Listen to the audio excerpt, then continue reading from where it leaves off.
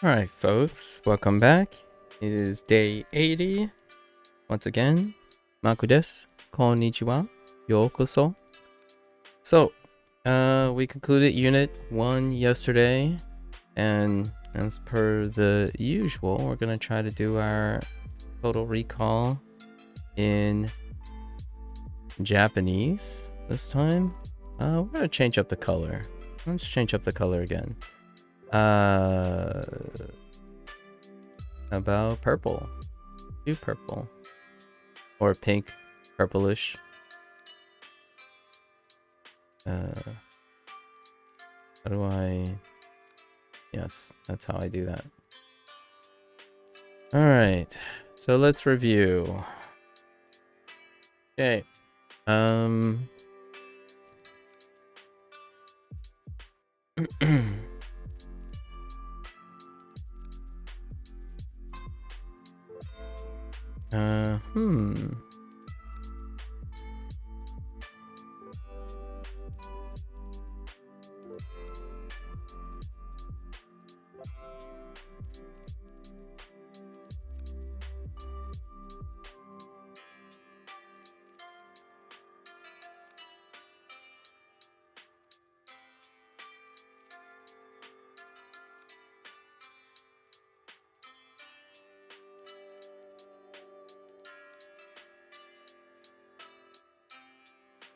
I don't know about this one, but peanuts. I'm pretty sure there is a hole there. That sounds right. Peanuts.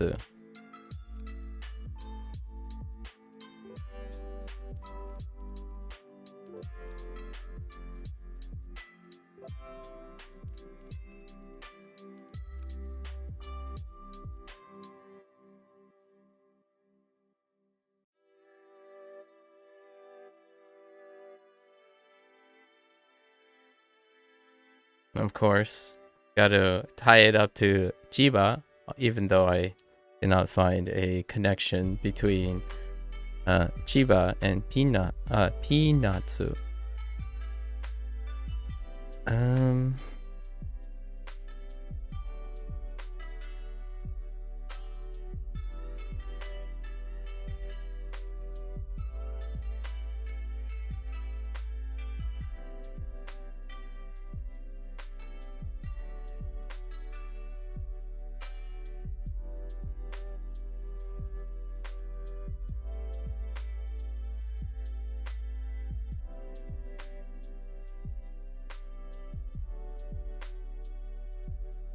Oh wait, yeah.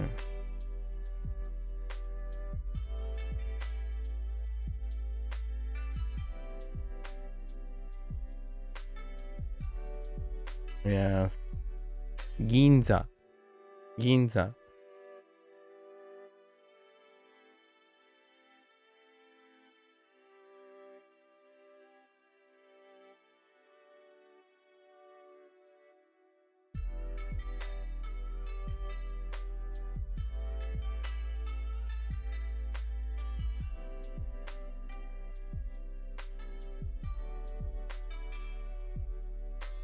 Kabuki.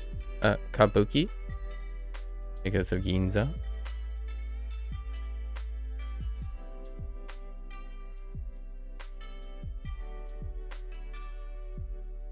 I have so many random ones, but we'll do the random ones, whatever comes to my mind, and then we'll sort out the associated stuff.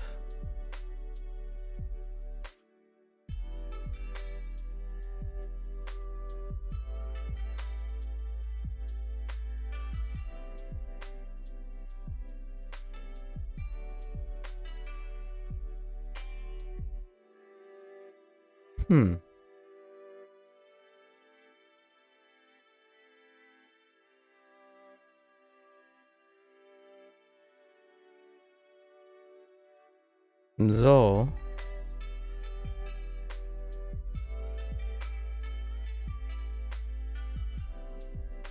okay.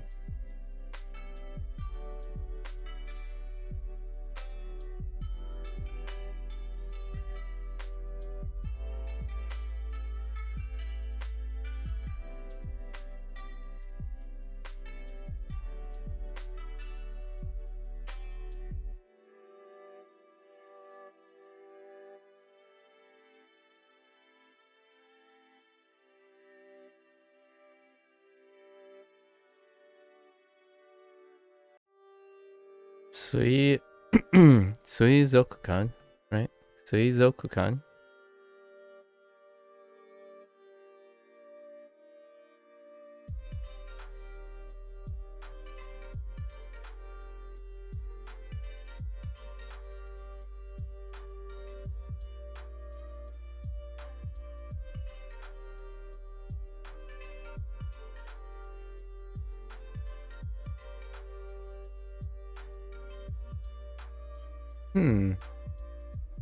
Oh.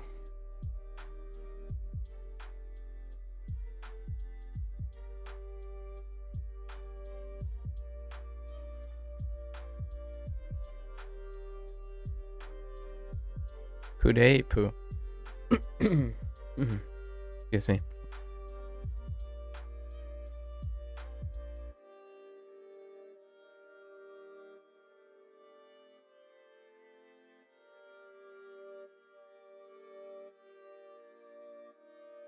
I'm trying to think of, I feel like there's another food item.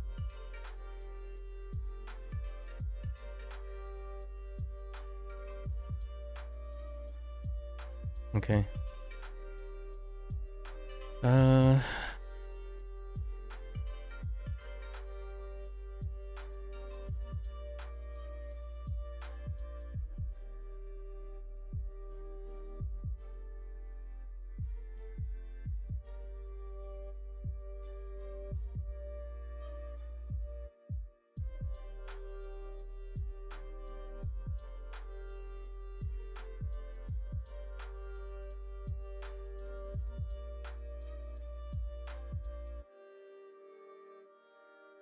We have tochude, tochude on the way, right?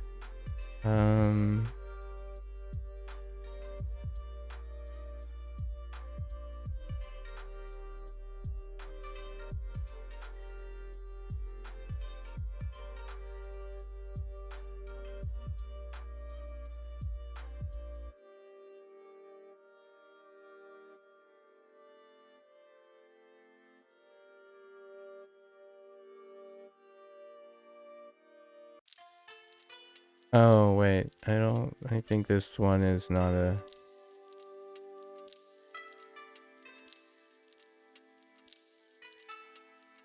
Yeah, doyate.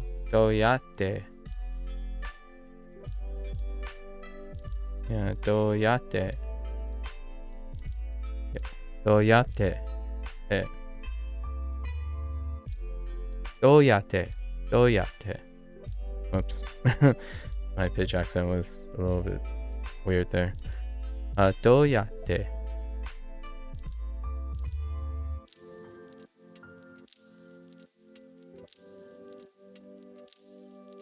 Could be a day.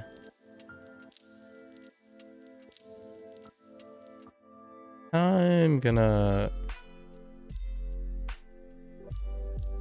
doyate. Doyate.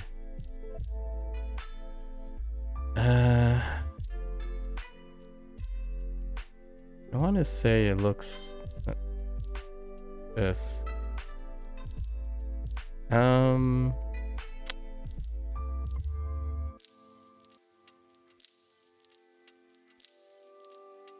So and then we have the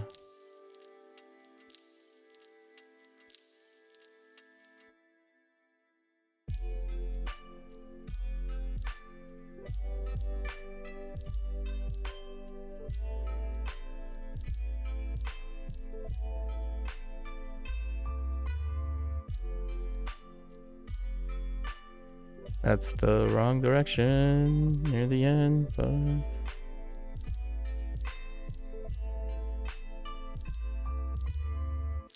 we have to. Oops, I missed one. No one.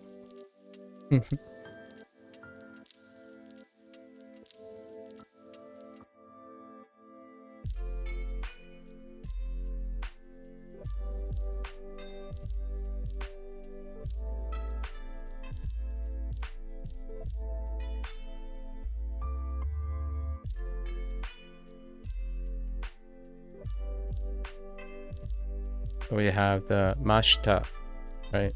Mashita. Introduction.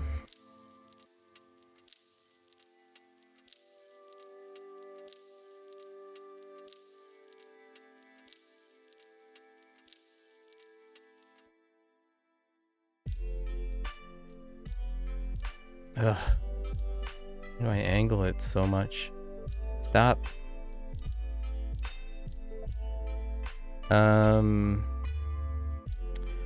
We have kiru, but the cut kiru as opposed the wear kiru. Neither of the kanji are introduced yet, so we have kiru, the cut now. So we have both kiru, wear, and kiru, cut, without the kanji differentiation. Because, yes, I might as well write this here. So probably gonna raise some eyebrows, but you know, have to be clear about that.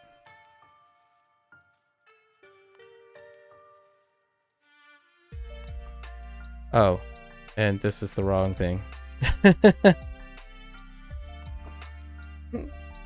I wrote the wrong kana there. My bad.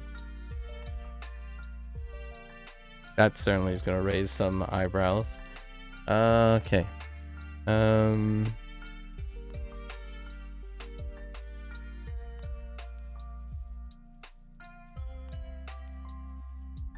That is so wide. It's fine.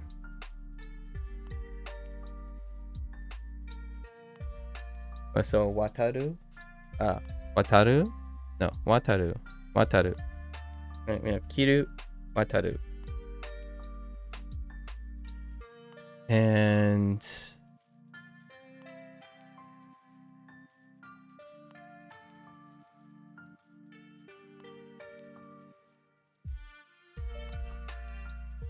man, hold up. I need to make this line longer.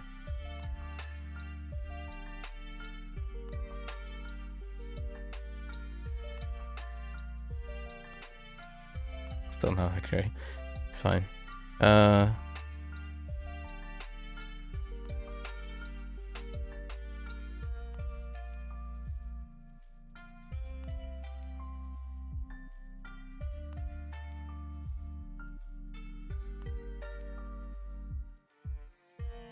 Aruku?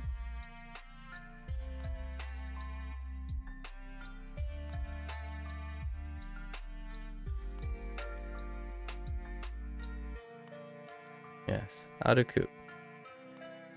Aruku, right? I think those are the only three that we had this time around. I feel like there's one in the first half with Ginza, Chiba, and stuff, but I don't remember what it is.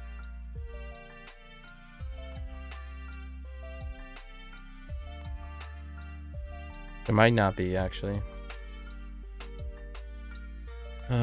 So we'll keep with those three. Those three are the ones that I remember most clearly.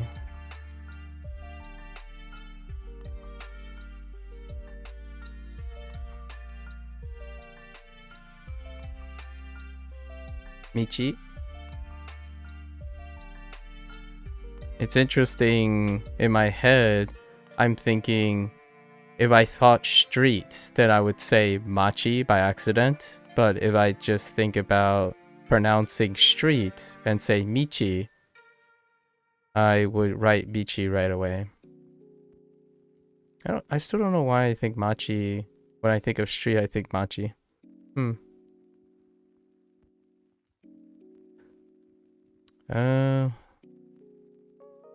Yeah, lots of other things still, right? Oh yeah.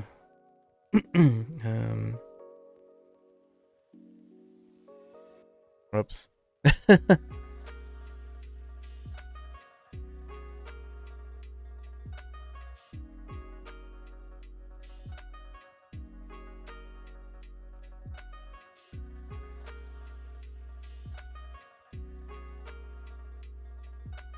Osara.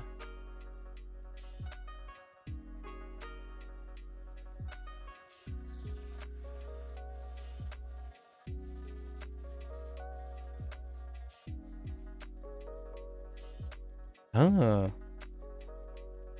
Oh.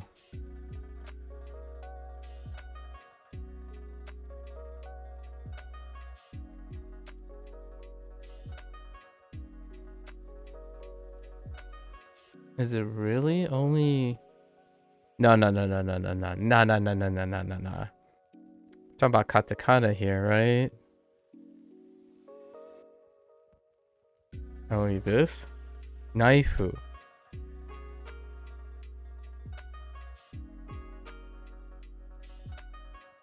Yeah, naifu.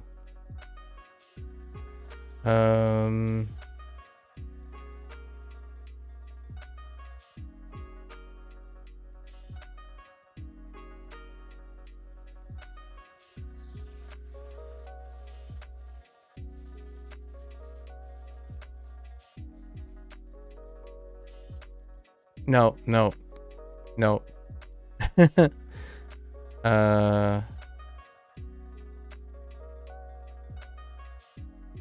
Hoku. Yes.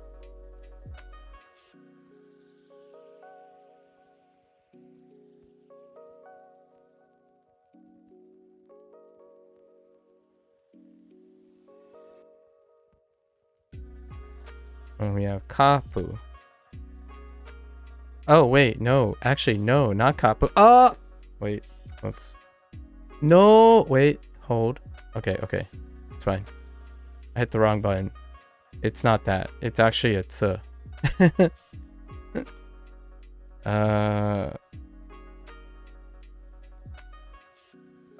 Please.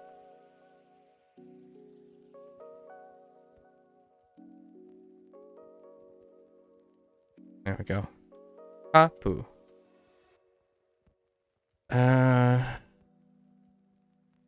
What clear is that? Oh, okay. Some more exotic words. Yeah, they're not that exotic.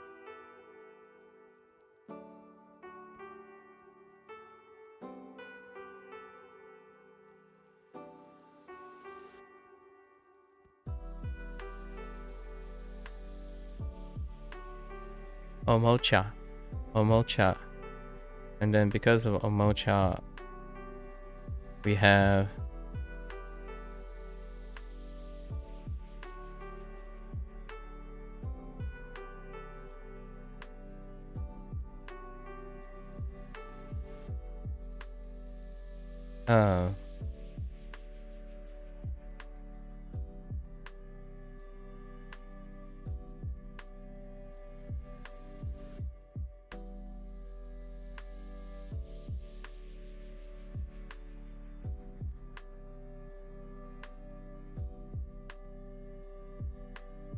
there's a hold somewhere. No, maybe not. Dohon. Dohon. There might be a hold there. No, I don't think so. Dohon. Dohon. Yeah, that seems okay. There might be a hold somewhere. Oh, wait. No, I think it's... Yeah. Dohon. Or it might be... No? We'll stick with that.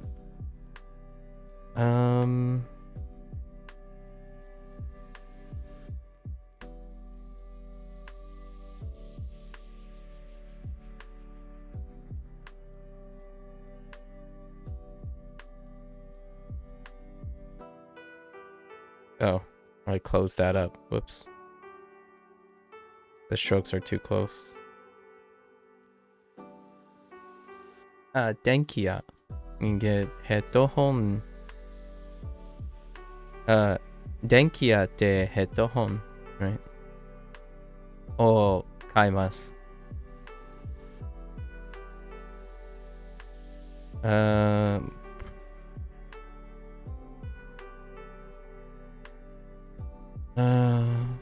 Some other stuff. There's definitely more than this.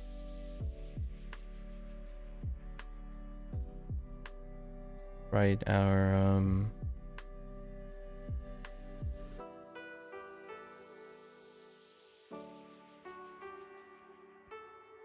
Oh, wait. Just kidding. Oh, no. Okay. Sorry, I hit the wrong buttons. Okay.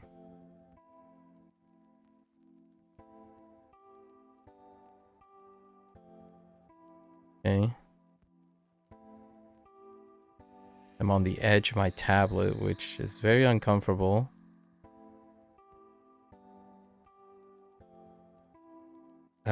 It's too small.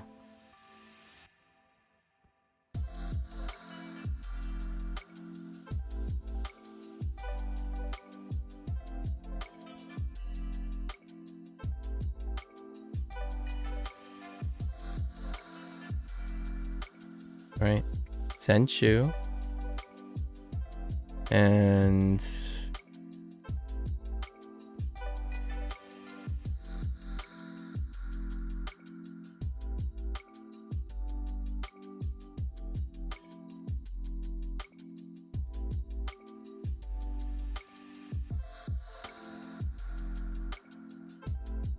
ashita. Obviously, let's add.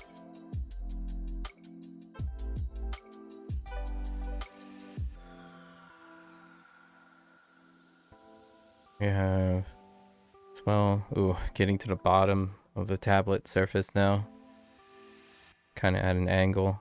Let's see.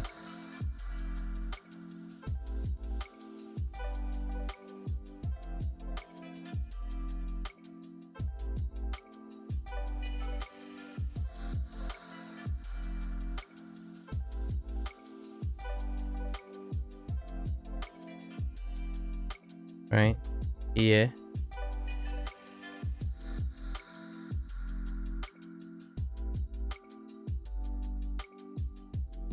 And N, right? We have some space over here. What else can we throw in just for recall purposes?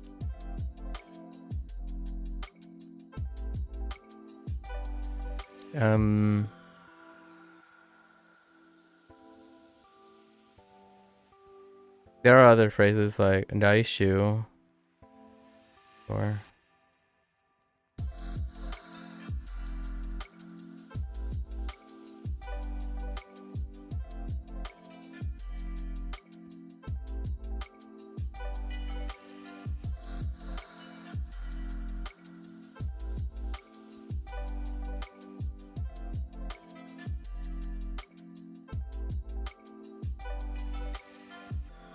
I also have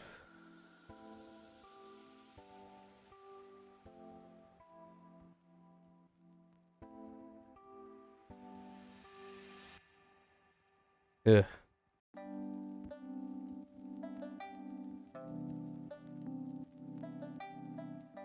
Right. Sengetsu.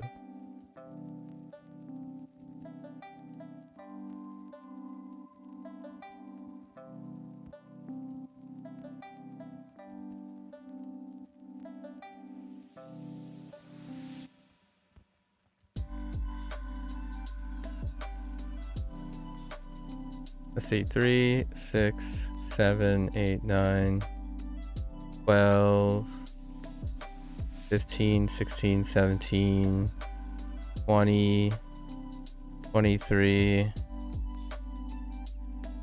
25, 23, 25, 26. That's under.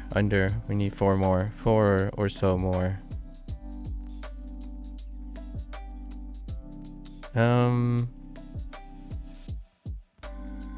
Oh.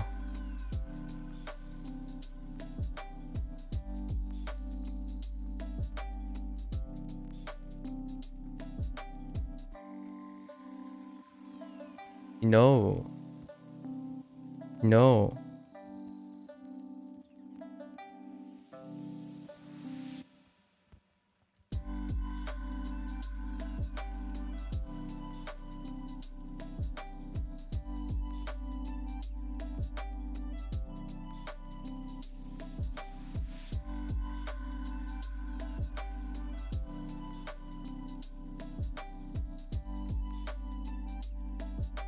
Why am I drawing a blank? Oh, wait.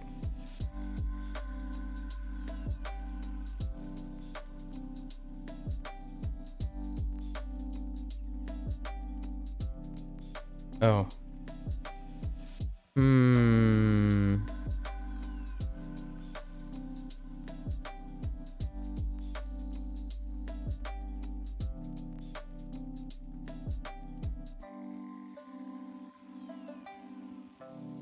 That's not right. Ah.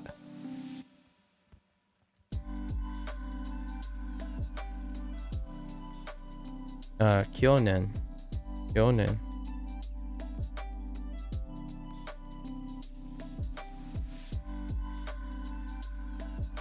Two more.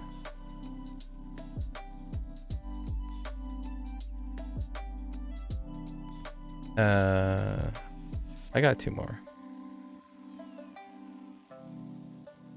This is kind of cheating. We'll add three more.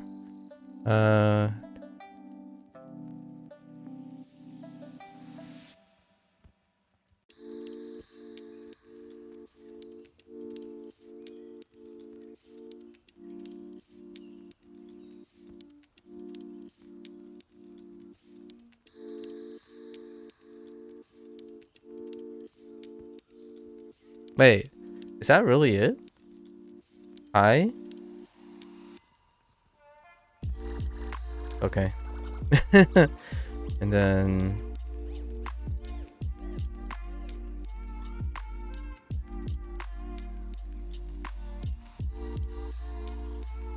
might as well add this too.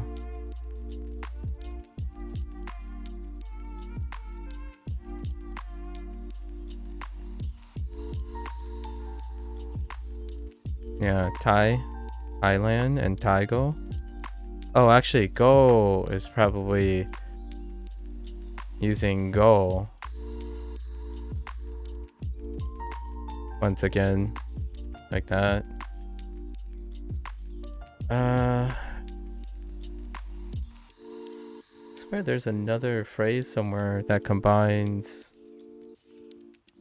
It's a two-part phrase. It has hiragana and katakana. Starts with a katakana. What am I thinking of?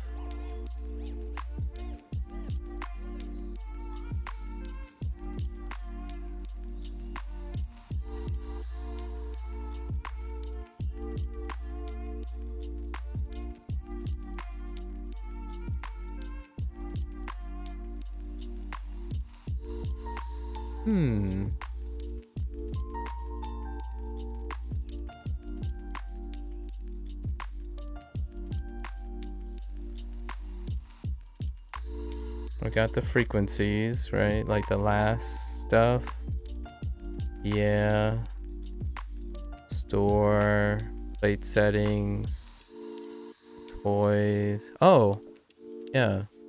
Something that we forgot last time.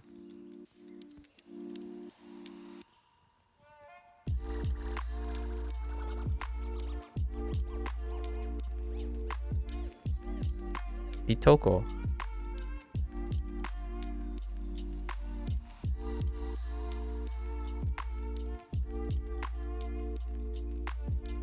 I suppose we did the...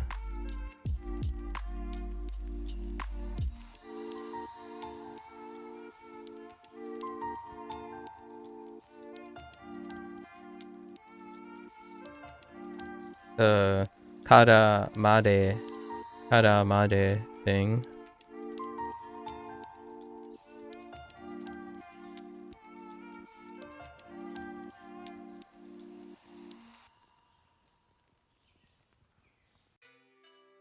Watashi no...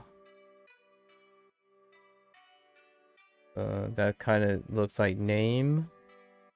Name. Dei. Rukoto. Don't know what that is. Maska? No idea. That one. Watashi wa anata to. I am you Nihongo de ana. You want to speak to Japanese with me?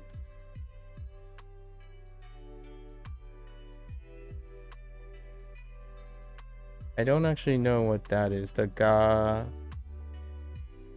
yo yomemashita. So you want to read Japanese? I'm not actually sure about the first question, actually. And the second statement kind of sounds like you want to speak Japanese with me? Or may I, like, I want to? Yeah. Or not want to, but I speak Japanese with you. I'm going to speak Japanese with you.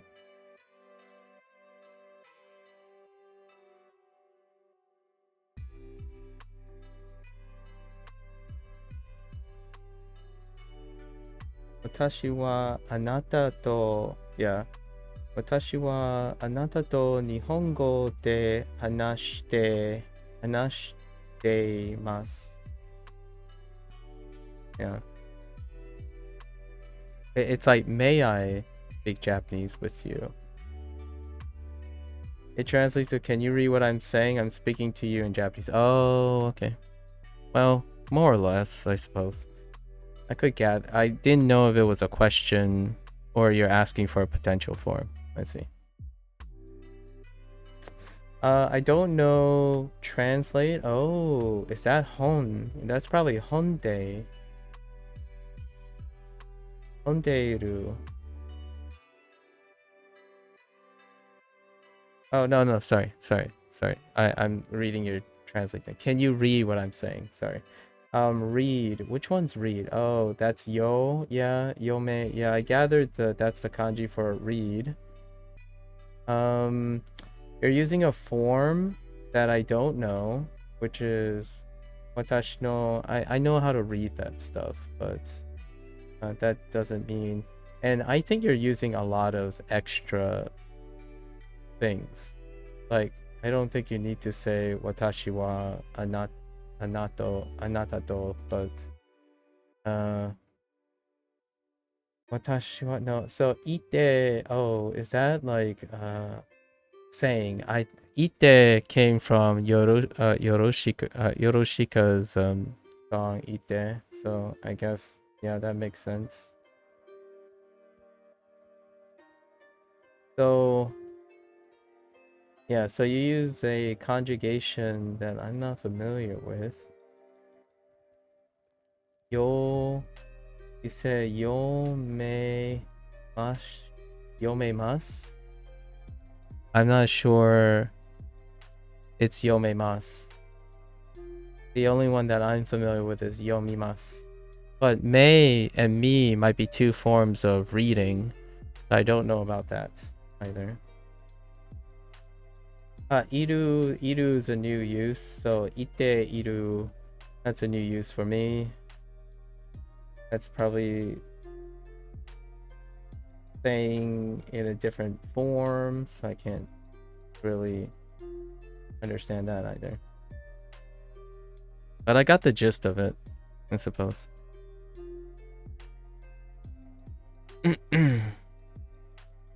Let's see. It's not unnatural for you to. It's unnatural for me to read that statement, though. So I naturally inclined that you were asking if you wanted to speak Japanese with me. It's unnatural to state that to an English speaker. So I figured you were requesting something, since I don't know the conjugation of the things you used. Let's see. Where was I? I need one more word. Let's throw in one more word. Cross the street.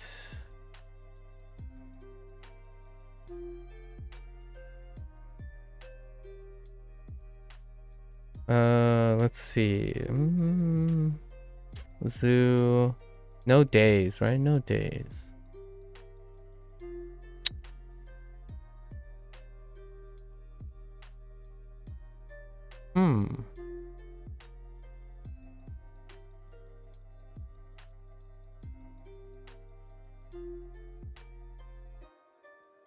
There's definitely another katakana word somewhere.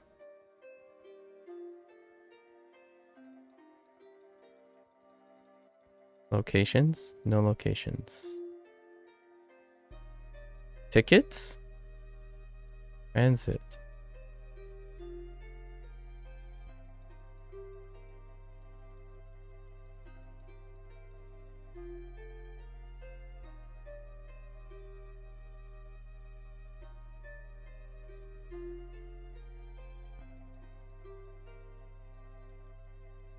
No, I think this is good enough. We're good.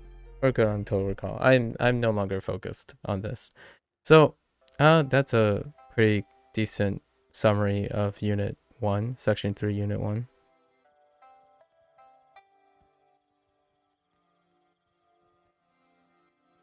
Okay.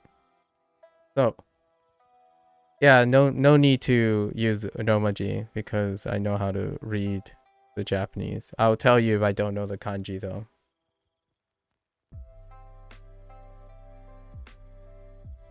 The Romaji does not help. It does not. It says the exact same thing you wrote in Kana. Okay. All right. So let's start the new unit.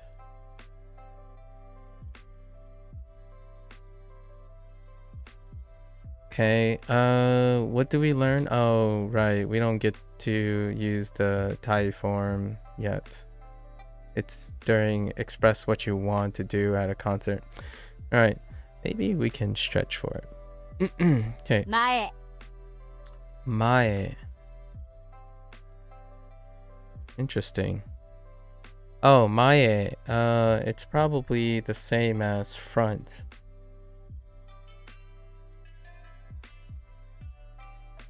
It was introduced section 2. Yeah, section 2, unit 18. Mae. Probably. That's 2つ that's it. 7 7つ Kyo. Yes, we're getting Kyo as well. And Mika. 3日 And then Mae. 前 After you master Japanese, will you plan on making dialects of mastering dialects of Japanese like Kyushu, Kansai, and etc.? I don't think I will ever master Japanese. If I get to N3, if I get to conversational level, I will be playing a lot of games that have Kyushu, Kansai accents in them. So you'll probably hear me make commentaries on what I hear from Kyushu and Kansai. But I think largely I'm going to be sticking with the Kanto dialect. I might pick up like a few sayings here, dialectic choices between Kyushu and Kansai, because of video games. I do already play a video game series that have Kansai dialect in it. I don't think they ever went as far as Kyushu. I'm not sure if the Okinawan... I'm not sure if people from Okinawa has a different dialectic choice. But I like to hope I learn enough Japanese that I can pick up that they're using specific words that are interesting, like dialectic choices versus accent changes. I think most of my ear training will probably pick up something from like Osaka, people in Osaka, which is the Kansai region, and Kanto largely. I can already kind of distinguish between Kansai and Kanto Japanese already spoken. However, I don't know if I'm ever going to use them. It's kind of like English. I know what Southern drawl sounds like, but I won't be able to reproduce it. Like I can't output Southern drawl. All right, do you have interest in dialectic choices in Japanese. I think it's outside the scope. I will probably maintain a Kanto-like dialect or attempt to mirror a Kanto dialect pitch accent patterns, and then I will move on to Mandarin. And my Mandarin is probably going to be standardized to whatever materials I have, and it will probably have somewhat of a Fujonese accent to my Mandarin. And for Spanish, it will probably, after that, Spanish, my conversational Spanish is incredibly Americanized. It already sounds like Hispanic Americanized Spanish, because of who taught me Spanish when I was younger in college and high school.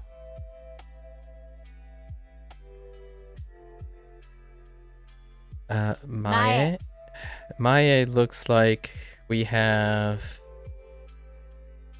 2 familiar particles. That top one isn't very familiar right now. 今日 Kyo, okay. Finally got Kyo. For the longest time, so many people used Kyo, and here it is.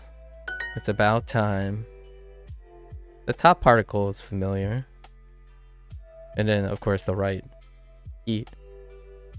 今日 What else we have? We have Senshu, Kyoto, and... Is it really... Gohyaku? Gohyaku? Yeah, Gohyaku. Yes. 今日 I don't think it is even possible to master Japanese and Chinese, since although they both use Hanzi, the way they both use it is very different. Like, they're just so much vocabulary. That's fine. I didn't say, like, that seems reasonable.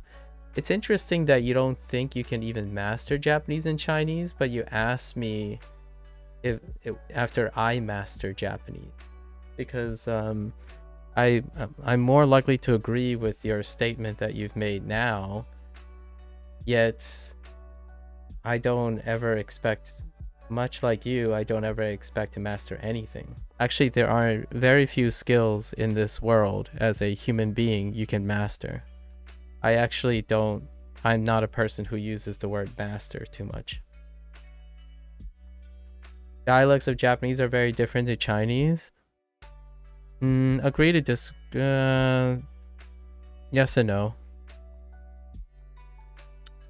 If you're talking about the aspects of dialect, as in like dialectic choices and schism, like differentiation from the parental language, then certainly they are different. I speak a dialect of Mandarin, right? So when you're beginning to generalize between Japanese and Chinese, I live one of the dialects of Chinese. And also, in case you're gonna go further and say American English is different from Japanese dialects and Chinese dialects, that's a yes and a no as well. You just haven't heard dialects of American English. They're almost unintelligible. The very specific dialects of English. We are talking about American accents. So Japanese do have accents too, but their dialects also have dialectic choices. They're not far enough to be the same as Chinese, where it becomes unintelligible. However, there are cases where Japanese dialects also have dialectic choices that make it almost unintelligible to each other. It's not unintelligible enough to be the same as Chinese. Like Fujonese and standardized Mandarin are very, very difficult to be understood by each other. But yes, I do agree that they are different, as in they differ in how much they separate. I do. 我係阿伯講胡椒話，我係媽咪嘅爸爸講胡椒話， 우리 사이 후지와 공화. 남의 좋은 건가 후지와 ngoài 사이 인공. So, yes and no. Dialectic choices, like accents are at the left end. So you have accents, right? And then you have graduation to a dialect. And oftentimes it's like in between, where like it's still maybe intelligible to some degree. Intelligible. And then there's like non-intelligible, right? Unintelligible. So there's degrees. And I think in Japanese, they're close. They're closer to intelligible. But in Chinese, they're getting farther and farther, right? It's becoming unintelligible. And then in English, it's still on the intelligible side.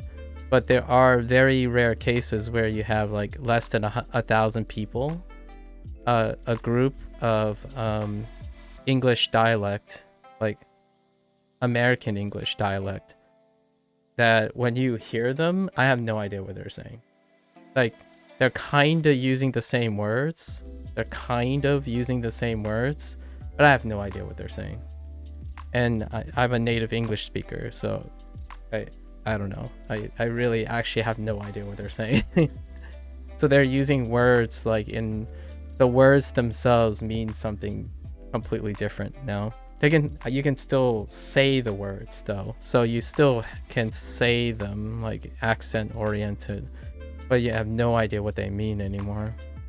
Yeah, that's kind of the varying. So yes and no, I guess. Yeah.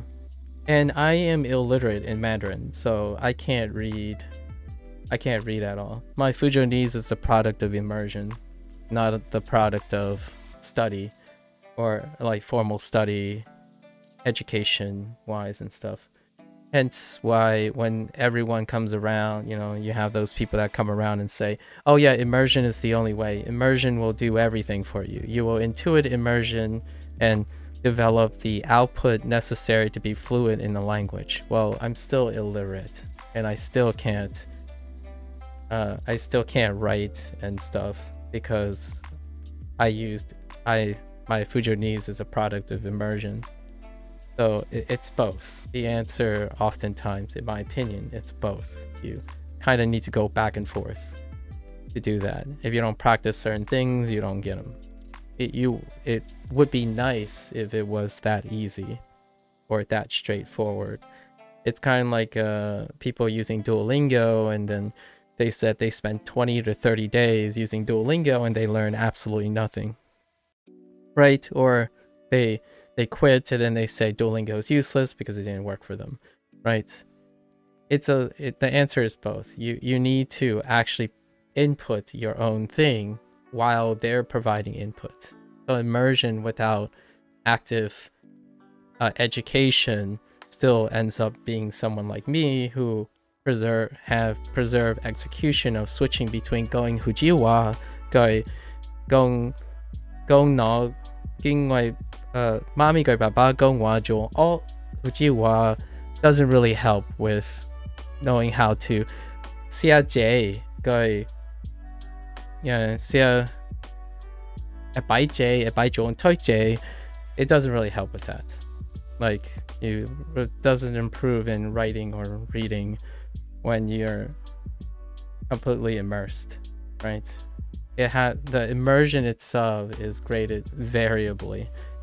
Like, if you're immersed in writing and reading and output and whatnot, then that could be qualified as total immersion, right? Not all levels of immersion are created equal. So right now I learn most of my stuff through audio, through oral exchange with my parents, and reproducing the sounds and outputs pretty effortless, and I can transition between them pretty well. It's kind of the same approach I'm doing for Japanese with the extra schooling, like with the extra like reading and writing and stuff. So I'm kind of combining what I learned from Spanish in college and high school, how I was learning Spanish in college, and then combining it with my approach to how I learned how to pick up Fujonese without any education, right? So it's there listening to my parents nonstop, talking between them. They talk a lot. They can just translate every word you see in English to Fujonese. Like, let's say Tesla. No, I can't translate Tesla because there aren't any equivalents. So if you wanted to tell my parents Tesla, you would say Tesla. It's kind of like saying, "Nie busy ma." Well, busy is a borrowed word. So it's kind of like Japanese, where Fujonese is not a formally taught, educated dialect. So oftentimes the situation presents themselves where they use borrowed terminology. So it'd be like, how my parents would say Tesla. I would say, Tessa. Yeah, probably something like that. I would use what like Japanese katakana would use, where like instead of saying school in English, I say school, something like that, something like a little bit closer to what my parents would be comfortably say. So they adopt a lot of words because Fujonese is not expanding per se based on without English influence, much like Japanese would say things like ice creamu, right? Apu, boku. My parents would say, oh, well, there is a word for fork.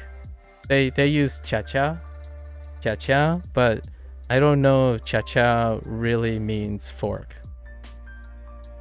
Puang, like puang, spoon, right?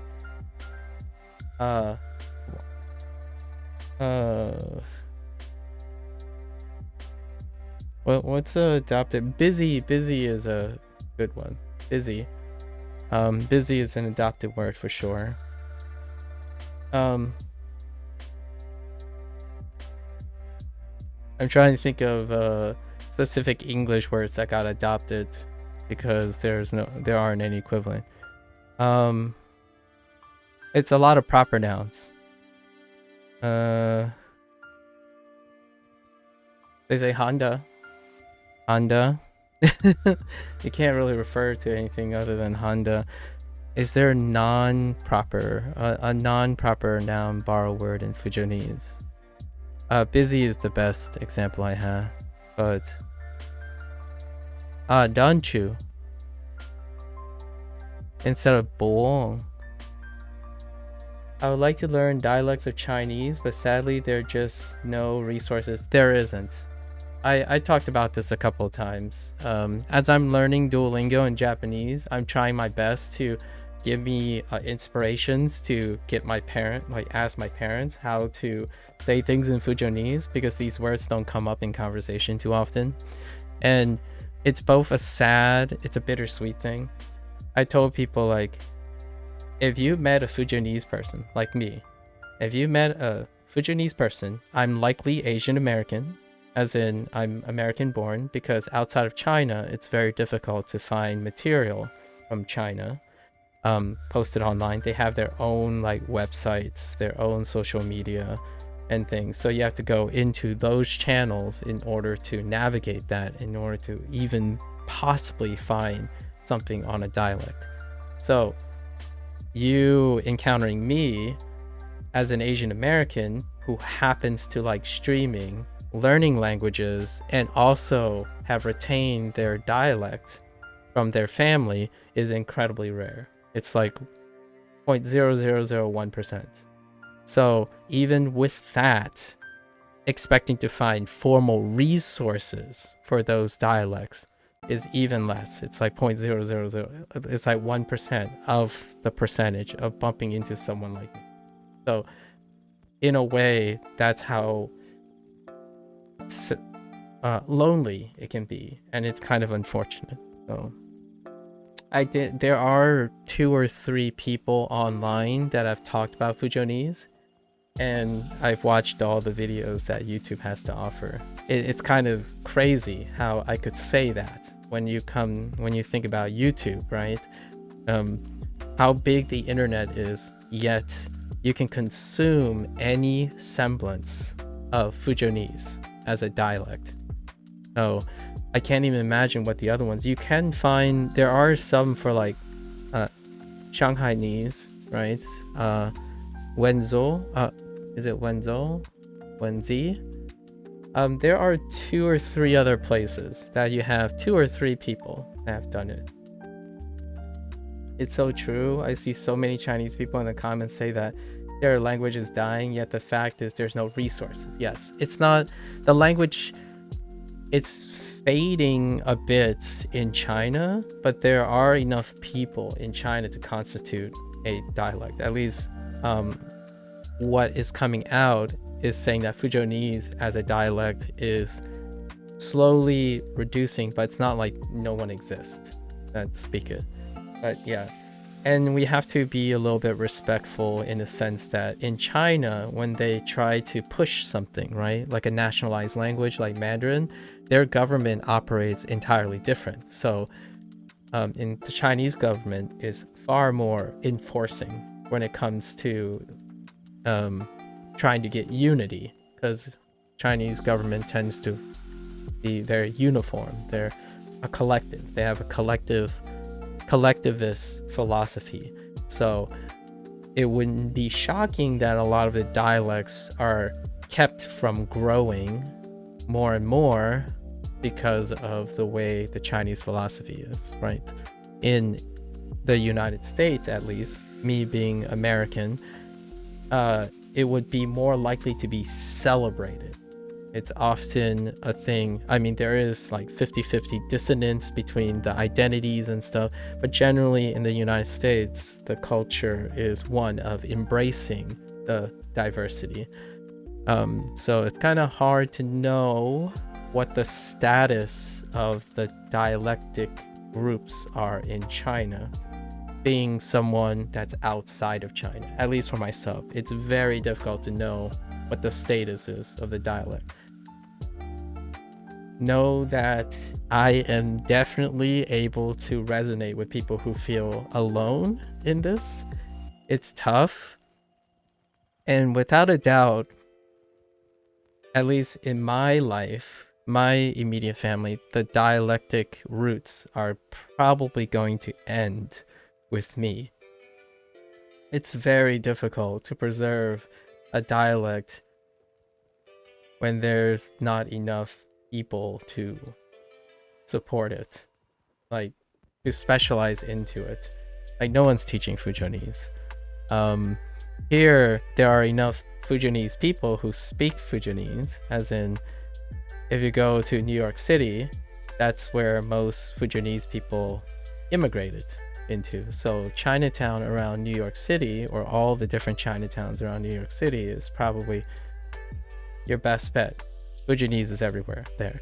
However, all those people are business owners, or they run other things in order to stay alive, right? Unfortunately, their professions do not allow the privilege of being educators, and education can only be sustainable if there's interest.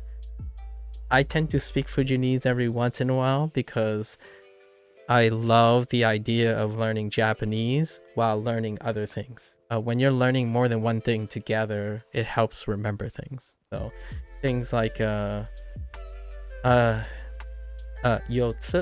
right? Yotsu. CE. I think say seiki, maybe seiki. So seiki as in like thing, or I'm actually saying for like a different counter, but for insert random counter. So 8 ne san sei seiki no is like mono. I'm basically saying like yotsu mono, just like for stuff or ways to express, because I don't know what I'm counting. yet. I need to know what I'm counting. Much like Japanese, I need to know what type of thing I'm counting in order to think about the counter I'm going to use. And like mae is seng now. Got seng now. As in front of you. It's in front of you. Got seng now. Seng now is the front. And then kyo ginan. Ginan is 12. Kyo. And then what was this? 日曜日 I haven't seen it written like that in so long. Okay, except when we're matching kana. So nichiyobi is newai. Newai. Sunday. Newai. So we have what? Nichiyobi, getsuyobi, kayobi, suiyobi, mokuyobi, kinyobi, and doyobi. Newai, by 8, by song, by say, by ngo, by night. So you just count up from, you go from Newai, which is Sunday, special, and then it goes from day 1, day 2, day 3, day 4, day 5, day 6. And that's it. That's how you say the days of the week in Fujianese, right? I actually don't know how to say them in Mandarin, so actually that's a curious thing. I want to learn Mandarin next because I have a lot of fun things to say, but I don't even know how. They probably use the same thing. Let me see. Monday in Mandarin. 周一 Joey, Joni, maybe Joni, Josan, Jo Se, maybe. Let's see. Do they count up? 周二 Okay, Josan. Probably same thing, right? 周三 Yeah, Josan and Josu is probably Thursday. Yeah, 周四 Josu. Same deal. Same. It runs parallel with Fujianese, right? Only it doesn't sound. It might. Boy and Joe are very different. Like, yeah. You know, boy say versus Joe se. Boy say versus Joe se is very a little too far away. A little too far away. 4つ今日 And 前今日 that's probably what I'm gonna do. Honestly, sometimes I feel like everybody will only speak English at some point. I feel the world is big enough that everybody will speak English, but also something else. I honestly feel in the end of the day, I hope our future has a place for many languages, but also a bridging language. So that's kind of, I believe in the human race that they don't stay complacent on one system. So they will naturally still be encouraged to, like, if it was English heavy, English will splinter, right? Like, I think humans tend, with isolation or geography or commonality and like resonance, they tend to form microcosms in a larger system in order to continue to innovate. So while the English of tomorrow that a lot of people will speak, they will continue to evolve into something else. And that may also preserve a lot of the other languages. Well, think about what is happening in China. All the youth grow up, their dialects, gave up their dialects or Mandarin. I don't know enough in China. I don't live in China, so I don't know if that's true. I actually think it's not. But I actually think they give up their dialect, but that doesn't mean Mandarin is going anywhere. So what I mean by that is Mandarin itself will continue to grow alongside English, likely, and Mandarin itself will give rise to even more Mandarin dialects when older dialects disappear. for example. So there will constantly be ebb and flow of dialects. Like, for example, if English, you have British English and American English, right? They didn't come together. English and British English isn't coalescing, they're diverging. So oftentimes when you have lots of commonalities, a speciation, like divergence happens in humans. Humans often disagree and agree on ways of innovating. So when things start to pull together and become too homogenous, it's natural for humans to, in my opinion, the human condition to be divergent once things collectively become similar, much like how pop culture ebb and flows. Ultimately, if you're thinking about it from a hyper objective point of view, like what is the most efficient, what is the most practical, that type of pragmatism ends up getting pushed back over time. So there's a constant shift in pop culture. There's a constant cycle in pop culture. And I think that type of human condition still applies to language and hyper objectivity. Like reinventing the wheel, if you will, happens naturally in human condition. So I don't necessarily think humans are equipped to stay complacent to hyperobjectivity. If we were to succumb to hyperobjectivity, then there's no creativity left. And I don't think that's a natural human response to become less and less creative. And creativity will create noise, in my opinion, naturally.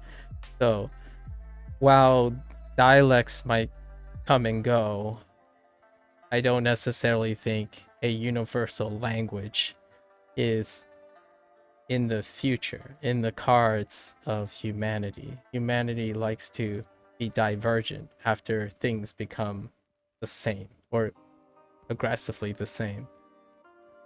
At least that's my opinion, which is poetic because expressing my opinion is a natural example of humans being divergent from objectivity. Having opinions is a very human thing to do. So while until humans all become hyper objective, I think the richness of humanity is its subjectivity. And I like to think that language is a projection, a wonderful projection of what makes humans humans and not computers and hyper-objective beings who focuses on pragmatism only. Like, to love is a very human thing. And much like love, language has an element of compassion and have elements of subjective expression. And with that, language cannot truly capture all of that. So they will continue to change over time to try to capture it, right? At least that's my thought. Okay. おしゃれなモニター。おしゃれな, monitor. Okay. A nicer? Interesting. Nicer. I don't know what a stylish monitor would be like.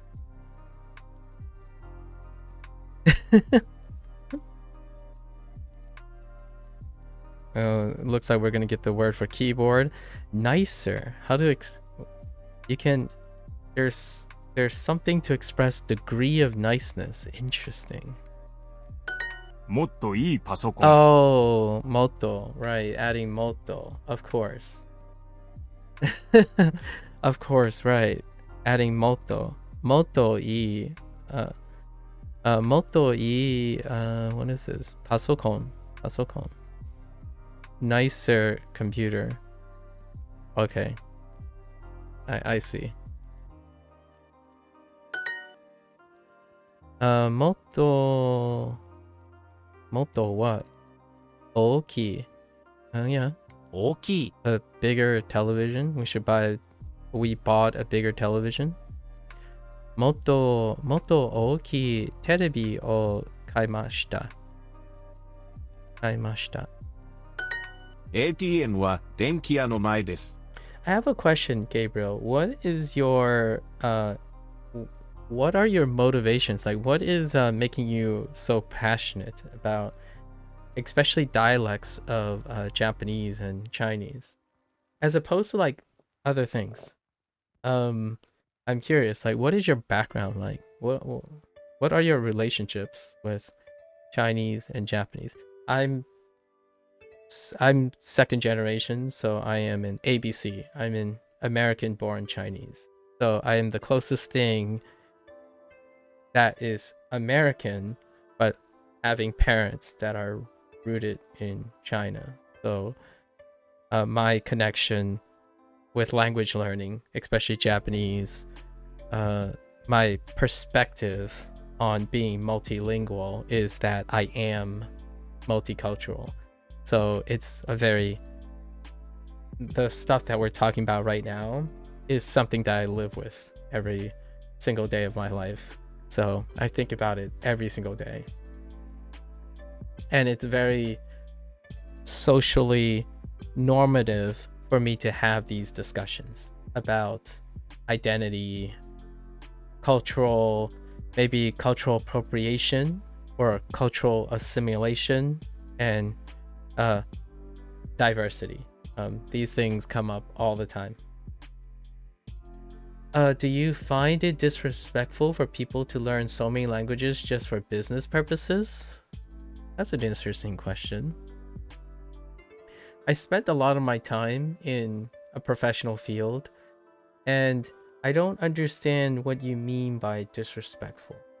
As in, if anyone makes an attempt to learn many languages in order for a pragmatic standpoint, I think that's more than someone who doesn't do anything at all, right? Isn't it a lot more I think if I had to make a comment about it, is your baseline is 0, right?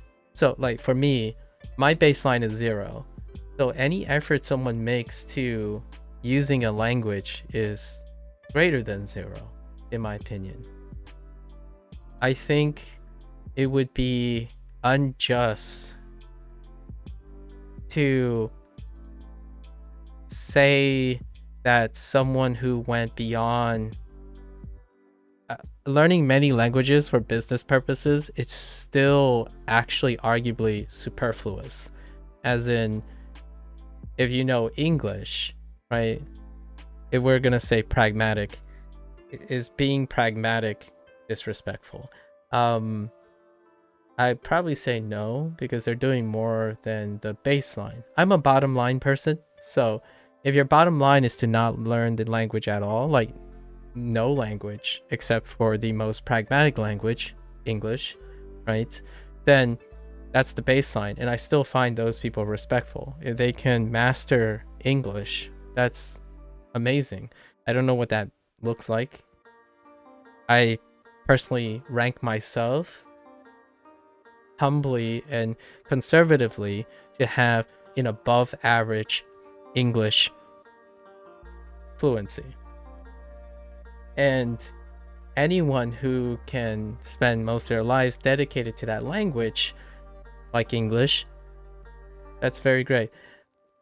One thing, the shortest answer I can give you is that most people have my respect until they don't. So it takes them to disrespect me in order to not have my respect. So regardless of if the person if they're doing their best for whatever reason that motivates them, I typically respect that. So if they're learning languages to be pragmatic, that's almost inherently catering to the Chinese side of me. I believe from translation from my parents' culture, like the way they hold about themselves, are very pragmatic people. And naturally, if you're very resourceful and you're learning language for business purposes, that tugs at the respect of the Chinese side of me. It's very pragmatic. I think what is disrespectful when it comes to learning a lot of languages is when they use that, when a person uses their many languages to put down other people who learn languages. So like, I don't find it very respectful when people disrespect other people because they've learned something. That's a different story though. That's elevating your position by placing someone else down. So no, I think I'm fine with, I feel like those people went out of their way to do more than they have to. In a sense. Hey Babin. Hello. Hello, Babin. How are you doing? No mae. Yeah. Mai in front of. So we've got the kanji for mai. ATM は電気屋の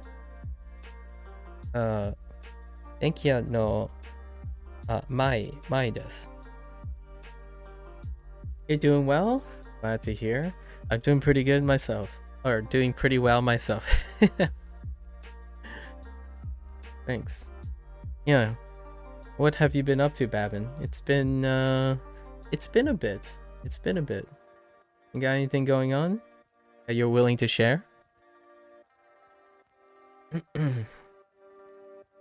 ATM は電気屋の前です。One thing I have to say, Gabriel, is that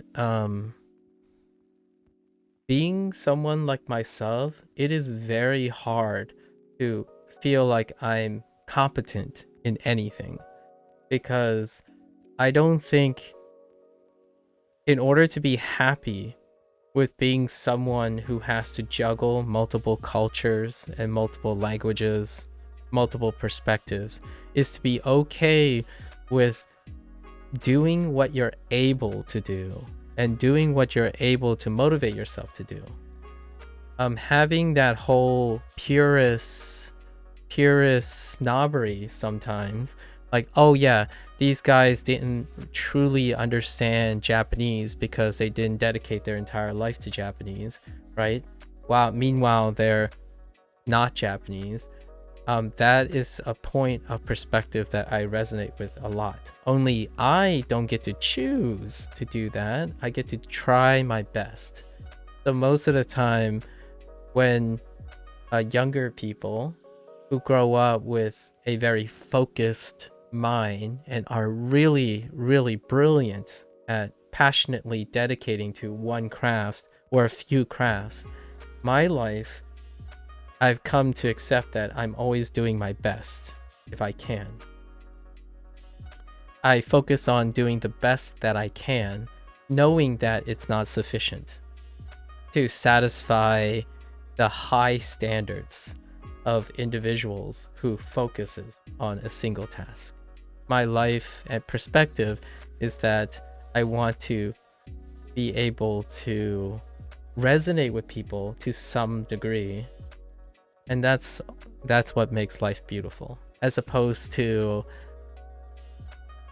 I can't understand you 100%. That's not good enough, right? So respect, often, a lot of times, that comes into play. When someone thinks, oh yeah, they only watch anime, that's disrespectful to the Japanese culture because they don't understand the Japanese culture. Well, they're enjoying something rather than not enjoying your culture at all, right? The bottom line is this person could be completely disinterested in your culture and therefore allowing your culture to die. So there's a balance between it. And for me, I try my best to preserve what my parents have by doing my best with Fujianese. However, I understand the circumstances that the purity of Fujianese is not possible without other people being interested, or like the preservation of Fujianese is not possible without other people being interested. So if you find people who are learning your language just to use it, it's still more than letting your language die and have no use for it. And that's kind of like the whole, is everyone going to end up speaking English or not kind of thing, right? Have I really made rapid progress with Duolingo? Well, I haven't ever used Duolingo. Leroy Baguette. So I haven't learned this way, so I don't know what to compare it with. I don't compare myself with other people because that would be irrelevant most of the time. I consider myself among the 5% of people that exist, as being son to Chinese immigrants who grew up in the United States and straddling multiple languages. I can't really say that I've met a lot of people who are content creators who share my same perspective, like same background. So I usually compare it to myself. Unfortunately, I have no frame of reference for Duolingo because this is the first time I've ever learned a language this way. I can tell you though, if I was making a bit of a stretch to other things I've learned in my life that may seem close to language, this is slower. One big caveat is the things I'm comparing to, it's a younger me. So we're talking about comparing to someone that was 15 years younger. Do I learn differently now? I do. So it might seem slower to learn Japanese compared to like Spanish. They're very similar techniques that were used in high school and college. However, I was younger back then, so I didn't have lots of other things I focus on, like storytelling and talking to people, talking about Fujonese and Spanish while learning Japanese. So all those things technically slow me down. So do I speak Mandarin? I am not comfortable enough to say I speak Mandarin, if that helps. So what I mean is, if I listen to Mandarin, I can grab the essence of Mandarin, as in I get the general idea of most Mandarin. Do I practice outputting Mandarin? I don't. I don't usually practice outputting Mandarin. I seldomly use Mandarin in place of Fujonese when I speak to my parents. So like if I don't know, like yesterday, in Duolingo, they introduced the word zol for elephant. And I was like, I don't remember if I heard the word, the Mandarin word for elephants. And I was like, Dai xiang is elephant, or it kind of sounds like big elephant, but it kind of sounds like big mammal, really, but Dai xiang. So I went up to my father and asked him, how do you say Dai xiang? And it's churn. Probably doi churn is the equivalent to Dai xiang. And that's pretty much all I can say about Mandarin right now. If I heard it, I don't have to practice pitch accent. As in, like, I don't necessarily have to practice tonal things, and so I can produce the sounds through imitation, and I can input. People can talk to me in Mandarin, but my output is non-novel, as in I can't construct anymore, or I don't think I've ever been able to construct, really. And I also have a confusion between Mandarin and Cantonese, right? I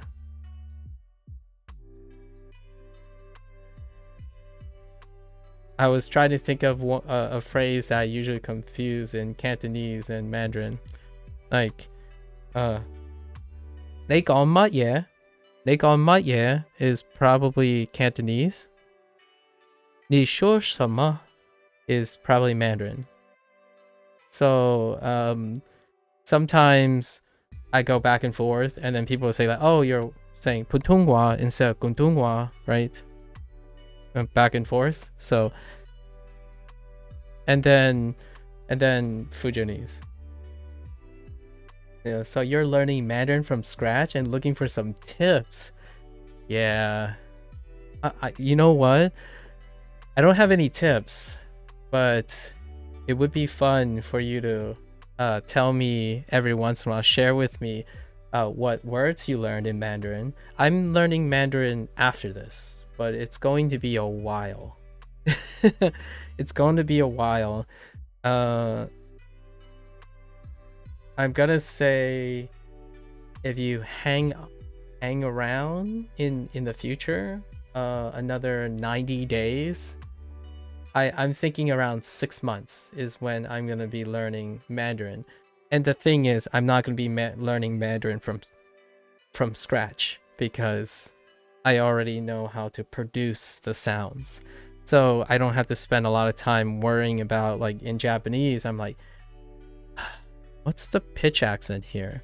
Because in Mandarin it's tonal, so you don't want to I actually think there's a higher output requirement, not that it makes it harder or easier, because you could naturally be tonal if you want, but the output might require a lot more finesse in Mandarin. However, I don't need to do that. Yeah, so in Japanese right now, I'm trying to focus sort of on pitch accent, or like messing around with pitch accent. However, in Mandarin, if I hear what they're trying to say, I can already match the tonal quality in Mandarin. And then Spanish, after that, maybe in another year, Spanish, which I already know how to read and write for a while now. Most of it's gonna be review for the first like month or two. It's probably gonna be review for Spanish. And then English, I want to actually use Japanese and Mandarin to learn English, as in I'm going to learn I'm going to try the English course in the flip side, just to see what it's like in English. Because to me, I don't think just because you know a native language, like your native language, to me, I don't think it's a waste of time to learn the fundamentals again, especially from a different perspective. So in the future, I'm probably going to use Duolingo for that purpose. I want to know what people see in English from a different language. It's probably going to be Japanese first. I think after 6 months, I will have enough Japanese in order to flip it and use Japanese to learn English and see what it's like for any maybe interested Japanese person who's interested in using something like this approach to it. I think this approach is what my parents tried to learn English. I actually think Chinese people tend to prefer this type of bootstrapping as opposed to using like some combination of immersion or not perfected grammar structure, like learning as it goes, trying to use self-correcting intuition as opposed to explicit instructions. And it didn't work for my parents. I think my parents learned far more just randomly listening to my sister and I go back and forth in English than they did drilling the difference between like I am and I am being and stuff like that without like context, right? Contextless drilling, which is funny because in my opinion, my perspective is that most Chinese people actually use contextless drilling as the approach. And my first language that I've ever learned is actually Spanish outside of English. And it was using a lot of contextless drilling as well. Interested by French? If it's the case, I can help you. Oh, that's interesting. I didn't want to assume, but the Leroy Baguette kinda gave away the French. French, maybe 2 years. one language at a time, right? One language at a time. Yeah. Is French your native language? Are you I'm guessing you're already bilingual in French and English, because the way you type is already indicative of very nuanced English already. So both. I don't technically have a second language. I would be uncomfortable to tell people that I am competent in 2 languages. I did collect a lot of experience with a lot of languages, but not enough to be comfortable with it. Just to demonstrate how hodgepodge my language competence is I can completely output in Fujianese. I can only input in Mandarin comfortably. I am neither input or output competent in Cantonese, even though I'm exposed to it. I can input Spanish and output Spanish to some degree, but the input is in the form of reading, not hearing, right? So I can only read really decently in Spanish now with no output. Fujianese is output exclusively, largely, and the input version is only listening. So it's all over the place. I think so far, if I had to categorize, my understanding of Japanese supersedes all of them now, except for Fujianese, except Fujianese in output. And then English. This is everything outside of English, right? My English is I took a recent thing because people were wondering where my English competence was, or they were curious. My English output is a postgraduate level. So I tend to try to speak on stream around a high school level. So high school to first year college level. When I write in English, I typically use a graduate level of writing, except for chatting. So for chatting, I tend to use a high school level of English. To give you an example of like where my language stuff is, I actually consciously make these choices. I don't necessarily do them intuitively. I think there's a time and place for different types of flexibility of your language. If you are incredibly competent in a language, in my opinion, it is also the responsibility of the person who's incredibly competent in the language to be able to grade and be able to use appropriate diction for the occasion. So you don't start randomly talking to a 13-year-old and try to resonate with them by throwing around jargon to make yourself sound even harder to understand, for example, right? You start throwing words like slap. I'm just kidding, but you have required to constantly keep up to date on your language. I don't usually rest on my laurels. So I never feel, when someone asks me whenever I master something, I don't ever feel like I mastered anything. Skills that I participate in are life skills. Language is part of communication. Communication is a life skill.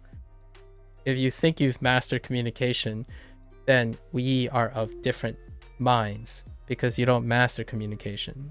Communication changes all the time, over time. I would like to say, though, I'm not a professional language learner. I don't know a lot of languages, but one thing that I focus on is communication skills. So if you're still here listening to me drone on about a lot of nothing, it's largely owing to my communication skills and not necessarily owing to my command of the English language. Oftentimes, you can get people to listen to you even if you have no idea what you're saying or you're completely incompetent, but you can still give the person the impression, at least, that you care, right? So psychology and communication typically is what I'm advertising most of the time. Other than that, I'm sharing my experiences. How's your Chinese coming along, Leroy? How long have you been studying Chinese? Or any form of Chinese? And what are you using to study, by the way?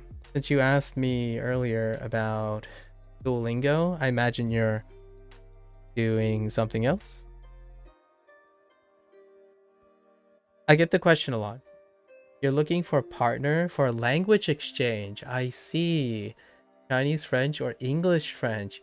Oh, you're the first person that have mentioned actively looking for partner exchanges. Interesting. Huh. Have you gotten any potential people? Are there services for that?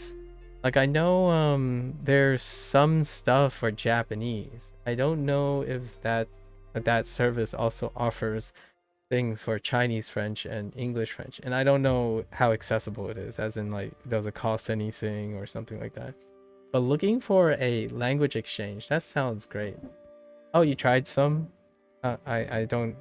How were your experiences with some of them? I haven't participated in a language exchange yet. That sounds pretty wonderful, actually. Oh, no good results at the moment. I see. By the way, you're French, right? So why Chinese?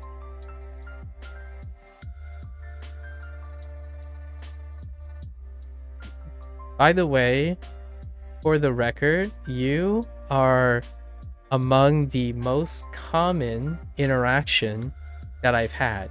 Like, people in, like, French people, actually.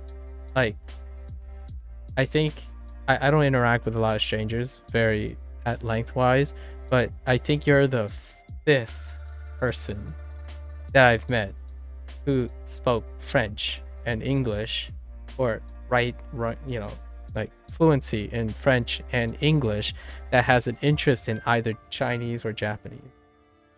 Interestingly enough. No love for Korean, but I'm just kidding. I'm sure there are people who are interested in Korean. You want to discover Asia and try to learn a new language? I see.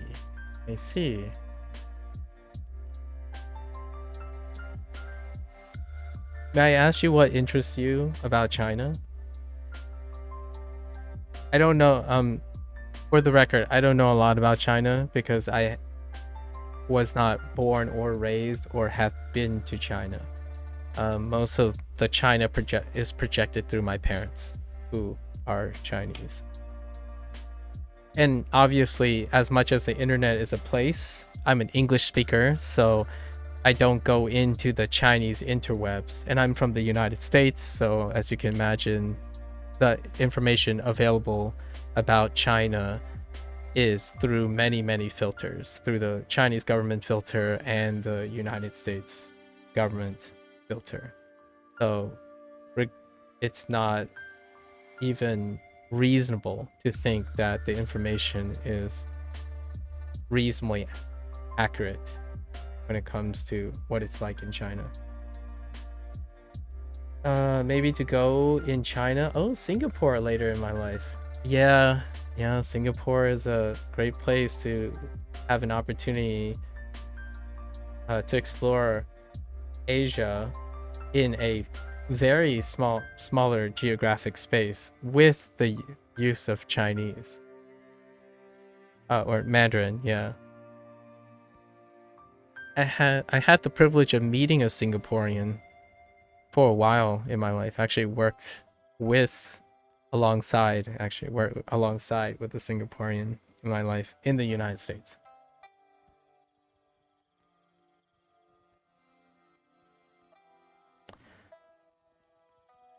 Why aren't you saying ATM?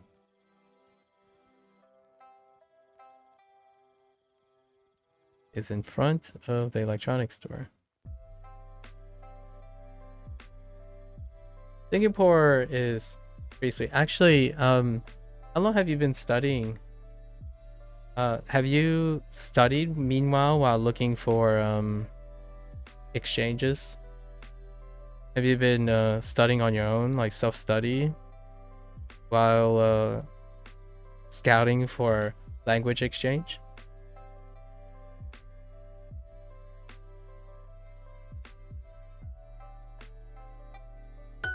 その電気屋は秋葉原駅の前です。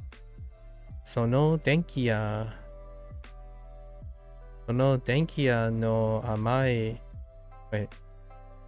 What? その電気屋は秋葉原駅の前です。Oh, 秋葉原駅の前です。その電気屋は秋葉原駅の前です。その電気屋は秋葉原駅の前です。Yep. Okay. You started Chinese maybe 1 month ago? Alright. How do you feel right now? Can you express something to me? I would love to hear what your 1 month is. 1 month is quite a long time. I probably can't read it, but I will certainly try. The thing that I tend to enjoy about streaming language learning, especially Japanese, is to talk to people about what they learned if they're not learning Japanese. So, like, any language, it's kind of fun just reviewing, because even if you learn limited things, if you can express it to another person, it only helps reinforce what you already know in that language. Amazing, it's so difficult at the same time. Probably you got your greetings and whatnot. Like, I don't know if there's any other way. I don't actually know how to greet in multiple ways other than ni hao ma. But it sounds weird to me every time I say that. There's no other... is there a way to say ni hao?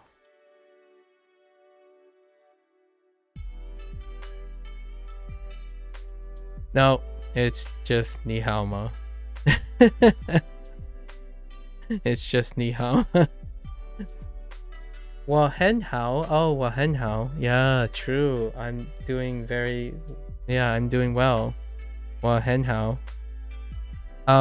In Fujianese is ni hao, as in how are you, ni hao. And then wa hen hao, I actually don't know how to express I'm okay. Ngoi.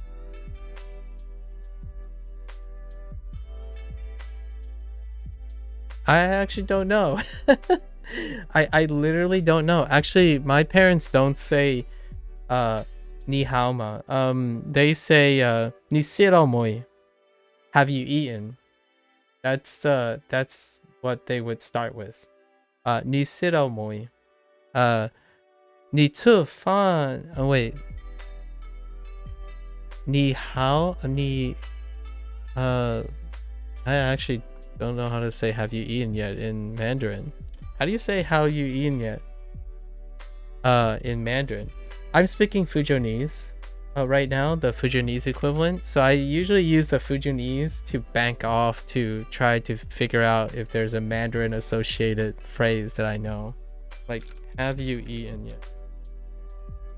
Have you eaten yet in Mandarin?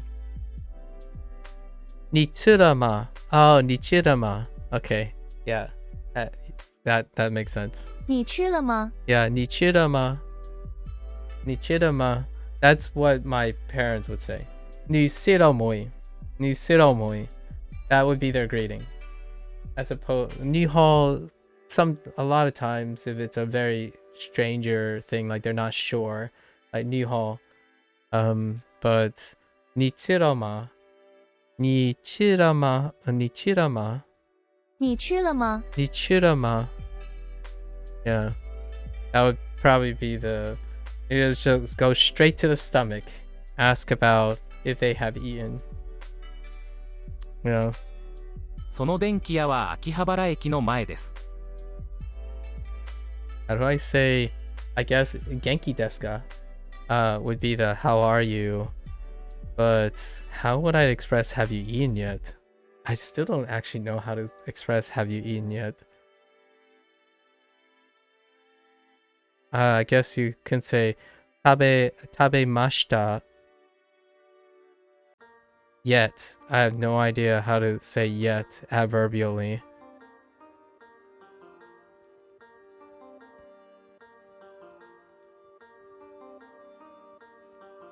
Yeah, I have no idea how to express that in Japanese. Have you eaten yet?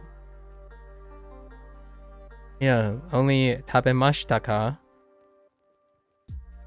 is probably the closest thing. I think tabemashita ka works. Oh, okay. Well, there you go. Tabemashita ka. Yeah. Did you see the video about acquiring a language? That was so interesting. By whom? By whom acquiring a language? I have seen a lot of videos, various videos about acquiring a language. Yeah, I do a lot of enrichment reading about acquiring a language because it's very interesting to me. This one, okay, let me see. 今日も頑張って. Got it. Granola. Thank you. Thank you. ありがとう. ありがとう.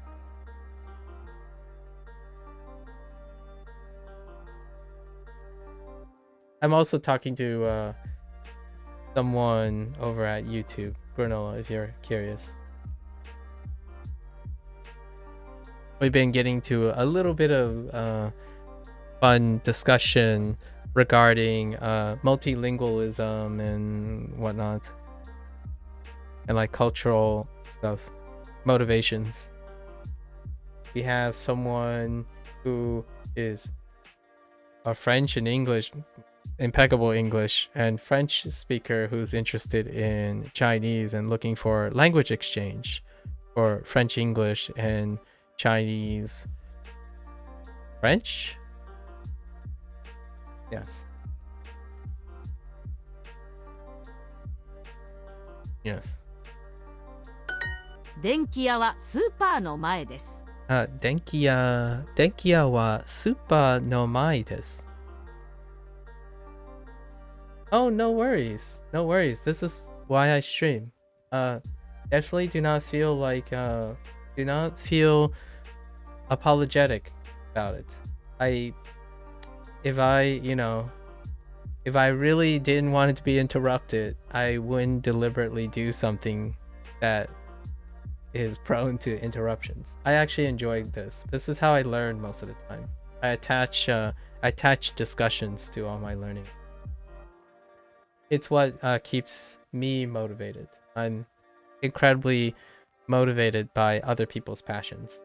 So certainly my own passion is sufficient to learn another language, but it's all the more richer to share and discuss other people's interests. And it might not necessarily be Japanese, obviously. Although I have had a lot of wonderful discussions with other people who are learning Japanese. And I talk about Mandarin and Fujianese a lot because that is my background. So I look forward to learning Mandarin, and I'm gonna I don't predict the future very well. However, one thing for sure is that there is no rapid progress to be had using Duolingo for Mandarin in my future, because I'm going to talk about Mandarin all the time. You know, Yap Nation, Like, I'm going to be doing a lot of yapping. So this is not a speed run, and this isn't your efficiency course. It is largely about having fun learning at any pace when it comes to language.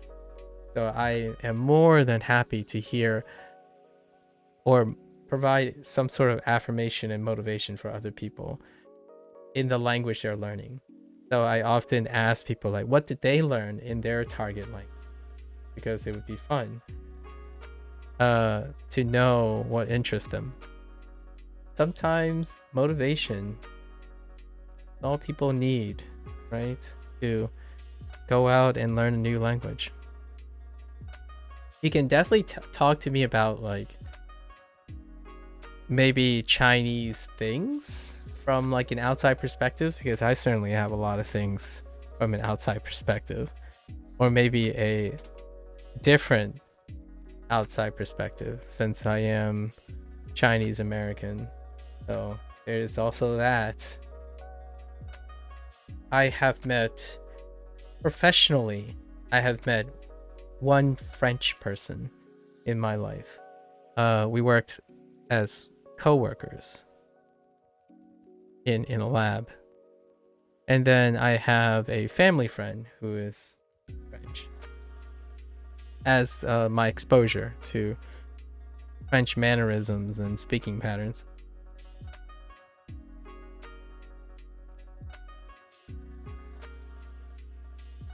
It might not be much, but having the privilege to meet even one person, I think that's a privilege. It's a really colorful experience. I think my social norm is being around people who are culturally different from myself. It's a much more comfortable place. I prefer to be in a room filled with people who just like seeing different people than a room filled with everyone who thinks the same most of the time. So this is no different. Interrupting me to tell me how much you love the Chinese language and the Chinese culture is brilliant. Absolutely brilliant. Thank you wa super no mae desu. The electronics store is in front of the supermarket.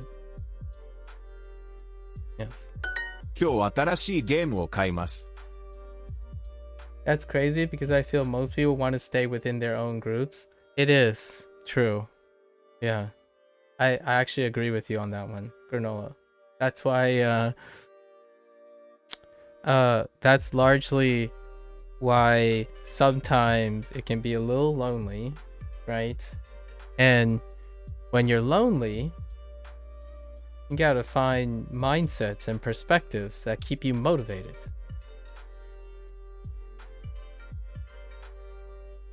And then you look for those rare people who like being around different people. I learn so much more when I interact with people who are different from me versus people who are similar to me, if you see what I mean. And from a logical standpoint, that probably makes sense, provided that you're not closed-minded, right? Being around people different from you, if you remain closed-minded, then yeah, certainly you won't learn very much. However, I kind of like being in a state of learning. It puts a lot of people on even ground, so to speak. Sometimes when you're constantly within groups of your own, competition breeds nuances of hierarchy a lot of times. So I like when whatever comes out of someone's mouth is so interesting to me because it's different, and versus someone who thinks they're better than me because they know exactly what I need to know and they've done something better. It's not always the case. I understand there's a lot of togetherness and belonging and comfort to being with your own. one thing that I have to make the disclaimer for is oftentimes that's not my luxury. So in order for me to be healthy about my identity is to know and feel comfortable to resonating with people, maybe even a little, as opposed to people always reading my mind. It's very difficult.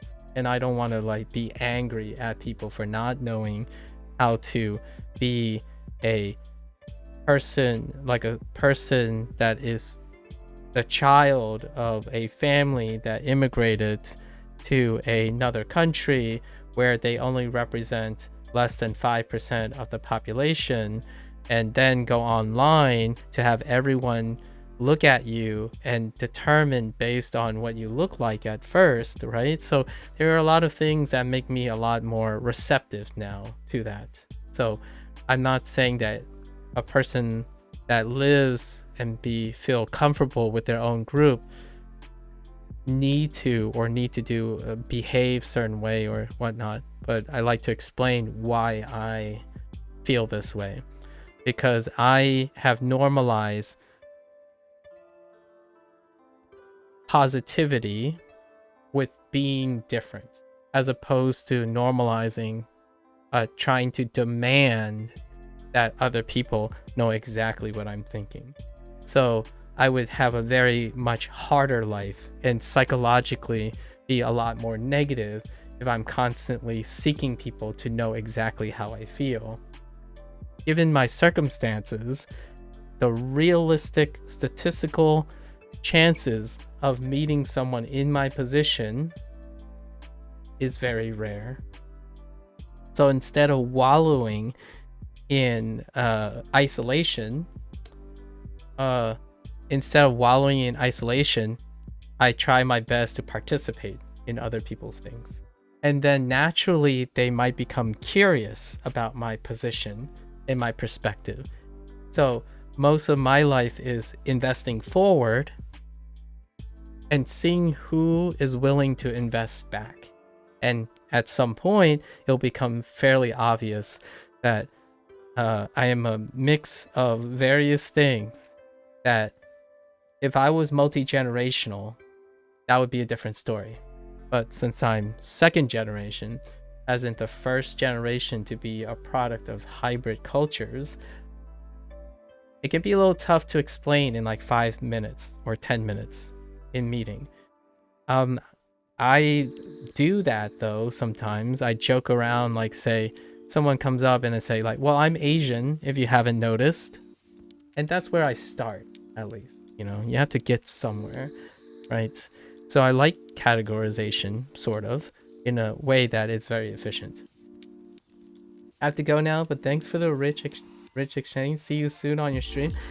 Take care. Good night, Baguette. Good night. Good luck with your Chinese thing. I would love to hear if you end up finding someone who's doing a Chinese French exchange. And maybe in the future, we could do a French exchange. I'll have to think about that. French is very useful because I have some people who speak French. So good night, take care, and good luck. Good luck with everything. Yeah, granola. So I often find that life is a lot more pleasant, granola, when you work with it as opposed to work against it. And if there's anything I would like to offer people, maybe my personal friends or people who are willing to want to be friends, I want to indirectly demonstrate and help others work with the things they have, as opposed to constantly telling them what they should get rid of, right? There's plenty of people to tell you what you shouldn't and should not do out there, for sure. Now, if you really love anime and you want to learn Japanese, I sure as heck am not going to be one of those people that say stop watching anime because it doesn't help you with Japanese, for example, right? There are plenty of people who know what they want to know, and honestly, that's just not my 2 cents. I don't like that people go around and say, oh, you use Duolingo to learn like something, right? Like, no, that's not real learning. You have to drop Duolingo because these are the things you have to do real learning. Well, if the person already likes Duolingo, you might as well work with it. And then with that investment, they would be more willing to listen to your perspective and how to go from there. In the internet nowadays, it's about dropping all you are currently doing in order to embrace someone else's perspective. And that's kind of the social norm. Whoever has the best ideas are the ones that determine the course of every other person's behavior. And the interesting thing, I suppose, my perspective is, can you describe to me what my perspective is? If you can, I will listen to you, and I will most definitely embrace your ways. So the question is, how rare am I? Because you have to be real with yourself. Statistically, how rare am I? It's not a good or a bad thing to be rare, because if you focus on being rare, it means you're also lonely, because that's a bad thing. So I'm going to choose not to focus on it, right? How can I offset that feeling, right? And rare doesn't mean you're exceptional in the sense that exceptional in desirable ways. How do you leverage those kind of things? Well, I can tell you, if realistically, like I mentioned earlier, I can assure you that if you ever hear me say Fujonese on this stream, you are witnessing something that's in like the 0.01% of the internet. So I have to keep that in mind, right? How can I use that to be interesting? Instead of wallowing in why doesn't the world give me things, right? I'm rare, why do I not deserve additional attention or things like that? I think entitlement is the lowest form, like the lowest path of resistance to something desirable. It's usually not the most realistic approach to doing things. Like pointing to yourself and say, look at how exceptional I am. Give me things because I'm exceptional. That's a personal take. I'm saying that's not how I approach how to leverage people's trust and gain charisma and communication skills. You often gain charisma and communication skills by understanding other people's perspective, not projecting your own. If you develop enough self-awareness, realism, statistics, you can project your own opinions and perspectives whenever you see fit. It's the most regulated and practiced skill. Now, how do you connect to someone who can't connect to you? Well, you need to connect with them first, right? Being part of a bigger group is fantastic, because anyone who wants to learn about your group, there's a lot of information. There's a lot of availability. So the least path of resistance is to learn about the bigger group in order to have the bigger group understand the smaller group. And that's the perspective I take most of the time, because I am part of a smaller group, whether I like it or not. When life gives you lemons, make lemonade. Or something else entirely. Maybe lemon pie or something. To hang out with the pie aficionados, right? Maybe make lemon bubble tea to hang out with the bubble tea communities. Who knows? They might like it.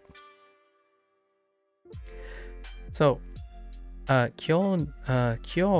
今日新しいゲームを買います。I'm surprised they haven't used muzukashi instead of atarashi. It's an underutilized word, man. I'm going to buy a new video game. Or game. Today. Okay, just game. もっといいモニターが欲しいです。もっといいモニター、wait. モニターが欲しいです。Okay, I want a nicer monitor. I like it.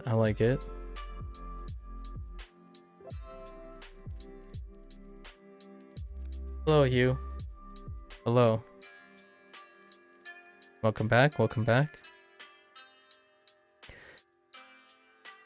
日モニターのセールがあります。There's a sale. Nice today. ゲーミングパソコンは高いですね。ゲーミング。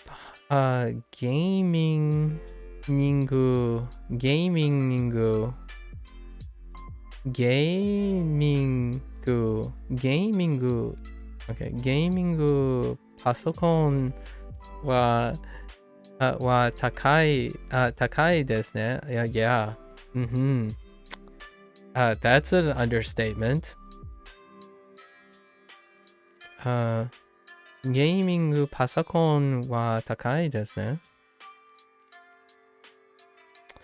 Gaming computers are expensive, aren't they? Yeah, you bet. はい。もっと高い。Oh no, that doesn't work. とても高い。I just said expensiver. とても高いです。Even more expensive now. 今 maybe like 今もっと高いです。I don't know how to say especially now. もっと今もっと高いですね。No, I'm just kidding. I'm gone. I want a new gaming computer. Okay. So, 新しいゲーム Do I need a no? No, I don't. 新しいゲームパソコンゲーミングパソコンが欲しいです。That works, right? 新しいゲーミングパソコン Whoops. I keep saying sa. Pasokon. Yeah, Moto doesn't work. I guess you could say, yeah. Extremely expensive. Ooh, how do you say extremely? Wow. Extremely looks extreme.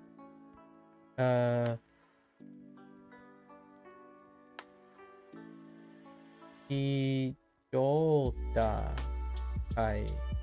Okay. No, so Hijo Takai. Hijo. I can say Hontoni. That's probably Hontoni is really extremely Hijo. That sounds pretty extreme. Yeah. Atarashi gaming pasokon. I keep saying pasakon a lot of times because I think of personal computer. So personal computer.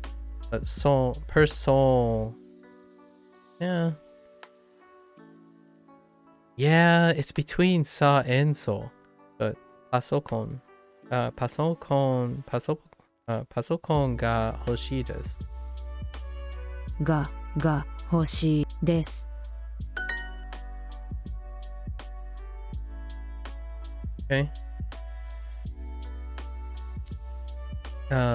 もっといいmonitor. Now I'm saying monitor instead of monitor. Dang. Katakana. It takes a bit to get recondition myself for every new katakana word. So, motto ii monitor o kaimasu. Monitor o kaimasu. Sure. もいいモニを買います。もっといいモニターを買います。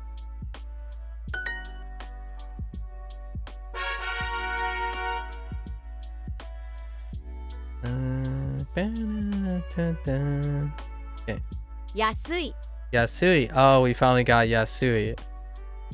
And now we know both those radicals as well. We already know those. Actually, technically, Duolingo hasn't introduced this radical. Technically. Although we also recognize this radical in ski, which was introduced by other people. Introduced outside by other people. And then this radical, it looks very like it's very flattened, but this radical is quite close to ie, which was introduced recently. Right.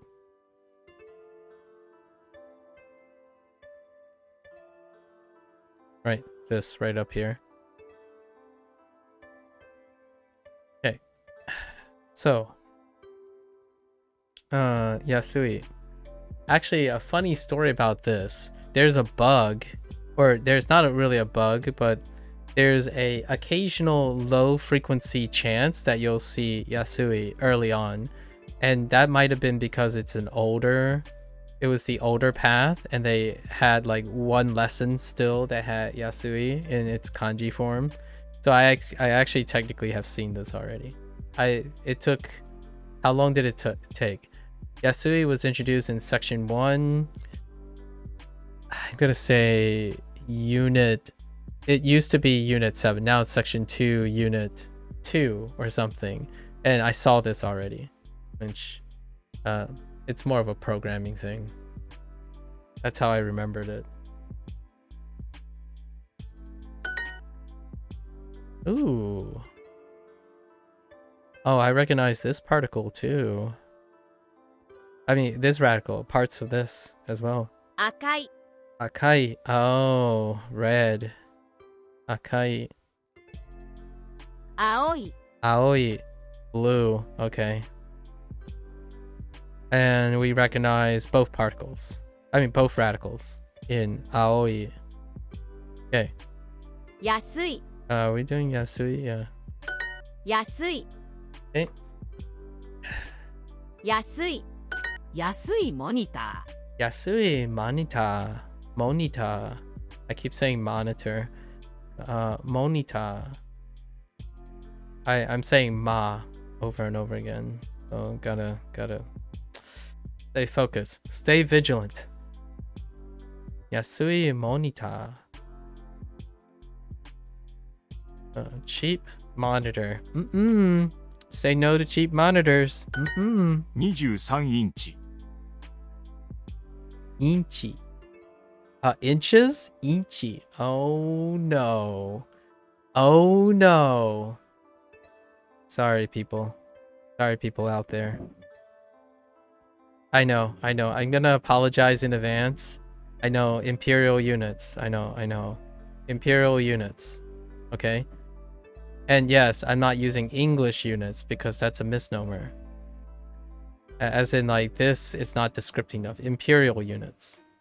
Imperial units. Yes, I know. Yes. Actually, this is a funny traditionalism here. Especially for monitor sizes, like screen sizes. This is one of the ones that it's not the same as, oh, how do you measure pounds and how do you measure distance, like height, someone's height and stuff. This is even more entrenched. when it comes to screen sizes.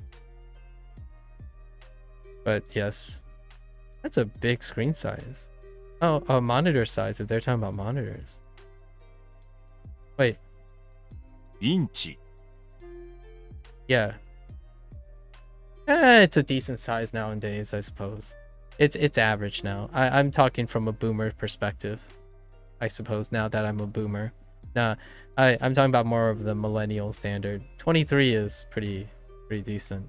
Actually, I'm currently using a 23-inch high refresh monitor actually right now. Something like 23.47 or something. I think they just round up. 24. My primary monitor. Need you wait. 23インチ Oh, you just say need you san. Okay. Need you san inchi. Okay. 23 inches. Need you san. I actually wasn't sure if they modify Jew in any way in this way. 軽いパソコン Karui. Wait. Did you say 軽いパソコン karui? Okay. 軽い Karui. Karui. 軽いパソコン Karui. Okay. Karui pasokon. Interesting. Karui.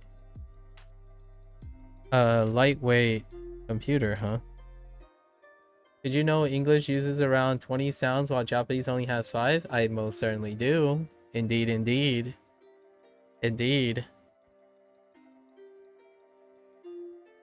I know quite a lot about English. How do you feel about that? How do you feel about that? Knowing that? When did you know about that, actually?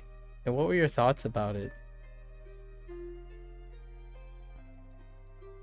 Karui pasokon.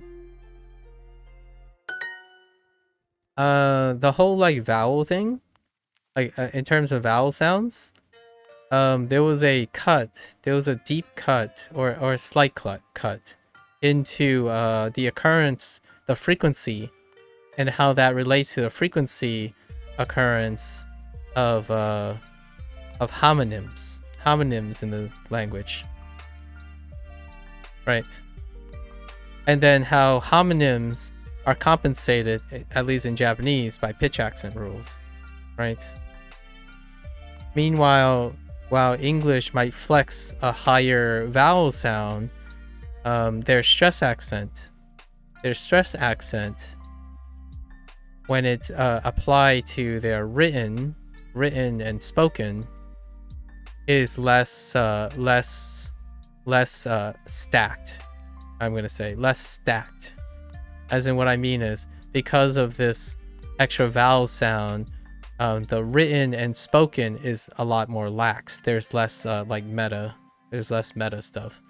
Like, for example, your tonal fluctuation and your stress, accent, volume, right?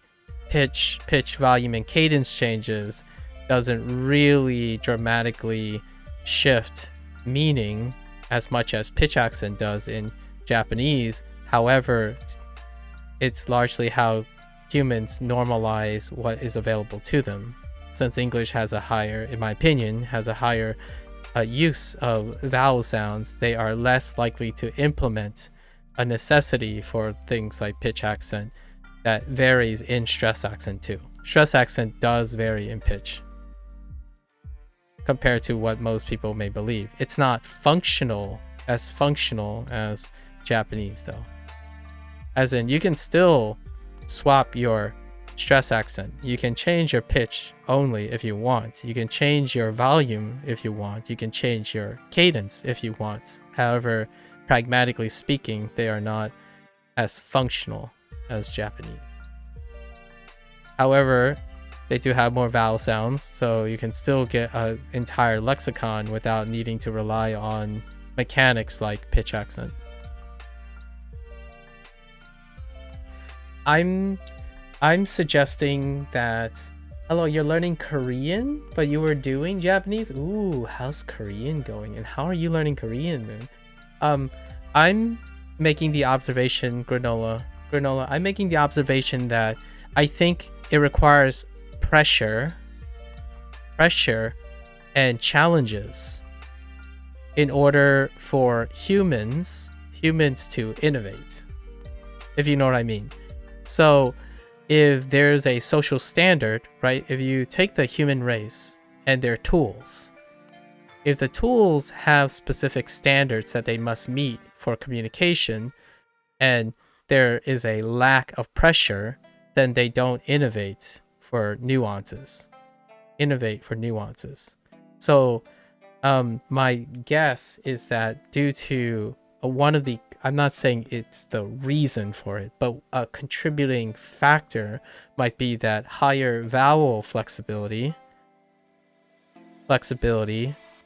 also reduces the pressure, the social pressure and challenges to incorporate pitch accent,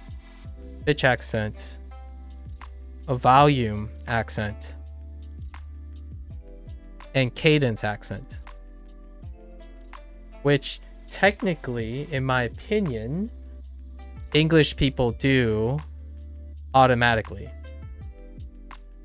They already do this automatically. You can challenge all of these and you will sound weird. Granola. Like, for example, uptone. Uptone is the best example for an audible thing. Uptone for pitch. Volume is for exclamatory for volume, and sometimes like sarcasm is a great example of both incorporating pitch and volume. And then cadence comes with emphasis without the need to increase in volume or pitch. So for example,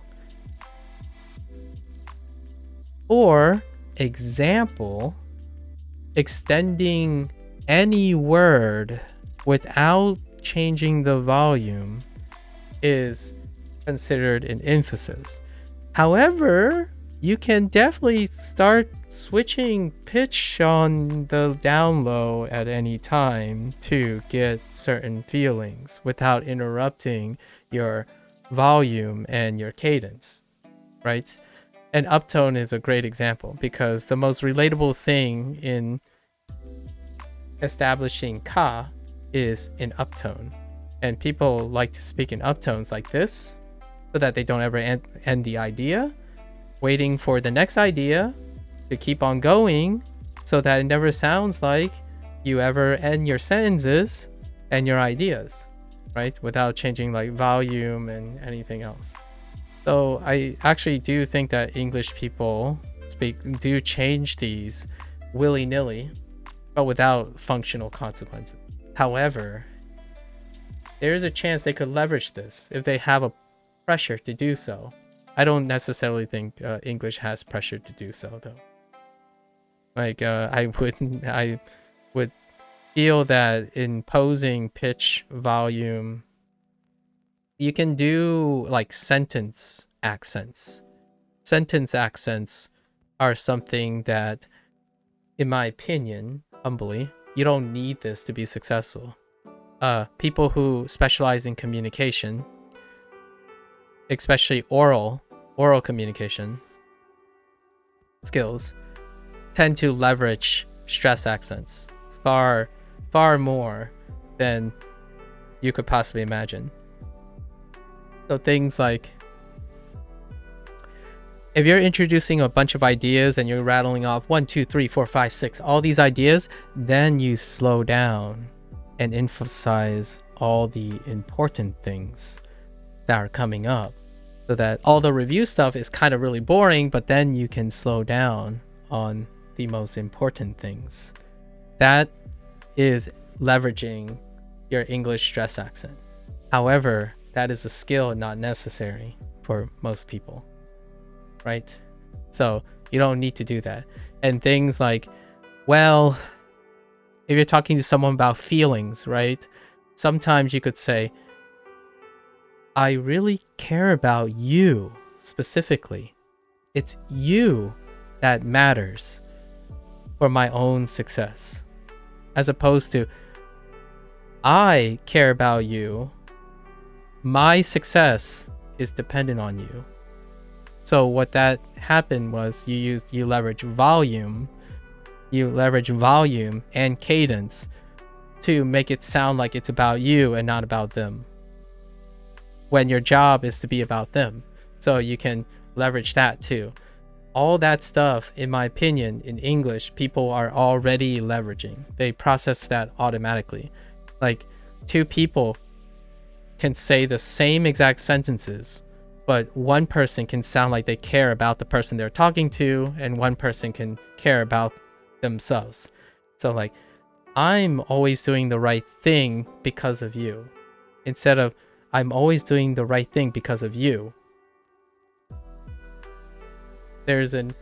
That's kind of the example that I feel, yeah, English has functionality on here, but it's only really specific to us particular English speakers.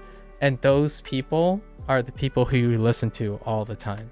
And they don't necessarily have to know they're doing it. They're interpreting and intuitively being selected for it. As in, if someone becomes really popular based on what they naturally do, then they'll get reinforcement for doing those things. Why does this person sound so hype when to them it sounds perfectly normal? That kind of thing. Like, what makes you feel like this person's incredibly high energy versus this person who feels like they really make me relax and think about things, and I just like listening to this person drone on and on because it's so relaxing. That kind of thing, right? And for me, I leverage that most of the time because I like communication, and specifically oral communication. And to me, it's a result of having English as my native language. I can't speak for any other language. And so far when I'm learning Japanese, I do feel that a lot of the things that pitch accent has naturally will make you not speak like an English speaker. So I already feel that I have to rework and rewire how I'm going to express all the things that I've done in English already, because their system works differently. If you warp your moda too much and you warp your pitch accent too much, you can't necessarily garner the same flexibility that English has. And that's not a bad or a good thing. It's different. So I'm working around all that. I'm thinking, how can I express myself as an American, not express myself as a Japanese person, right? I can play along and be part of the Japanese culture by, sticking to Mora, your pitch accent and stuff. But I also want to be able to bring something to the other person. Like, I don't want someone to look at me and say like, oh yeah, this person is just trying really, really hard to be Japanese, and I'm learning nothing from it because that person is trying to be the same as that other person. I want to also be talking to this person and sharing a bit of my own culture with this person through their language. So all the time when I'm learning a new Japanese thing, I'm constantly asking other people, how do Japanese people express this? And then I'm like, but can I get away with expressing it this way? And that is where someone asked me a question earlier saying, do you think it's disrespectful to use language for a pragmatic purpose? And that's what I mean by my social norm is that I want to be, but like, I don't see people as working hard to do their thing for pragmatic purposes. Any disrespect. However, I can definitely see that lots of people have that sentiment. As in, when they look at the United States tend to be at the butt end of the joke of the internet all the time. Like, oh yeah, this is the fake version of everything. because it's the Americanized version of everything. Well, I want to dispel the idea that I'm trying my best to play along like as though I'm Japanese, but I'm not Japanese. So I'll try my best to capture as much as I can in Japanese. Some people will still hate me, right? If your snobbery is that high, you'll still hate me for not meeting the standards of your language culture. But at the same time, I'm doing this because my interest is to exchange cultures. It's not a give or take. Like, you're not, other Japanese people are not there to serve me how and dictate to me to be part of their community. I want to share the cultures. So I want to be able to integrate a lot of my Americanisms so that it feels like I'm not just taking from Japanese culture, I'm also exchanging. Like, hey, you know what? What do you think about this? What do you think about Japanese using pragmatics from English to Japanese is definitely tricky. It doesn't matter if it's hard or easy, right? For me, personally, I don't see it as how hard it is, how easy it is, the idea or tricky. I see it as we might as well try. I mean, I think it's fun. It motivates me to learn Japanese, right? I want to connect with Japanese people, not assimilate, not become assimilated into their culture. I actually want Japanese and English to elevate each other, right? But then lots of people will have concerns because that's adulteration.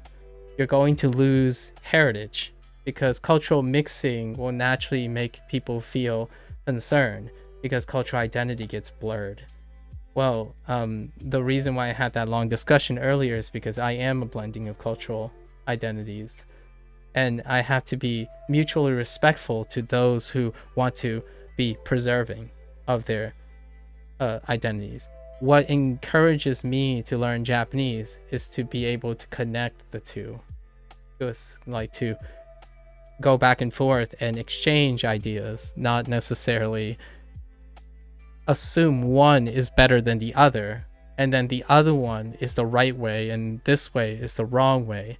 Otherwise, my whole life would be really, really sad because Chinese philosophy and American philosophy are very different, and they will constantly create consternation between the two. So to negotiate that, I love going back and forth, and then a little from column A, a little from column B. So in the future, I really would love to see where Japanese people take stress accent from, right? Like, some of my favorite Japanese characters is because of my bias, my background in English, are the people who actually leverage stress accent in Japanese. When they perform like voice acting in like video games and characters, they are easily, quote unquote, the most eccentric, right? When you think of a Western audience, the ones that really, the iconic characters often are the most eccentric by Japanese standards. And those eccentric people, they break more motor rules when they're executing lines and stuff. They break volume, right? And they break pitch every once in a while because they have exaggerated lines, and those lines sit with it. But if you look at the Japanese people, I imagine it's probably cringy to some extent. It's probably cringy because it's abnormal, it's eccentric. When a English person speaks completely monotoned,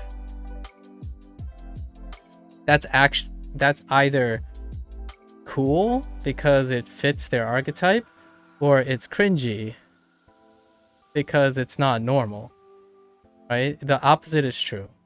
When you're constantly like talking at a metronome, like for example, hey students, today we're going to have a seminar on the cultural differences between English and Japanese culture. Turn your textbooks to page 167, and we will begin from line 1.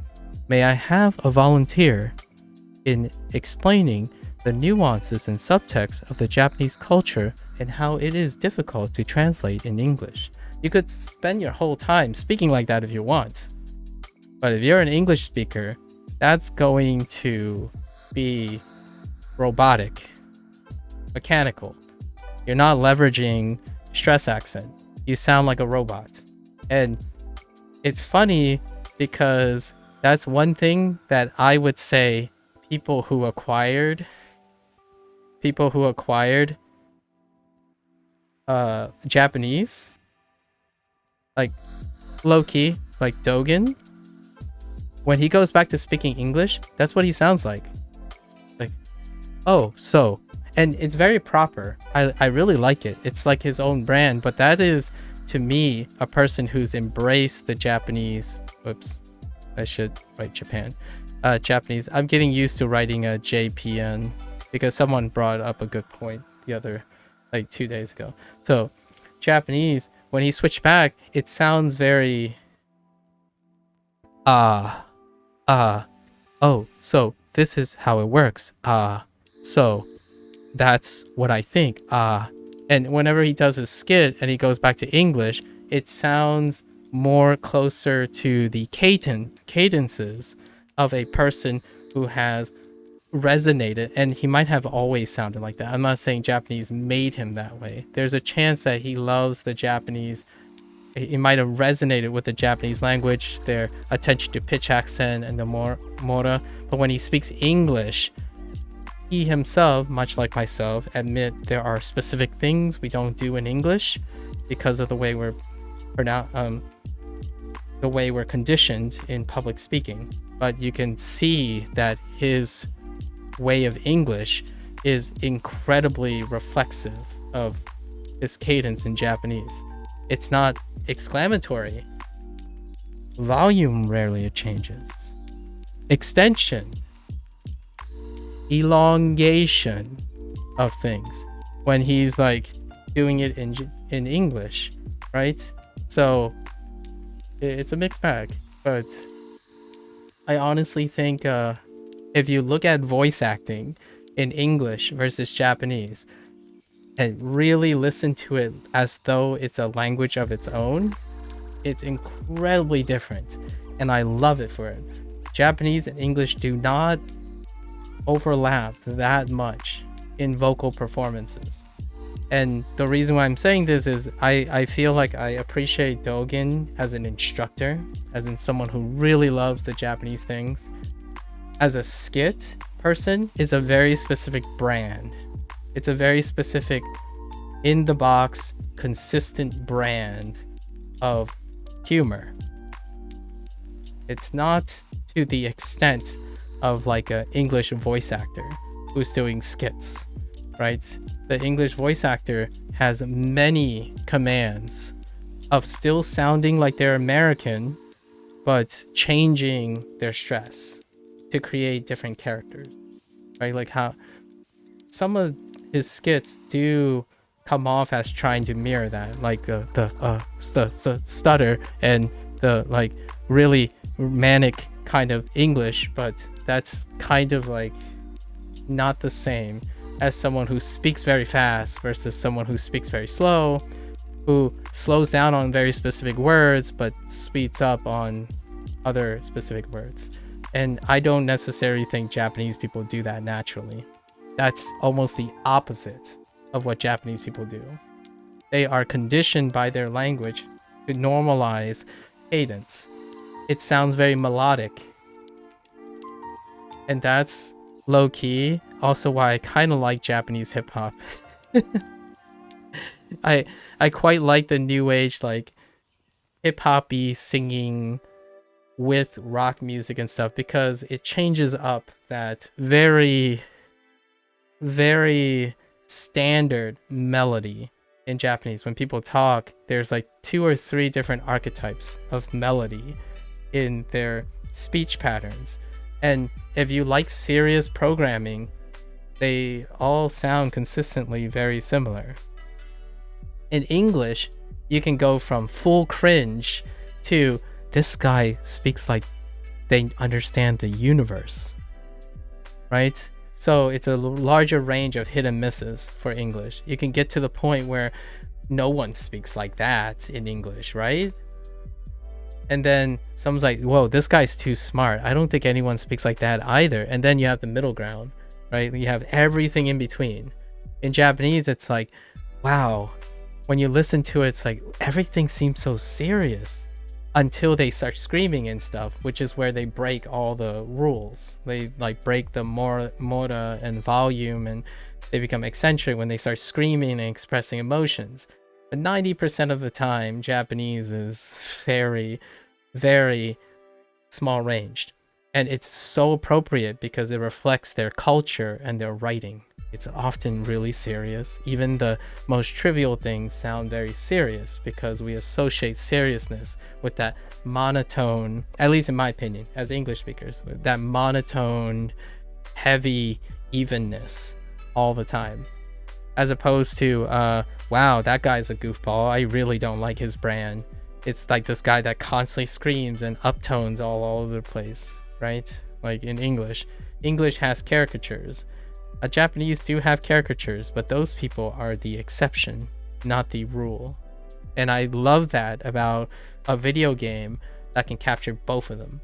They have like a full cast of English characters, actors, voice actors, and a whole cast of Japanese voice actors. And the moment you watch the game and listen to the game in both, if you can pick up on how it is just so different, then they really have the elements, in my opinion. Dev groups that can capture the English feel while still writing a scene that can fit English and Japanese is truly remarkable. An exceptional piece of work, because it is very difficult to make something that is naturally Japanese play to the advantage of English speakers, and then vice versa.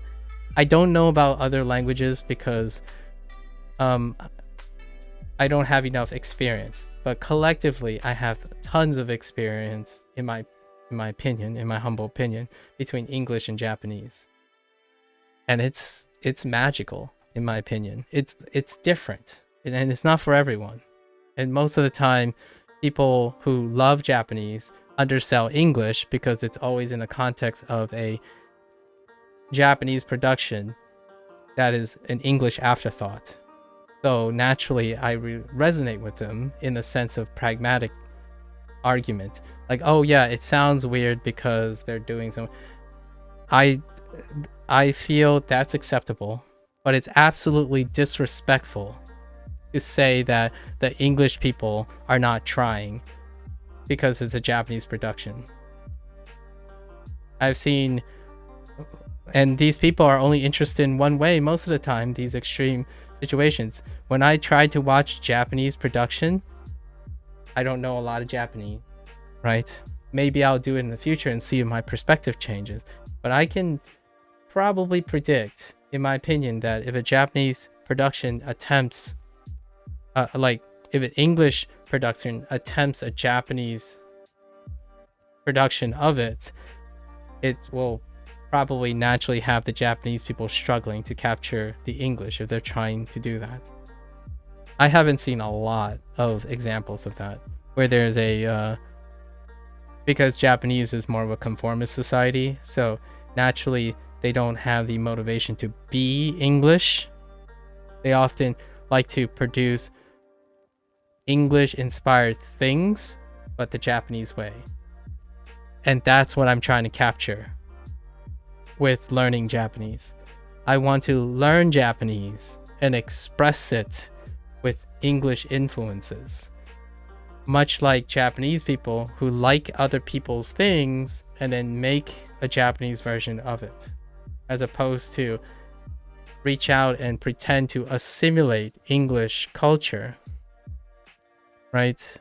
That's kind of the feeling I have a lot of times. I'm not out to assimilate people's cultures. I'm out to learn about their culture and then exchange cultures. I like language exchange. I like that. Anyways. 軽いヘッドホンが欲しいです。I treat right now my relations with learning Japanese, it's kind of like developing what most people say about familect, right? Familect. I like to see where this goes.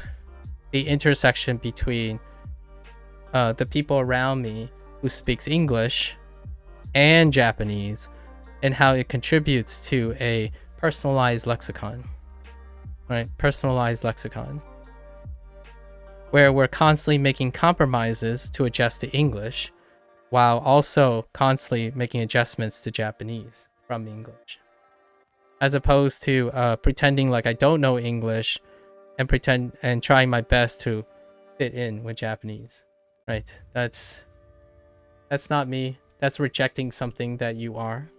You and your fake Chinese food fetishes. Listen, I like my fake Chinese food, okay? You need to calm down. Low key, man. Garlic noodle butters is, garlic butter noodles. Garlic butter noodles is fantastic. I don't even know who, I guess the Vietnamese take ownership of that, but you know. Oh no. I have a lot of opponents about that. I respect that. It is a very scary thing to think that something that of inheritance is going to fade over time. And my closest resonance with that is Fujianese. I would love, the only way I would gain access to Fujianese is to go to China, right? Like, if there's any pressure to always feel like when someone says, I need to learn Japanese. How do I learn Japanese? Move to Japan. Well, yeah, I know how that feels while not being able to do it, which is to literally uproot my life and go to Fujian to immerse in all of Fujianese in order to preserve Fujianese. I understand. My parents talk about Fuzhou all the time. And even they did not return yet. 軽いヘッドホンが欲しいです。Wait, did you just say headphone? Headphone? Oh yeah, and I didn't write it incorrectly. I really thought there was gonna be another mora here. Anyways. いい。what's... 軽いヘッドホンが欲しいです。Oh. が欲しいです。That's it? 軽いヘッドホンが欲しいです。A lightweight headphone. I want a lightweight headphone. 軽い wait. 軽い Okay. 軽いヘッドホンが欲しいです。このゲーミングパソコンは軽いですね。It sounds like a selfish thing. I admit though. Oh, and hey, Sub-Zero. It sounds like a selfish thing. It really is. It's probably the most selfish I'm gonna get. To say, like, I love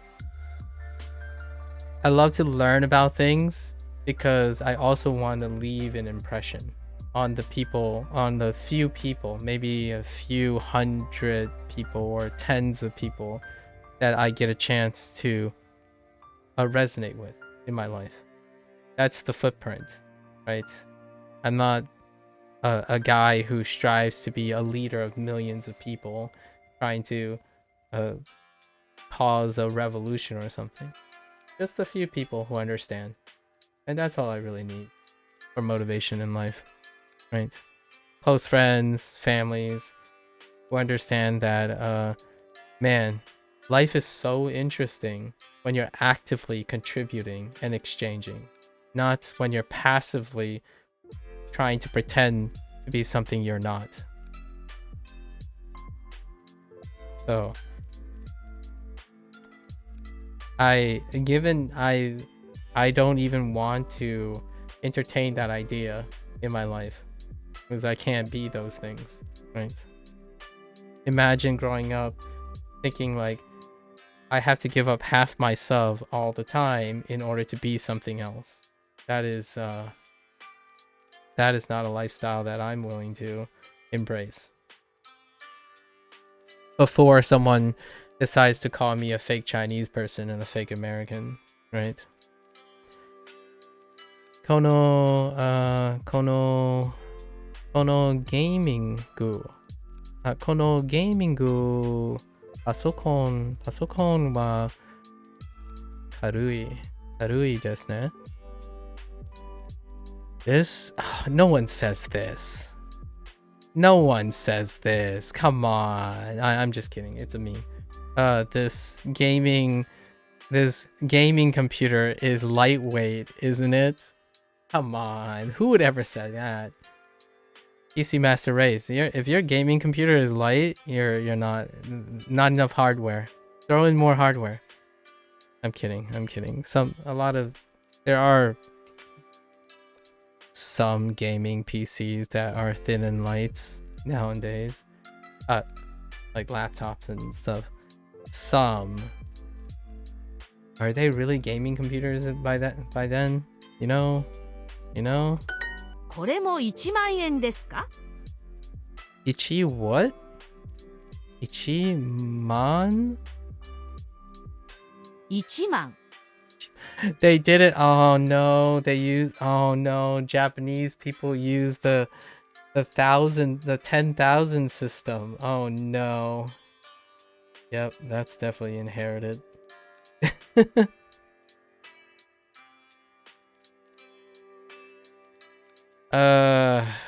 万 Ichiman.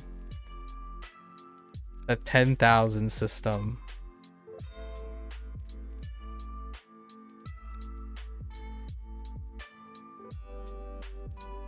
What do you guys think about the 10,000 system? Or like the 10,000 and the 100,000 system? Right? I don't know if they have a 1,000, 100,000, but I remember having a weird time with my parents on how to negotiate, like, oh no, but that's 10,000. Not one that, like 10 1,000s. It's hard to explain, but I'm sure we'll get to it in a bit. Like, you know, 10,000. Like 10 of 1,000. This is a 1 10,000. This is 1 10,000 as opposed to 10 1,000.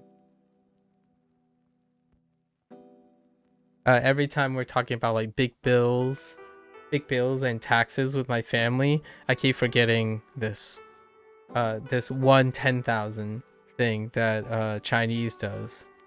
So looks like Japanese inherited that too. Obviously English doesn't do that, so that's one of the interferences. The 1 1万 Ichiman, the 1 10,000. And alright. It's fine. これも1万円ですか? Is this 10,000? Is this also 10,000 yen? There's got to be a meme video about this. I'm sure there's a meme video. Someone out there have already compared the languages that use a single counter for the tens and the 100s place of 1,000 versus the language that suddenly wants to quantify how many 10,000s and how many 100,000s, like this way instead. So in my family, whenever I'm talking to people and talking to my parents and I'm trying to say 50,000, right? I say 51,000s in Fujianese. But they're saying, no, that's what you're saying is 500,000. Because you're saying 10,000s. So that's 500,000. So it's one extra zero. So in order to circumvent this, I say, okay, so it's 5 with 4 zeros is what I tell them. It's okay. The amount that this costs is 5 with 4x zeros. And that's how I express it in Fujianese, just in case. So I express it in both ways. I'm saying I might have said 50,000, or I might have said 500,000. I'm saying, oh, it's 50,000, as in, no, I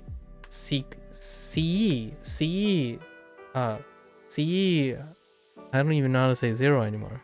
What the heck? Zero. I would say C0, right? Circles. I would say 4 circles. And that's kind of the weirdness between this stuff, which is funny. I think it's super funny. They quantify 10,000s. Okay. So, このパソコンは1万円ですか？安いですね。じゃあ、買います。買います。 Okay. Nice. It's good to see 漢字。すみません、このモニターは1万円ですか？ Okay. すみません。このモニターは I thought that person asked. Oh. すみません、このモニターは1万円ですか？円ですか？ 10,000 yen for a monitor? That's a pricey monitor. I just realized that.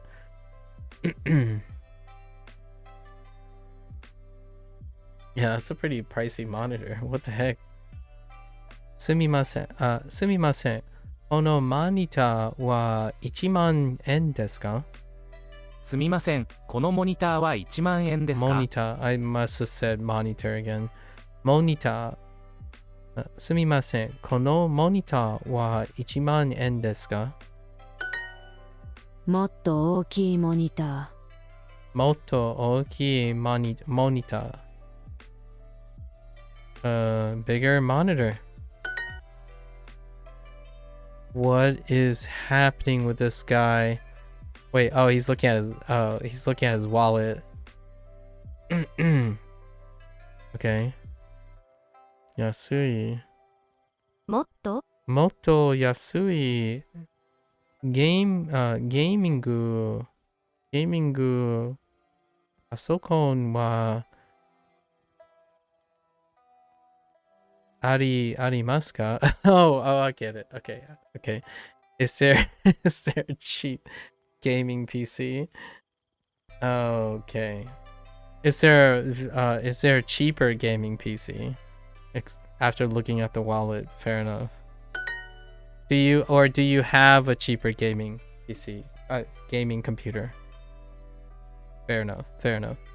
このパソコンは15インチです。 And I'm saying PC as in personal computer to remind myself of pasokon. Pasokon is personal computer. Like it reminds me of personal computer. PC. Not PC as in Apple or Mac or PC. このパソコンは15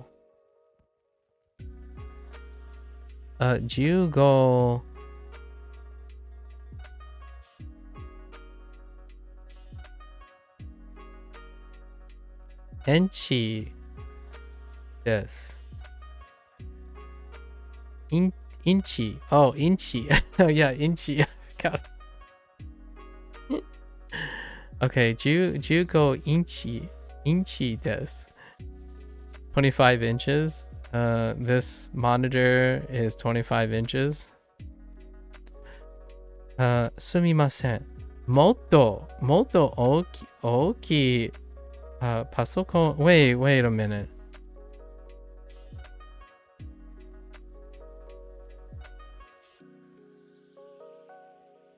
Wait. Whoa. This computer is 25 inches.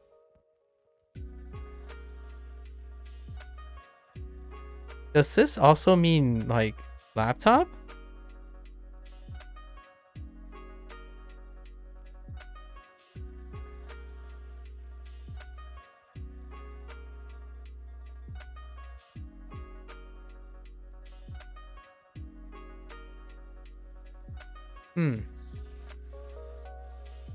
What is laptop in Japanese? Is it like laptop? Laputapu. That sounds stupid. Sorry. That no. I don't think people going around saying labutapu, laputopu, or laputopu. Yeah, you could do the like hototoku, right? Laputopu. Nah, there's no way, right? They wouldn't do that. That would be silly. Actually, now I want to look it up. Hold up. Laptop. Holy, oh, I get it. Oh, they went with notebook. Noto PC. Oh my gosh, Noto PC. Oh no, Noto Pasocon. So they went with Pasocon. Pasocon, but they put Noto in front, like notepad, like a notepad or a notebook PC. Interesting. Oh wait. Did we got any more? No, yeah, most of them use. Oh wait, no, yeah. So, Noto Pasocon. Okay. All right, fair enough.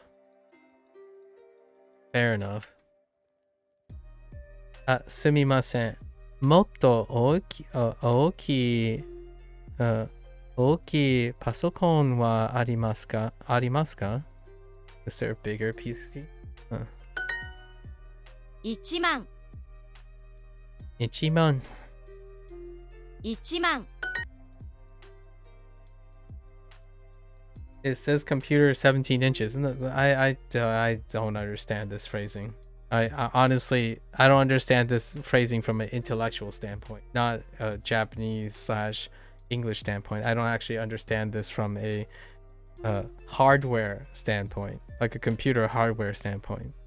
The computer itself is not measured in dimensions like this. Weird. That's awfully generalizable, I suppose. Like, maybe. I can kind of see it in the most extended way that someone would say the screen size when referring to the computer. Kind of. Unless they're referring to a laptop. Or like an all-in-one. Maybe like an all-in-one computer.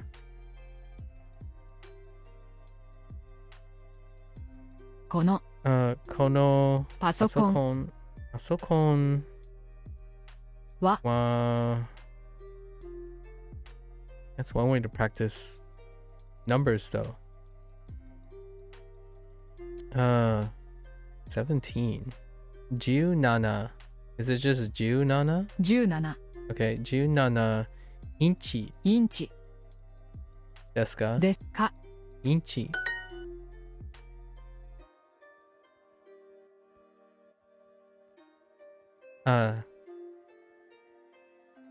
30インチは大きいですね。30は大きい大きいですですね。Oh, インチ。Where's インチ？インチインチ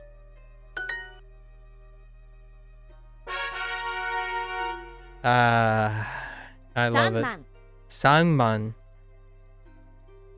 Oh, no change. Okay. Whoops. 3万 3만. I can get behind that. 前安い。今清。日1 1万万。I have to tell my I can't wait to tell my parents that Japanese also use the 10,000s unit. It really did take me a while to have my parents finally communicate that I've been saying like 10,000, a magnitude too high, every time I say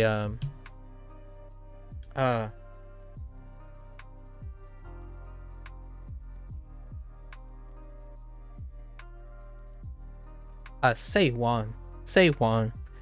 So San say one, si say one. Oh, you know what? I'm still not sure if I got that right with the whole 10,000 thing. I'm gonna have to ask him again. I'm gonna have to ask my parents again. 3万。3万3万え3万白いマウス白いマウス。マウス。white mouse. Not that type of white mouse. Wait, actually, マウス nah. There's no way, right? I'm guessing the regular mouse. The regular mouse. The organic mouse is like hiragana, right? That's how they're gonna distinguish between mouse and mouse. Hold up. Wait. Now I gotta look. Show. Tell me, mouse. Oh, there's a kanji for it too. Nesumi. Nesumi. I don't know the pitch accent, and there's no audio link here. So, Nesumi. Okay. Usually written using kana alone. Interesting. Oh. Huh. Okay. Yeah, and then this mouse is especially laboratory mouse? Oh, it is mouse. Especially laboratory mouse. Oh, that's interesting. And then its secondary usage is computer mouse. So it is both. But there is at least there's a hiragana one. Interesting. Learning. 2万円です Ni what? Ni man yen desu. Oh, it's because it's associated with ni. 2万円です Yeah, ni ma yen desu. Ni man. Wait. 2万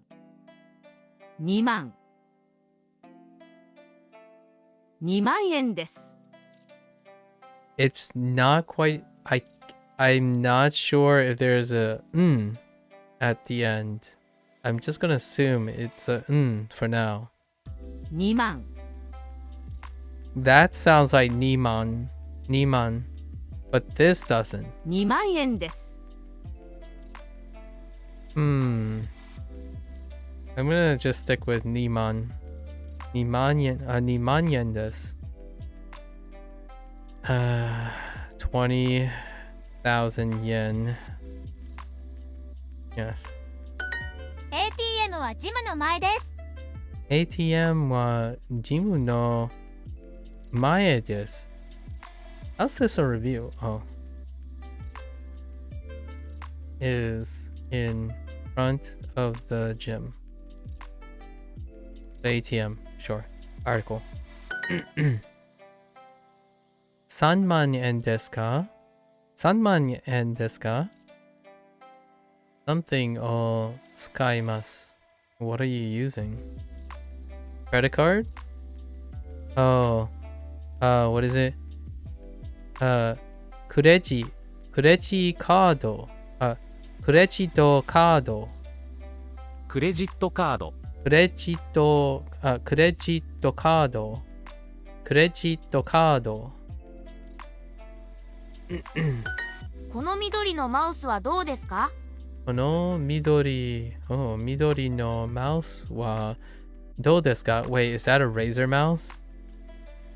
Who buys a green mouse? Sorry for all you green mouse lovers out there. Who buys a green mouse? We're talking about green. Oh, I did own a green one. I had like a military-ish, like fatigue green mouse from Corsair once. Not even Razer mouses are green. They're largely black. What the heck, a green mouse? Come on.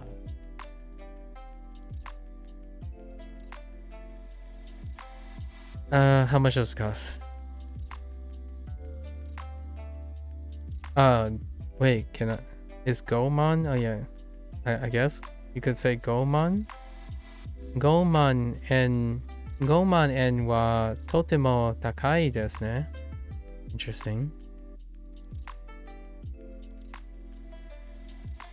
Wait. How about, okay, yeah, how about this green mouse? 5,000, 50,000. 50,000 yen for a computer, for a green computer, for a green computer mouse? Yeah. Pass. Yeah, 50,000 yen is very expensive. ゲーミングキーボード。ゲーミングキーボード。ゲーミングキーボード。ゲーミングキーボード。このかっこいいキーボードはどうですか？このかっこいいキーボードはどうですか How about this cool keyboard? 2万円は高いですね。That's expensive too. I don't actually know the prices. I'm kind of curious. I would love to ask a Japanese person what their average price is for keyboards and peripherals. It's probably a lot more. It's still probably more expensive, but is it really that much more expensive? Holy heck. 20,000 yen? I mean, it's still okay for keyboard, I think. I'm okay with 20,000 yen for keyboard.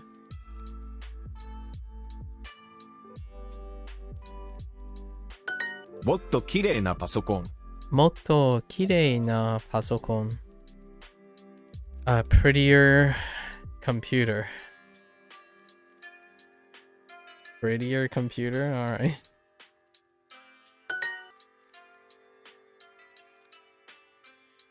You're pointing to something.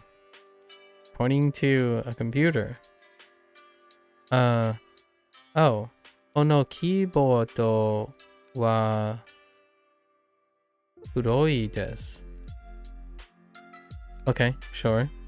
Motto something keyboard ga hoshii desu. What other atatakai? Atatakai. Nikiyaka na. What the? Interesting.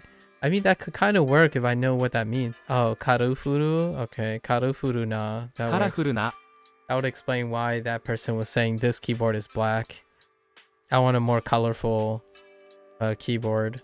That's fair. That's actually kind of neat. Aihen na?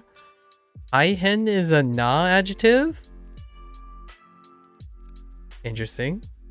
The more you know. I haven't used taihen in the attributive form yet.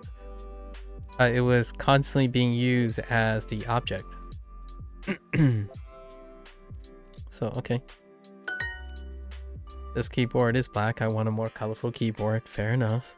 もっと静かなパソコンを探します。 Although I do have to say, I don't think I've ever seen where there's a scene where like an office worker, right? Kaishain, right? Kaishain, an office worker bring in like a colorful keyboard due to like the whole conformity and work ethic of Japanese people. I can't even, I feel like that's more of an Americanized phrase, because that person is clearly working in an office, right? And just the idea of someone bringing in a colorful office keyboard sounds a little sussy in the context of Japanese. But less sussy, almost reasonable in, I mean, it's still kind of weird if you bring in like a colorful keyboard for your office computer. Even in the, like, the American setting. もっと静かなパソコンを探します。 Motto, what? Shizuka 静かな na something? もっと静かなパソコンを探します。 Oh, pasokon パソコン o tagashimasu. 探します。 A great throwback to look for a quieter computer. もっと静かなパソコンを探します。 Fair enough. It's look, right? Yeah, it's look. もっと静かなパソコンを探します。 Yeah, I'm going to look for a quieter computer. この綺麗なマウスは光ります。 Garimasu. We got a new predicate. 光ります。 Lights up? Oh, now is Auto GB coming up or something? Are we gonna get Auto GB at some point? Oh gosh, sorry, excuse me. Sorry, I had a cough and I laughed at the same time, and that was the result. Auto GB. Where's all the Auto GB? Right? Let me guess. Wait, what are we talking about? Mouse? Light up. Hang on, I need G-Show. Hold up. I don't know how I feel about this. Wait, what was that? It was Hikari. Oh, Hikari. Nice.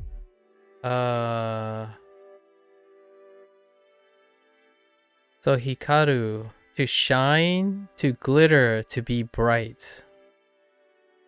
Okay, I dig it. Hikaru. Let me hear. Is there an audio sample? No audio sample. Hikarimasu. この綺麗なマウスは光ります。 Hikarimasu. Okay. So, この綺麗なマウスは光ります。This this pretty mouse lights up. Okay.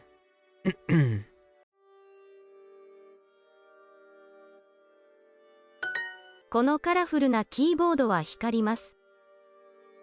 このカラフルなキーボードは Something. 光ります。このカラフルなキーボードは光ります。 As one way to say it's an RGB keyboard. このカラフルなキーボードは光ります。This colorful keyboard lights up. Oh, okay, fine. このカラフルなキーボードは光ります。Does this colorful mouse light up? このマウス Oh, no, never mind. カラフル。カラフルカラフル。かなか。なかマウスは、光ります光りますかか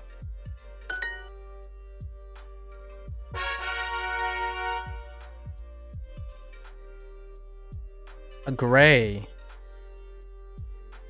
Are you a no gray? Are you a no color gray? You kind of look like a no color. You smell and look like a no color. Gray. Gray. Of course it's gray. グレ Gray. グレーのキーボード Gray no keyboard. I'm indifferent to gray keyboards. I like my keyboards. 白い。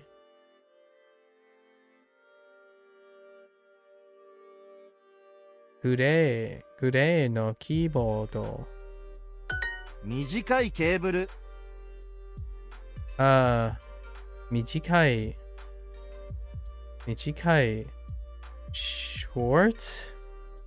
Oh, cable. Oh. Cable.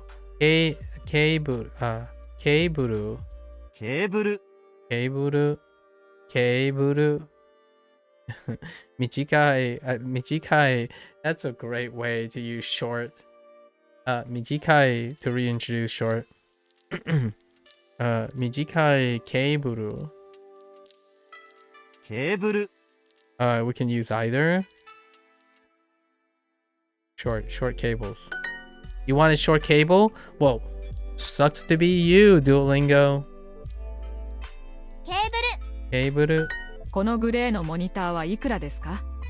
このグレー、このグレーのモニターはいくらですか？いくらですか？いくらですか？ I'm just double checking on いくら。How much is this gray monitor? ワイヤレスのモニター Wireless. Oh yeah, wireless. Wireless no monitor. Wait.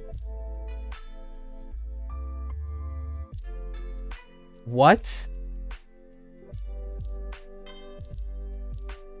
ワイヤレス What is a wireless monitor? Oh, well, does that? Hold up.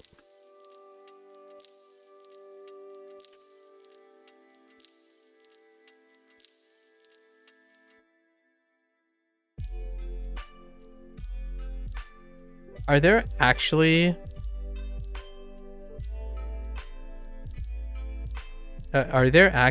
reliable functional like Wi-Fi / oh maybe they're talking about, never mind, I know what they're talking about. They're not talking about like truly wireless, right? There's no way they're talking about truly wireless in this phrase. They're talking about like monitors with wireless compatibility, not like immediately when I was thinking like, wait a minute, wireless video signal like that. It might be a thing possibly for like 720p or maybe 1080p video signals, but holy heck, that'd be absurd. Wireless monitor? このマウスのケーブルは少し長いですね。このマウスのケーブル。ケーブルは少し長いですね。It's a little bit long, sure. This mouse cable is a little bit long. Sure. A bit long.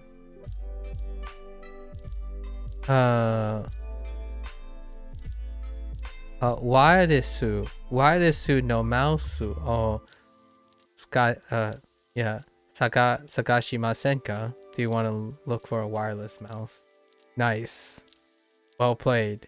That's an excellent response. In fact, I have this conversation all the time. Wireless peripherals, anyways. グレーのマウスはどうですか？グレーのマウスはどうですか? How about this gray mouse? How about a gray mouse? Sure. もっと便利なケーブル。Motto bendy yes, of course. Oh, hey, bendy is a non-adjective. This is the first time this is the first time bendy was used in a non-position.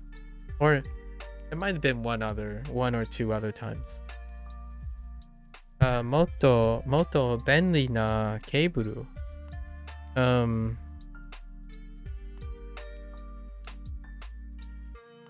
More convenient cable. I like how they're doing the more convenient. Sometimes other English people make fun of me when I say more something. Like I have a habit of interpreting like more happy, right? When you say more happy, but in English it's happier, right? Right. So we're already getting into that nuance where technically the reason why I say more happy sometimes is because of how it's expressed in Chinese, or in Fujianese specifically. It's a modifier that's separate from the adjective. So a lot of times this can come out every once in a while. More happy. And it sounds like, more happy? You mean happier? And sometimes it's not, because English is weird like that. You know, it's not convenience, convenienter. It's more convenient. 去年もっと高いモニターを買いました。 Okay. Where's my kyo? Wait, did I hear kyo? Oh, kyonen. Never mind. 去年 Kyonen. 去年もっと高いモニターを買いました。もっと高いモニター Monitor を買いました。Got our past tense in, right? 去年もっと高いモニターを買いました。もっと高いキーボードは光ります。光ります。もっと高いキーボードは光ります。The expensive keyboard, the more expensive, not the expensiver. I don't actually think expensiver is oh, you know what? Now I gotta look. Off to the English dictionary. Expensiver. Is that a word? Why is the word considered wrong? Okay, no expensiver. No expensiver. Oh my gosh. Oh yeah, this is good. Because you can add to the most comparative of an adjective if the adjective has one syllable. But for two syllable adjectives, it depends if it ends in a Y or an OW or an LE or sometimes in an ER. And for few others, like other ones, oh my gosh. And then there's 3 syllable rules. This is what I mean, folks. This is what I mean. Yeah, there are 3 separate rules for adding the comparative of an adjective to another adjective. So you have like 1 syllable, it's like stronger. And then you might have Y ones with 2 syllables, like yellower or lonelier. And then you have LEs like subtler. Oh my gosh, what the heck? Why do they put subtler? Cleverer and proper. Oh my gosh, but not proper. Oh dude, no, never mind. The too deep of a rabbit hole. It's expensiver. Just don't say it. Don't say it, right? Because expensive is a 3 syllable word. And it comes with caveats. The more expensive keyboard. Hooray. Lights up. Hooray. もっとカラフルなマウスはありますか？ Motto colorful na mouse something. Mouse. What do you want to do to it? What are we doing with a colorful mouse? もっとカラフルなマウスはありますか？ Oh, is there? Or I have, sure. However you want to pronounce it. もっと Motto カラフル colorful な na mouse マウスは wa あります arimasu か？ ka? Is there a more colorful mouse? このスピーカーは多分高いです。Speaker. Kono speaker wa actually now I'm kind of curious. I wonder if how many people have speakers these days. It's been a long time since I had a speaker. Because I don't live alone, right? Or I live with other people, but yeah, it's been a while since I purchased a speaker. I wonder how speakers work nowadays. I'm guessing most of speakers are now Bluetooth or something, right? Curious. The last time I bought speakers were these what are they called? Z223 Logitech ones? 5.1 Z, like way back. How long has it been? It has been almost 20 years since I bought speakers. And I still have those speakers now. They still work. From 20 years, almost 20 years ago. Holy heck. Kono speaker wa tabun takai desu. Yeah. This speaker is probably expensive. You don't say. Okay. Kurepu. クレープ Suizokukan. 水族館お皿 Osara. Why wireless. ワイヤレス Wireless. Wait.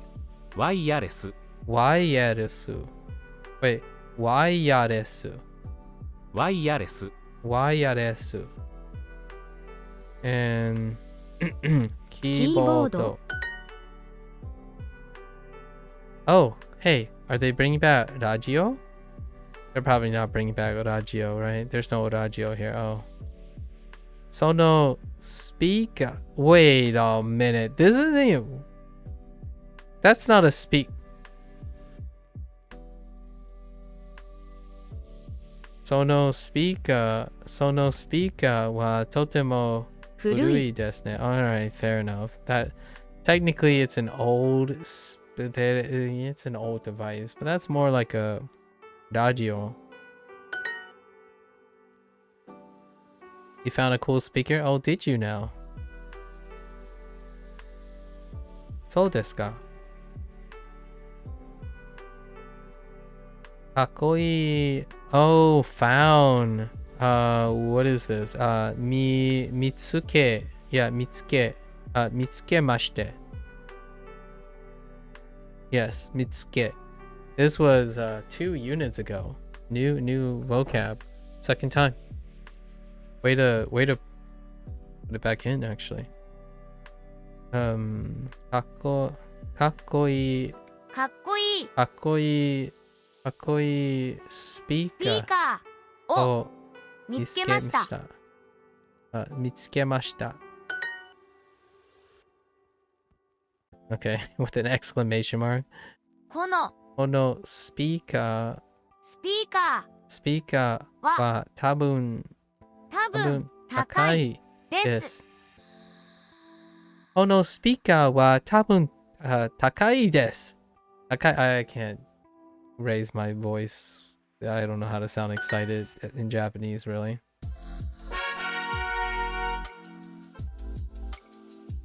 Get more with Super Duolingo. Yes, yes, yes. Another time. Another time. Receipt. Recito. Recito. Recito. レシート Recito. レシートをください。 Recito をください。A receipt. Fine. Something recito. Recito をください。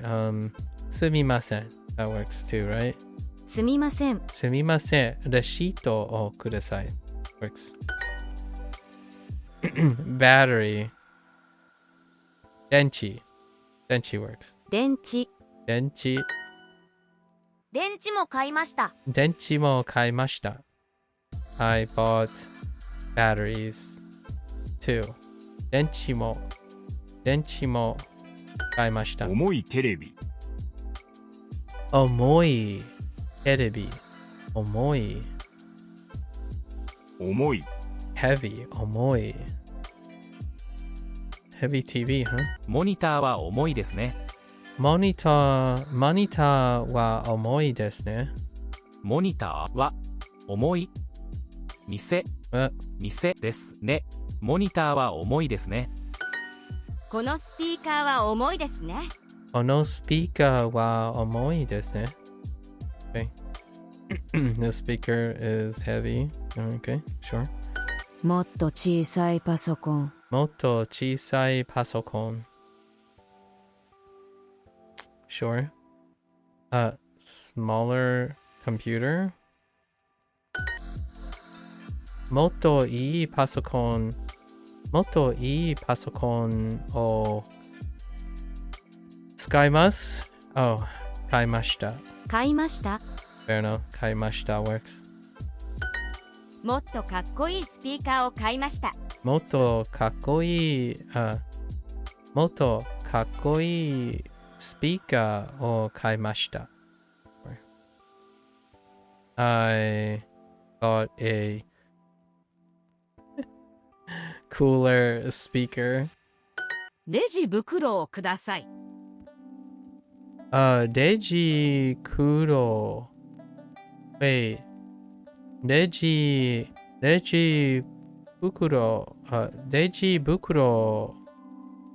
袋をください。ベジ What the? レジ袋。ベジ袋。レジ袋をください。レジ袋。レジ袋。レジ袋。So shopping bag. So bukuro instead of kaban. Interesting. And then reji has nothing to do with kaimono. Interesting. A shopping bag, please. Reji. And reji reminds me of reji as in register. Or like the cashier reji bukuro, and it's two. You have a reji and then bukuro. So that kind of reminds me of the shopping bag that you get from a cashier. You know, like when you go to check out, it's that type of shopping bag, and not the shopping bag like kabam, like someone's personal bag, right? That's kind of interesting too. Huh. Reji bukuro. Bukuro. レジ袋。Bukuro. レジ袋。Bukuro. レジ袋をください。全部で3万円です。全部で3万円です。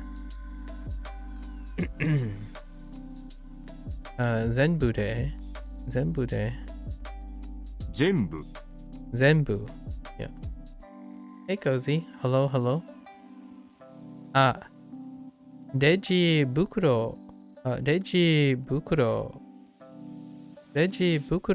をお願いします。Fair enough. お願いします。Oh, a shopping bag, please. マウスの電池を買いましたか？マウスの電池を買いましたか？ Did you buy the mouse? No. Did you buy the denchi? Oh, yeah, the mouse batteries. Did you buy the batteries? No.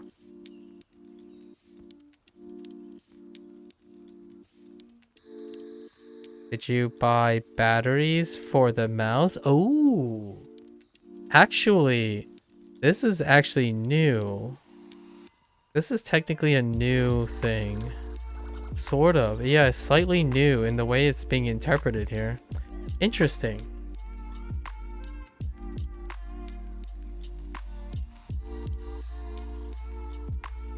Huh.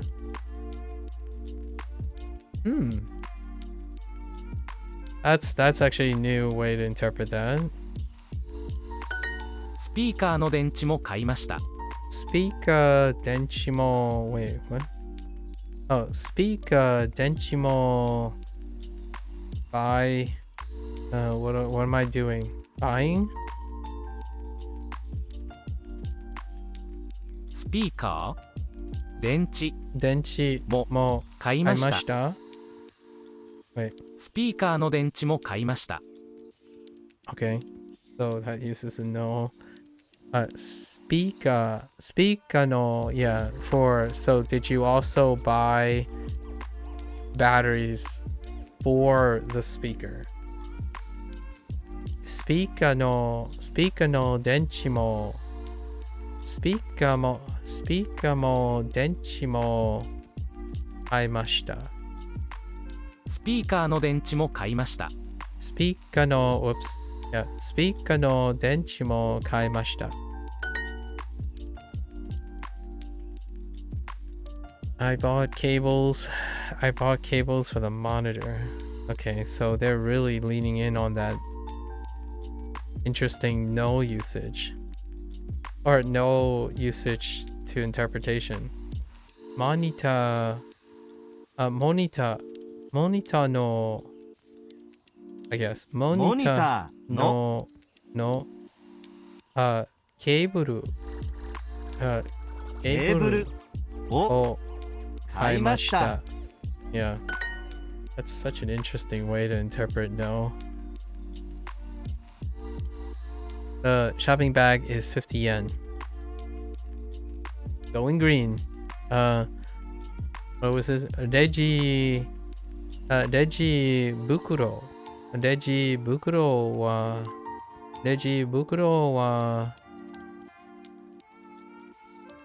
wa50円です。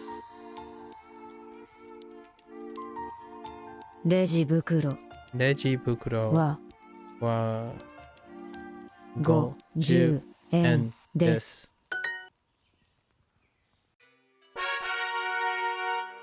Alright, あらい。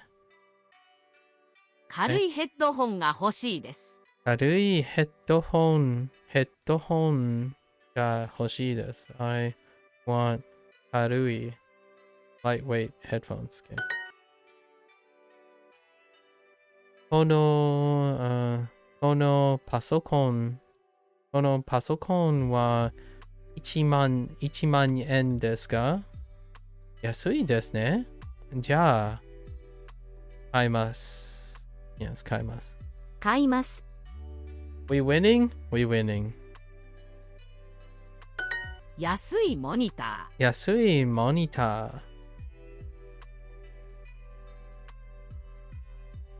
They know to cheap monitors. キーボードの電池を見つけました。あ、キーボード。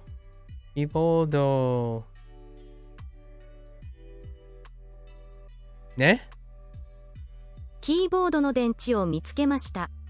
キーボードの電池を見つけました。見つけました。キーボードの電池を見つけました。キーボードキーボードの電池を見つけました。キーボードの電池を見つけました。マウスの電池を買いましたか？ I found batteries for the keyboard. マウスの電池を買いましたか？ Did you buy batteries for the mouse? 電気屋はスーパーの前です。電気屋はスーパーの前です。電気屋はスーパーの前です。電気屋はスーパーの前です。前です。Yeah. The supermarket, I mean the electronics store is next to the supermarket. Or is in front of the supermarket. 前。レジ袋をください。レジ袋をください。Okay. A shopping bag, please. Or shopping bags, please. Sure. 電気屋の前で会いましょう。電気屋の前で会いましょう。What did you really say? 電気屋の前で会いましょう。We should meet at the front of the electronics store. 電気屋の前で会いましょう。Yeah. このキーボードのケーブルは長いですね。このキーボードの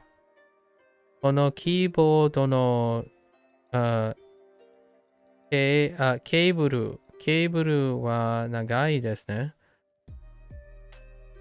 This keyboard cable is long, isn't it?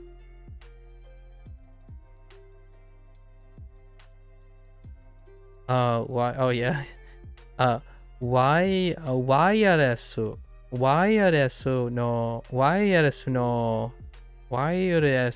キーボードを探しませんか Would you like to look for a wireless mouse?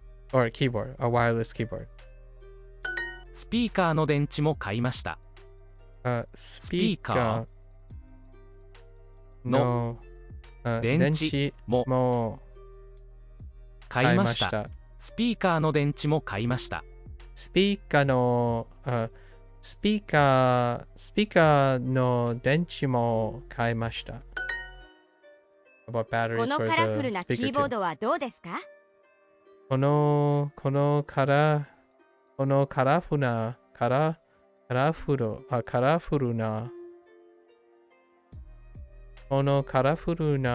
キーボードはどうですか？ How about this colorful keyboard? 1万円です。1万は少し高いですね。Oh, 10,000 yen is a bit expensive, isn't it? 全部で9万円です。全部で9万。Oh. 万9。Still 万。そう。全部で9万円です。90,000? That's a lot of money. 90,000? すみません。レジ袋をお願いします。Okay. I guess it's not too expensive for this person. Alright, kanji time. We have a lot of kanji. We saw a lot of kanji today. Oof. Look at that. Okay. So we got mae. Sure, mae. Mile. Did you just mile me? Okay. 前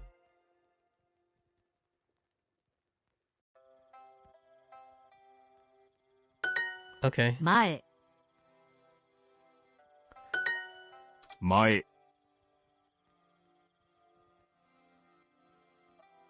前、前、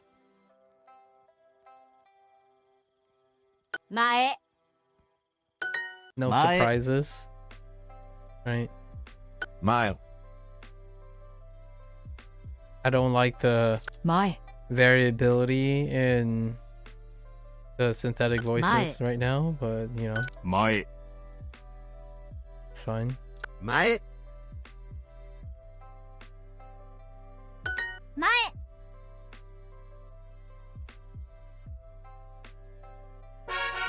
Introducing No, not right now. Oh, there are some fun ones, man. Are we? Why does Kyo look kind of? Kyo kind of looks slightly different Kyo. there. 今日、 Kyo. Okay. 今日、今日、今日、 This is a lot shorter. Kyo. What the heck?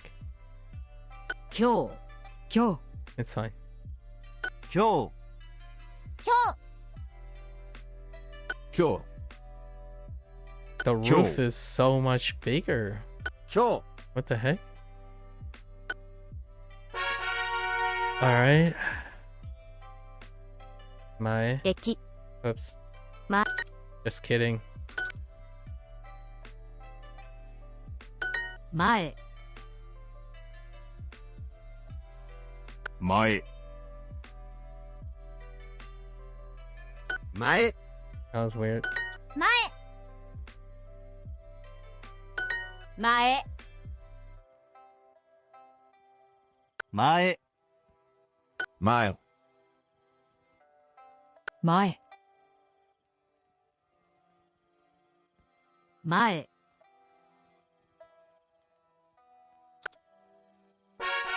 Okay. Wait. Huh. Okay. Do pyaku. Do pyaku. And yo. 今日、 What is it? Do pyaku. Oh, okay. 600、 Do pyaku. Ro- Okay. 900. 900、700、 時間、600、 600. 今日、 Yo. 600、600。え今日、600、600。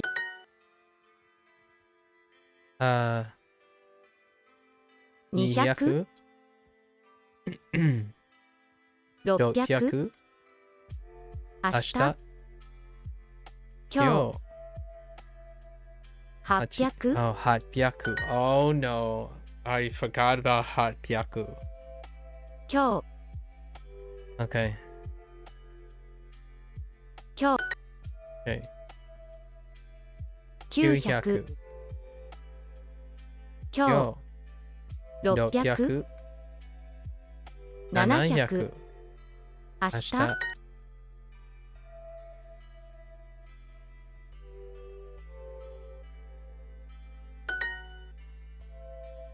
Okay. 100、600、400、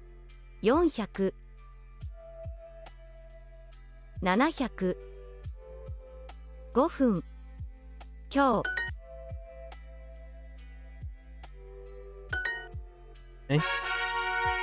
Wait, how come I didn't get a bonus for... Wait, how come I didn't get a bonus for completing the lesson? Did they remove bonus XP?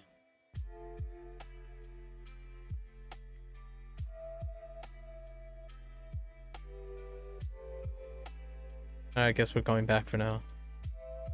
What the heck, man?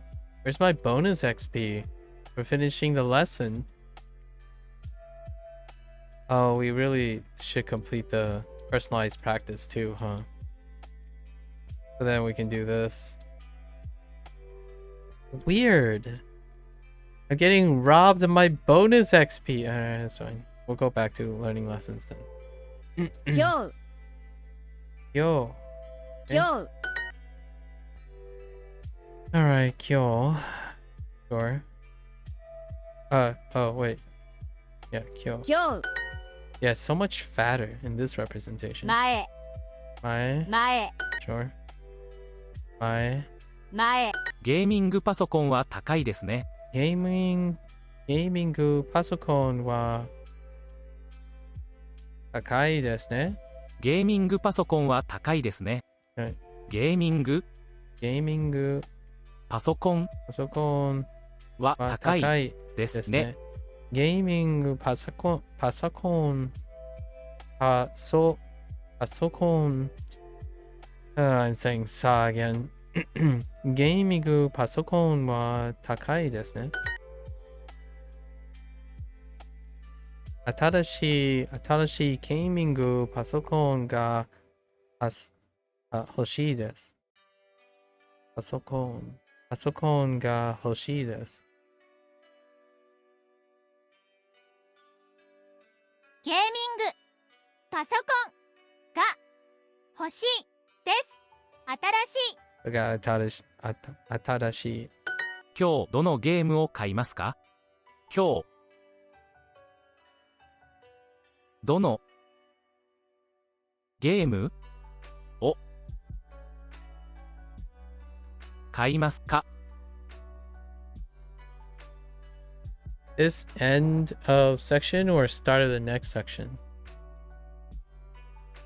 This is the beginning of the new section. This is unit 2 of section 3.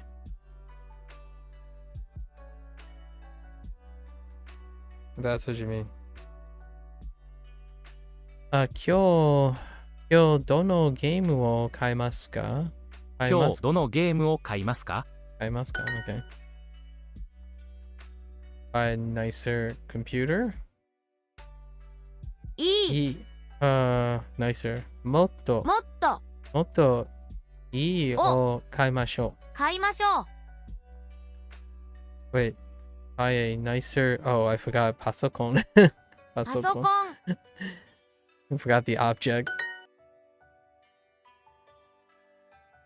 3日3日今2日つ2つ7つ前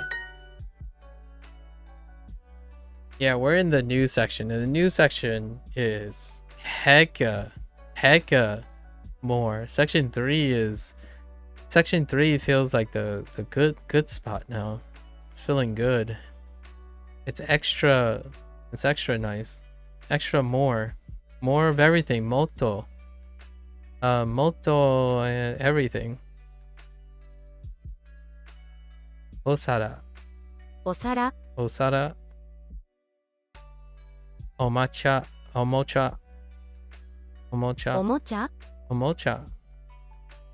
ゾウ カップモニター Monitor.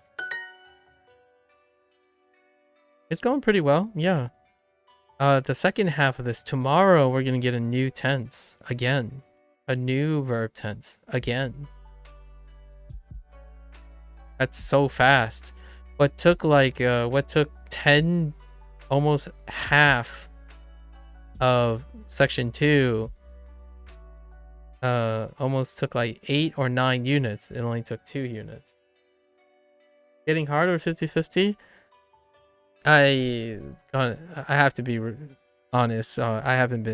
Nothing has really been hard lately. Or like what I mean is, I don't think Duolingo is made to be hard in general. It's made to motivate people. So generally, I wouldn't use the word hard to describe this. It's been very consistent. I would imagine that's a more comfortable saying. It's been very consistent. I don't think they go out of their way to make anything hard.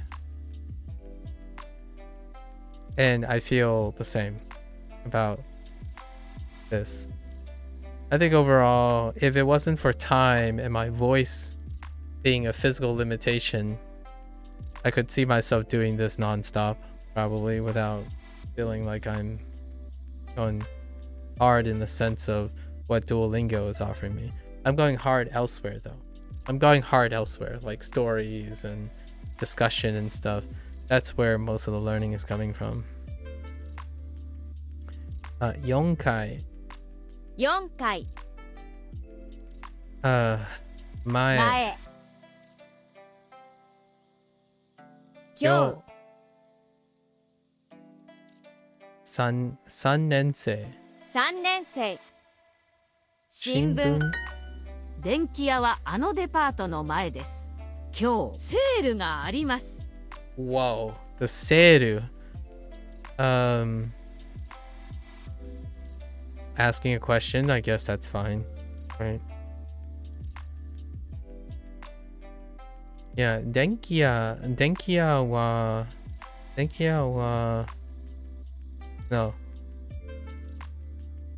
No, 電気屋は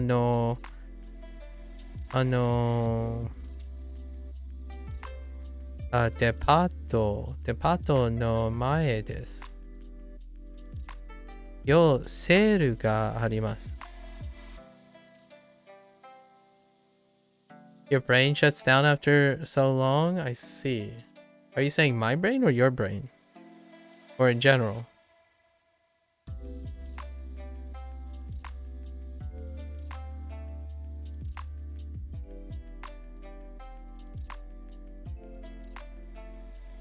It's hard for me to relate to that. Unless you're sleeping. I don't know if my brain turns to mush when I'm sleeping.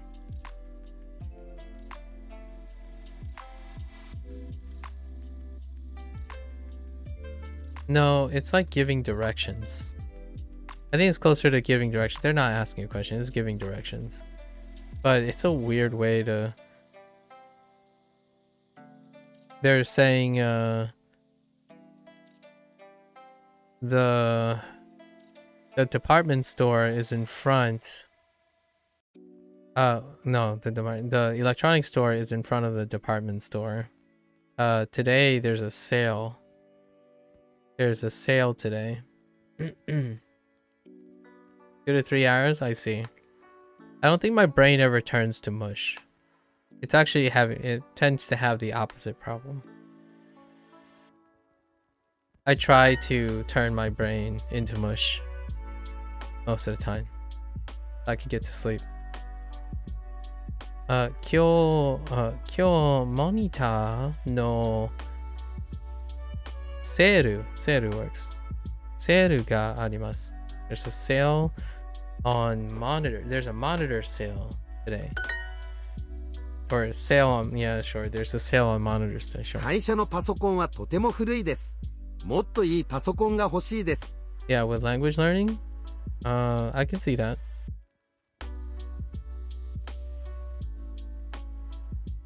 I can see that.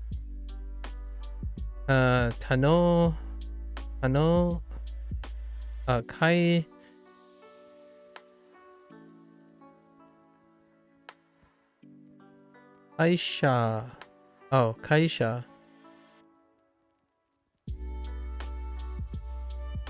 の会社 Right. Oh, yeah, and this one has the similar, right, what Lotus said. 会社のパソコンはとても古いです。もっといいパソコンが欲しいです。They wanna... The computer is too old? Yeah. They want a new computer. Or a nicer computer. Everything else it doesn't? I see. So you're fine with learning everything else, but not language learning, huh? That's interesting. Do you understand why that's the case? もっともっといいゲーム、ゲーミングモニターを買います。We should meet in front of the electronics store. Okay. Okay, 電気屋の前で会いましょう。電気屋の前で会いましょう。会いましょう。ATM は電気屋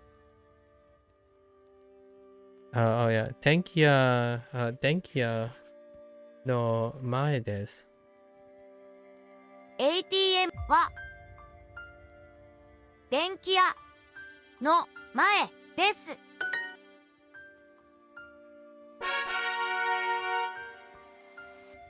1万No kanji. I don't know, probably because so much info going in your brain. Do you find that other info just isn't as much info, huh? I feel like you can probably get to the same state with everything else, no? Yasui. What's this? 青い Oh yeah, Aoi and Akai. 赤い安い We're gonna get those eventually. Yasui. もっと大きい電気屋に行きましょう。もっと電気屋もっとwait. もっと大きい電気屋に行きましょう。大きい電気屋に行きましょう。Okay, sure. We should go to a bigger electronic store. Yeah, もっと大きい電気屋に行きましょう。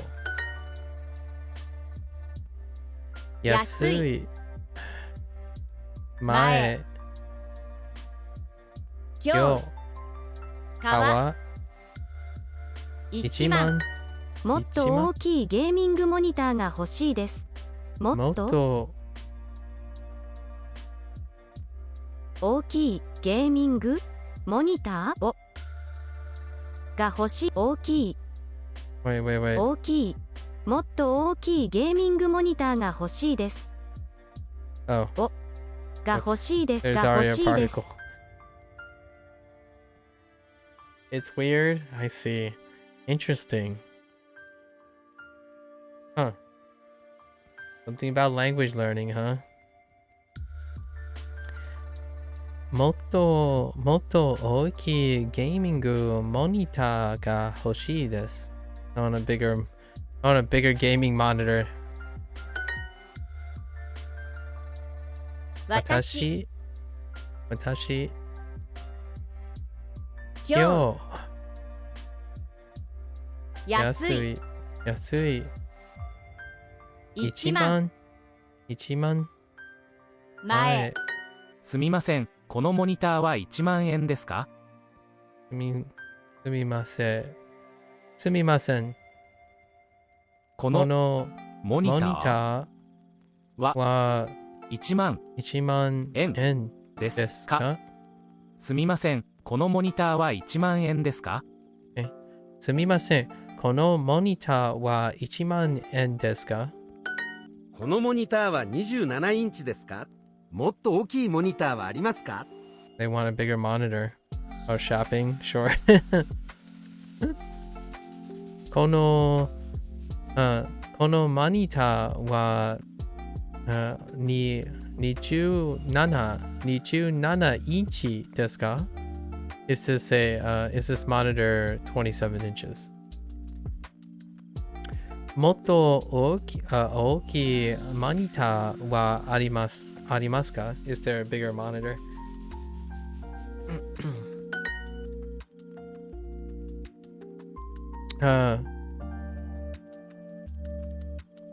sono something is cheap. Sono game sono game wa yasui desu. Sure, that works. We have Fuyu, winter, Fuyu, and arerugi, allergies. このモニターはとても軽いです。いいですね。これを買います。 Okay, they're about to buy a monitor.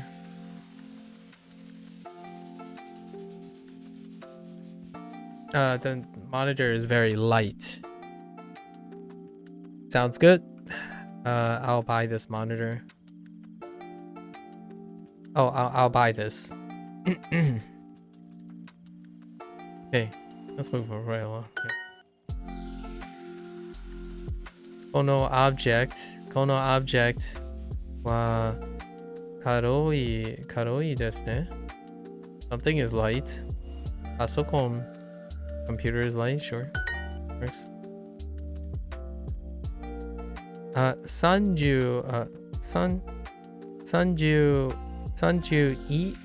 インチ30インチは大きいですね。30インチは大きいですね。この軽いパソコンが欲しいです。Sure. これをください。Oh, interesting. That's kind of, I like that. This please, as in this item please. I'll have this item please. So, I want this lightweight computer, right? This please. これをください. Interesting. This one, please. Implicit one. This one. Sure. Could specify one if you wanted. One of these, please. But then it'd be one of these as opposed to this one.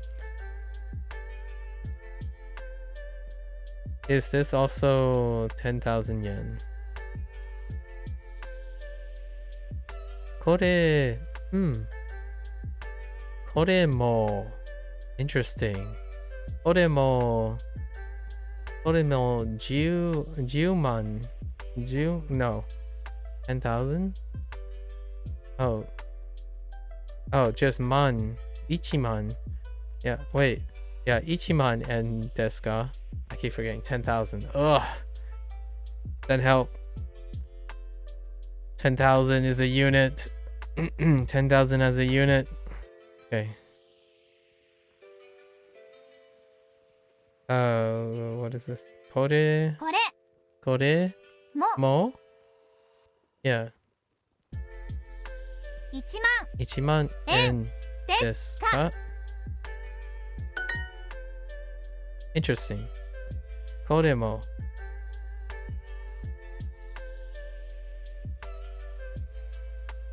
これは多分 interesting. 1万円ぐらいです。Okay. これは1万円ぐらいです。Oh, 多分。これは多分。これは多分1万円ぐらいです。安いモニター。安いモニター。3万。3万。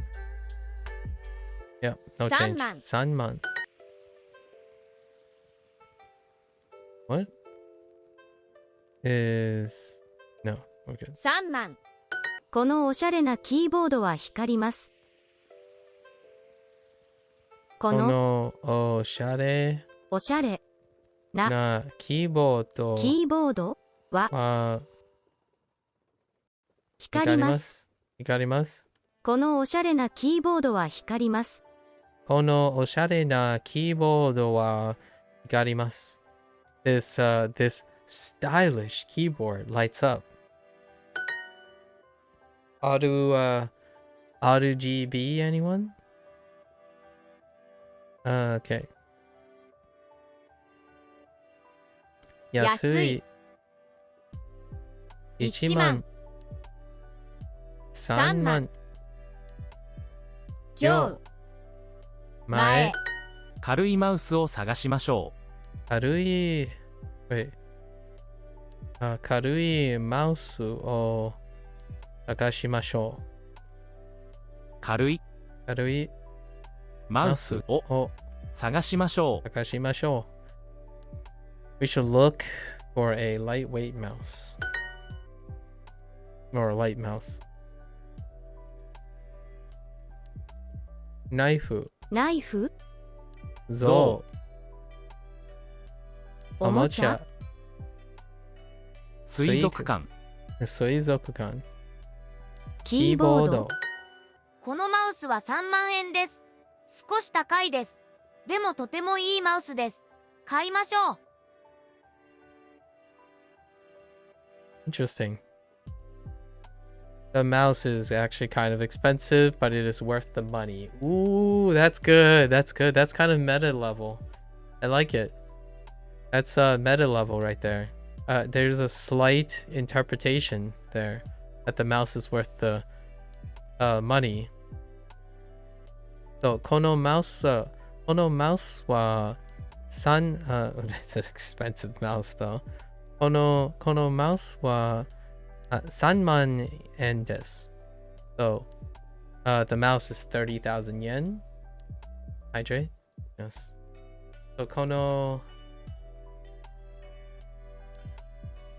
So this mouse is 30,000 yen. It's a bit expensive. 少し高いです。It's a bit expensive.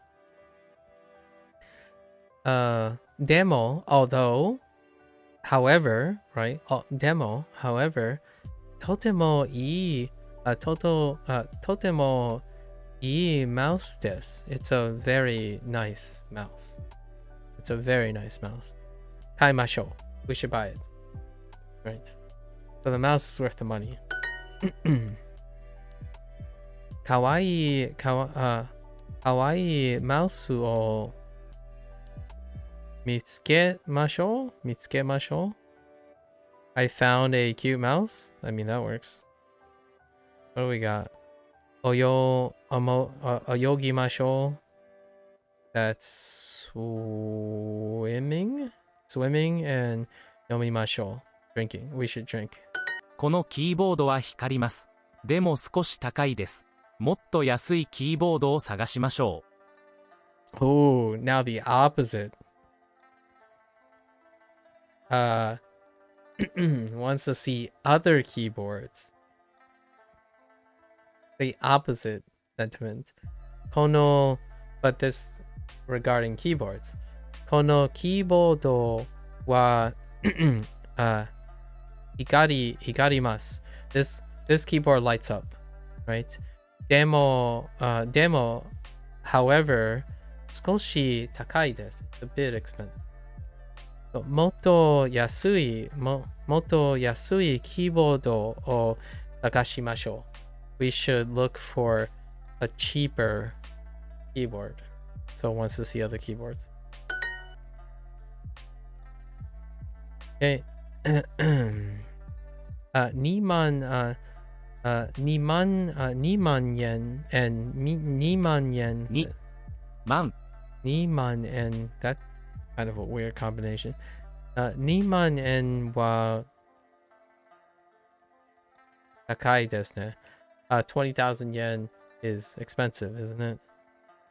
And we have amai, sweet, and atatakai, warm. もっと、もっと、静かなマウスはありますか？ Okay, sure. Wait, yeah, mouse. もな Okay. Is there a quieter mouse? I mean, I guess. Sure. Do you have a quieter mouse? Sure. This stylish keyboard lights up.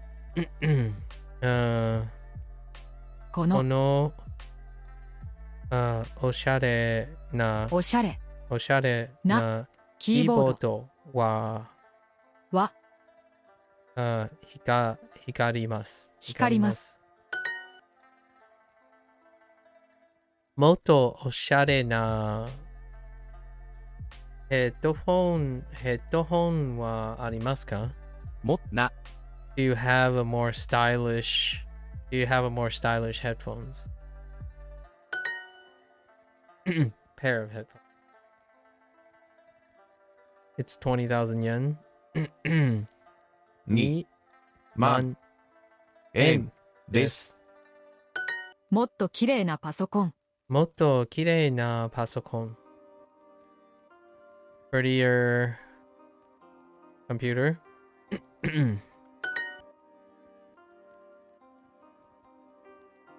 3万円はとても高いです。3万円は高い。とてもです。このカラフルなマウスは光りますか？ Okay. カラフルなマウスは光りますか？ I forgot. この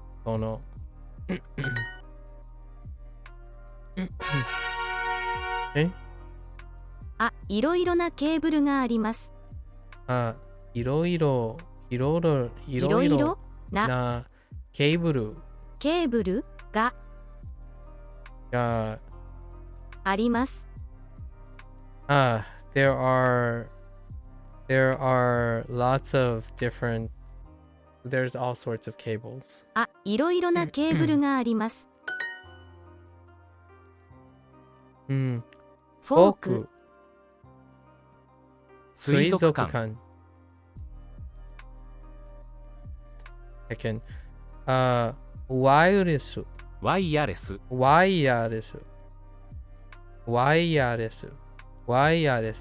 That's gonna take a while. ワイヤレス。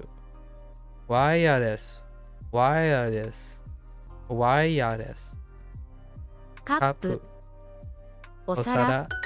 グレーのキーボード。グレーのキーボード。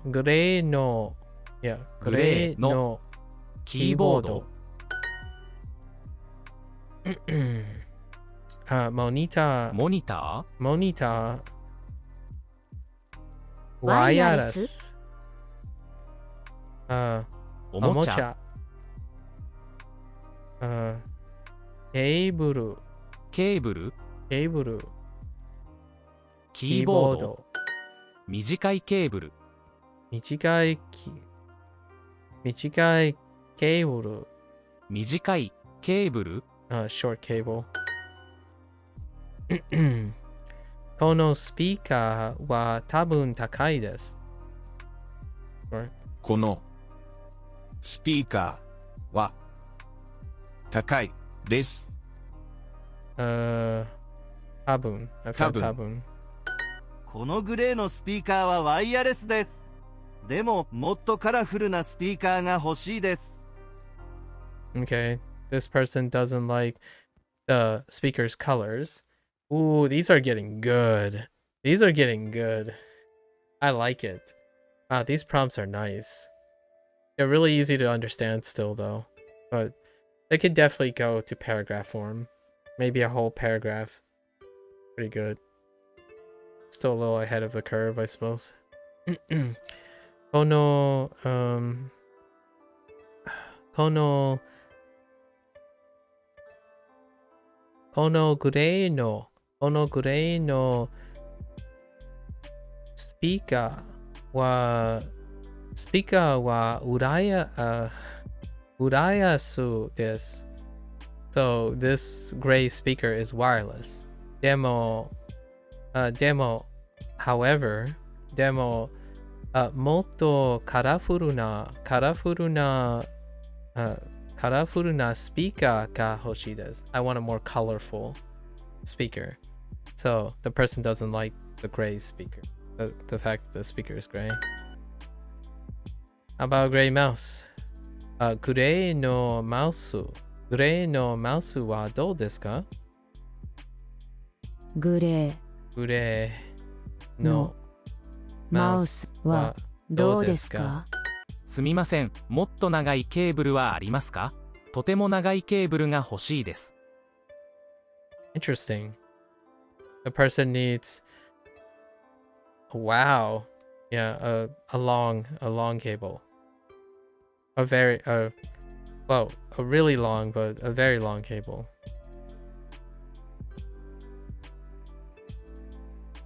So, すみません。もっと長いケーブルはありませんか？ Are there long cables? Are there longer cables? Excuse me, are there longer cables? とても長いケーブルが欲しいです。I want a very long cable. Or I want a very long, yeah, sure. I want a very long cable. Okay. Nice. 去年もっと高い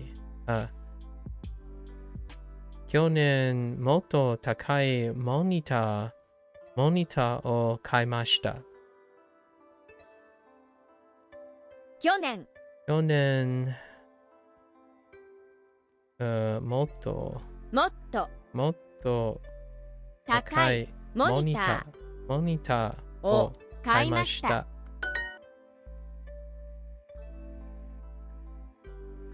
グレーのマウスを買いました。見つけました。Have to, I found a gray mouse. Which can mean both, actually. Based on the definition. Kono something. Kono blank wa wireless. Yeah, wireless desu ka? Wireless desu ka? Wireless. Yeah, wireless. Kono blank wa wireless desu ka? What is wireless? Keyboard. Wireless no headphone を見つけました。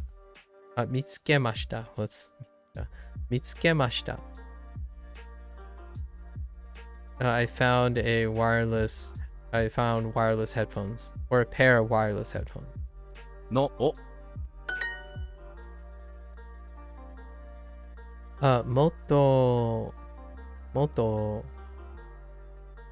もっとおしゃれなモニターはありますか？ Do you have a more stylish monitor? かっこいいスピーカーを見つけました。かっこいいスピーカーを見つけました。I found a cool speaker. もっとおしゃれなスピーカーが欲しいです。スピーカーが欲しいです。おしゃれおしゃれな、な、もっともっとおしゃれなスピーカーが欲しいです。欲しいです。はい。OK。かっこいい。かっこいいススピーピーカカーーをを見つけました。見つけました。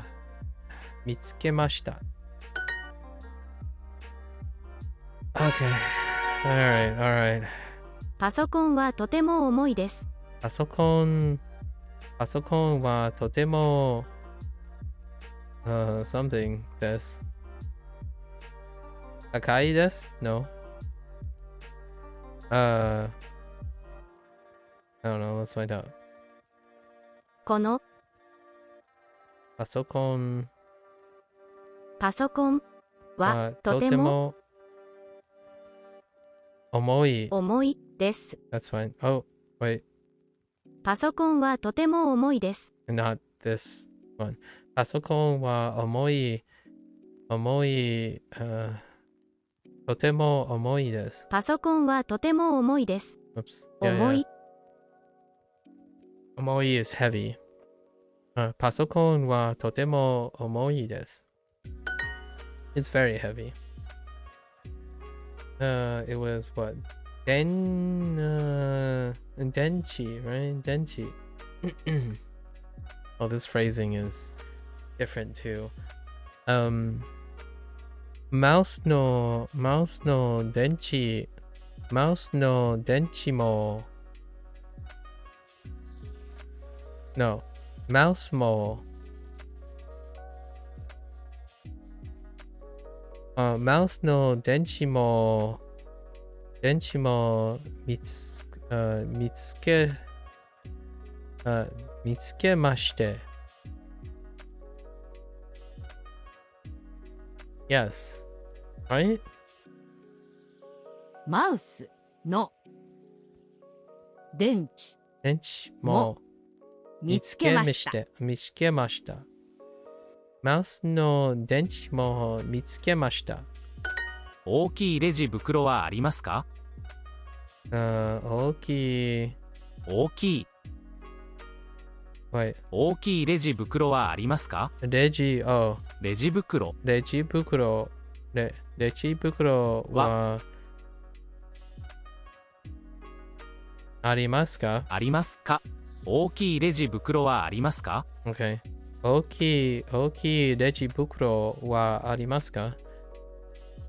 Do you have big shopping bags, or are there big shopping bags?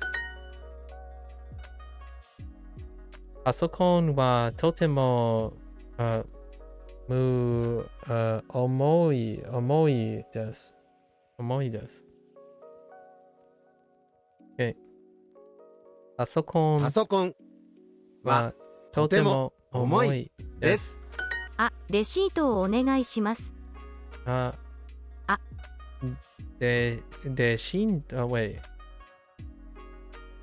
Oh, レシート。Oh, yeah. レシートをお願いします。レシートをお願いします。receipt. レシートをお願いします。Okay. A receipt, please. すみません。レジ袋はありません。Haven't seen the negative in a while. すみません。レジ袋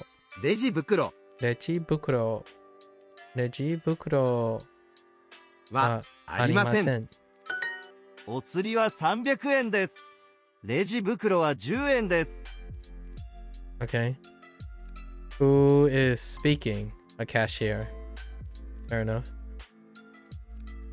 お釣りは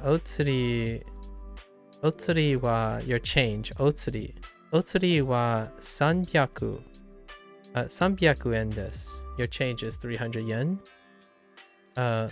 レジ袋は10円です。Shopping bags are 10 yen.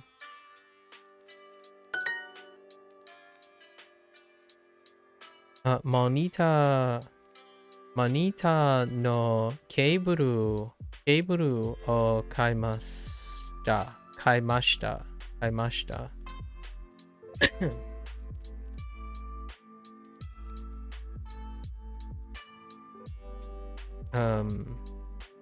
What was that? What did I say? モニターのケーブルを買いました。ケンさん、そのテレビはとても重いです。手伝います。Nice. 手伝います。That's an old one. I'm doing my lessons, but I have you on pop-up on my phone. Well, stay motivated, Cozy. Get her done. Get the language done. Practice. Thank you. 手伝います is to help. I'll help you. So, Ken-san, that television is very heavy. I'll help you. Which is nice. 手伝います. Definitely haven't forgotten about 手伝います. Help carry the TV.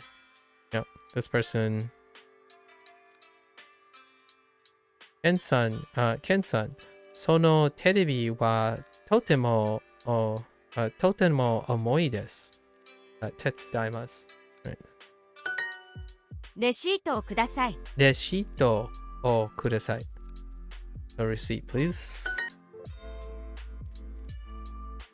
パソコンのモニターを買いました。So I bought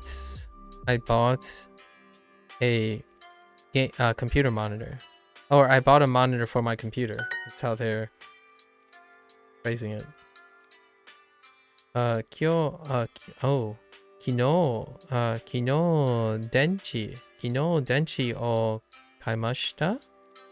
Sure. 買いました。Past tense. It was yesterday. From last unit. From last unit. Okay.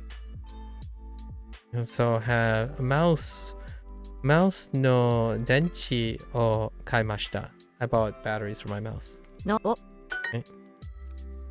昨日電気屋でもっとカレフルなマウスを What are you gonna do? Yesterday, so 見つけました。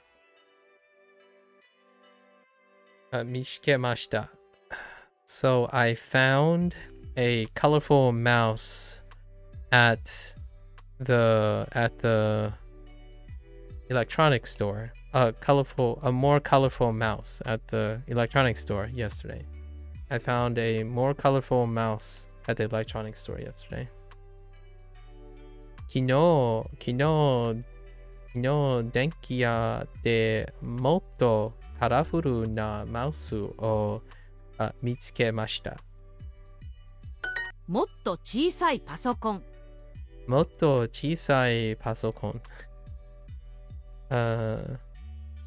Smaller computer. Sure. I found a longer cable. もっと長いケーブルを見つけました。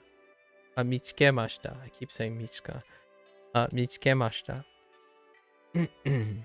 So もっと長いケーブルを見つけました。もっと長いケーブルを見つけました。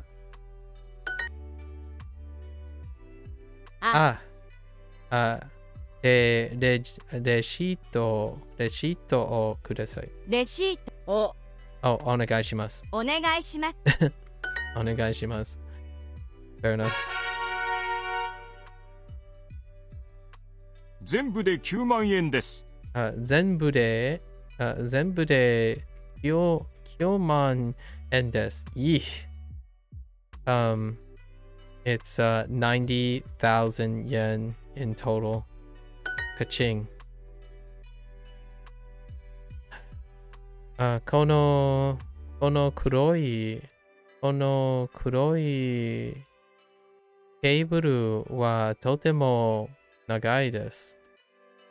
This black cable is very long. Sure.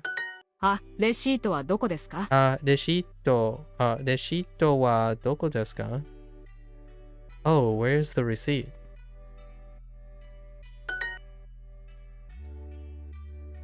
もっと something もっとおしゃれなモニターはありますか？もっとおしゃれなモニターはありますか？ Is there a more fancier, stylish monitor? I just relearned what don't give a darn is in Spanish. Ooh. I see.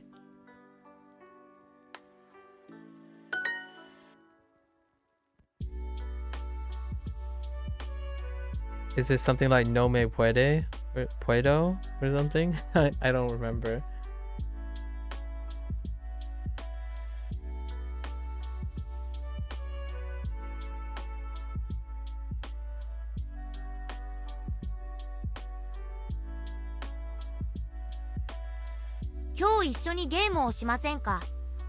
No me puedo? Puedo? I might be saying just like no I'm not able or no I don't care or something. Or like I don't care. It's not direct. Oh, okay. I see.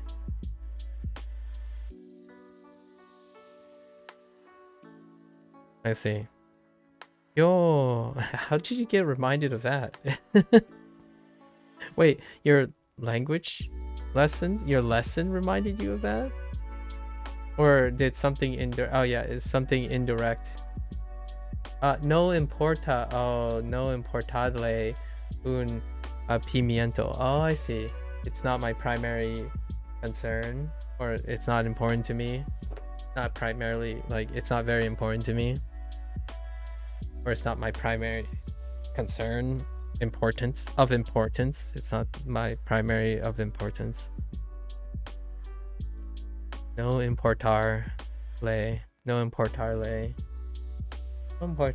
un pimiento.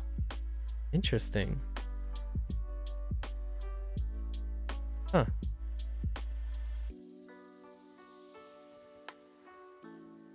Kyo一緒にゲームをしませんか?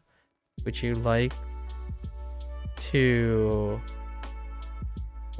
to play a game with me today? Aww, that's so cute. Sorry. Would you like to play a game? Not in a creepy way, guys. Would you like to play a game like horror movie way? Yeah, to matter. Right. Which is to be important. So where I'm not translating literally, I'm translating for interpretation.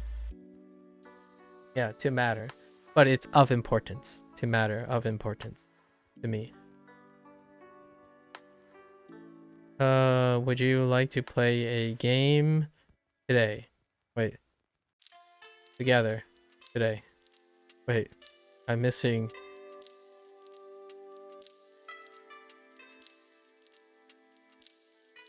Oh, like. Would you like to play a game together today? Or would you like to play a game? Oh yeah, that's so weird. Yeah, lay is the object with the person. Yeah, I'm familiar with that. Yeah.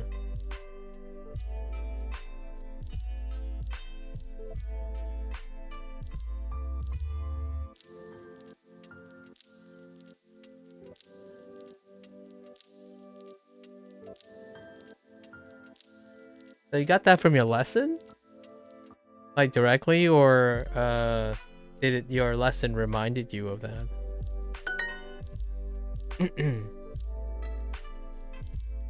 Kind of a funny thing to have a lesson about. Yeah. Yeah.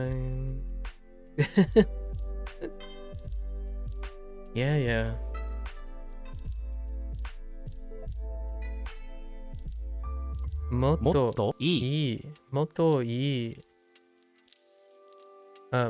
ii pasokon ga hoshii desu. I want a nicer computer. 電気屋はスーパーの前です。電気屋はスーパーの前です。The electronics store is in front of the supermarket. I'm surprised they didn't use like other examples, like behind and stuff. We're not really surprised, I guess. Yeah, you went back to a lower level, I see. And they taught you how to say what is not important to you. That's funny.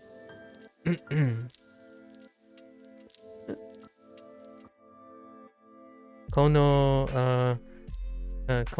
40インチのモニターが欲しいです。That's a really big monitor. What the freak? Okay.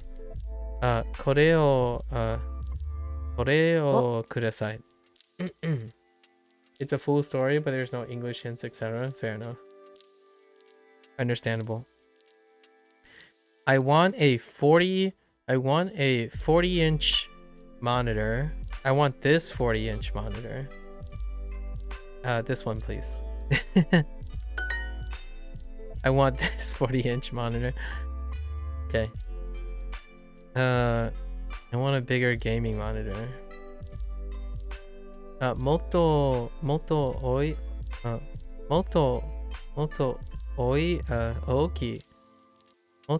きいゲーミングモニタ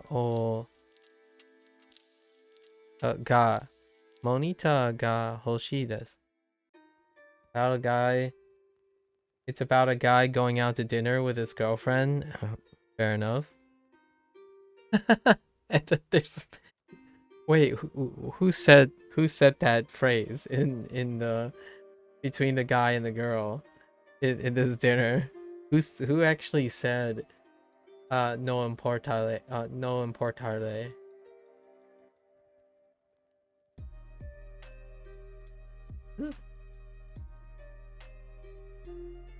Did they have a nice dinner in the story?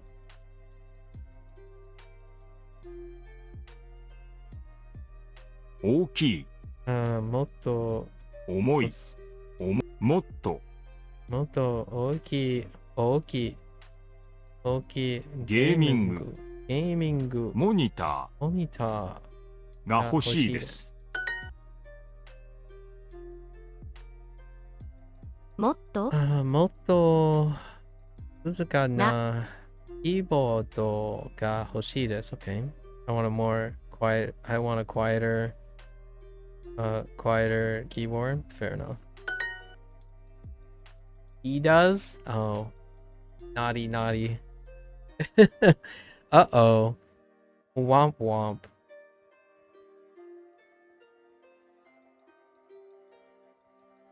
もっと高いキーボードは光ります。これをください。この安いモニターが欲しいです。I want this cheap monitor. Reverse order. Alright, kanji time. At least I won't get robbed of the 15 minutes, right? This time? Kyo. Okay, we got Kyo. Sure. Kyo.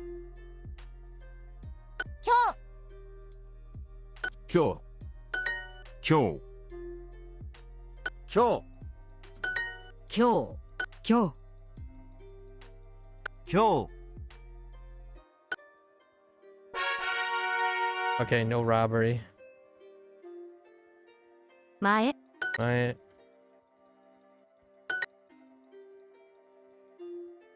前、前、前、前 Mile. Why do you say it like that? Mile. 前 Sounds like Mile. mile. 前、 I think that was Mile. Falstaff's synthetic voice. He's like, I was going to pay as if you were.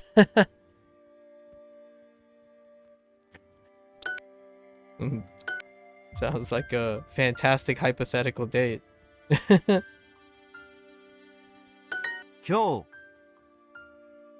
今日、 Kyo.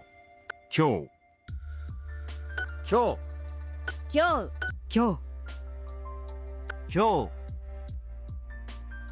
Okay.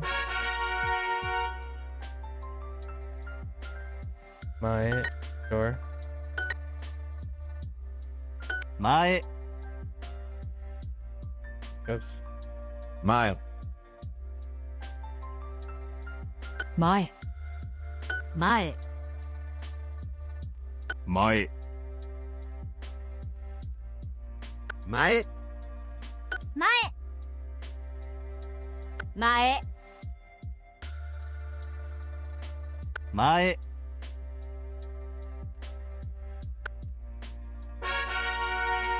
Okay.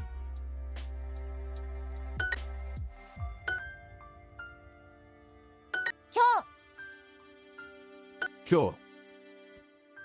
今日、今日、今日、今日今日今日、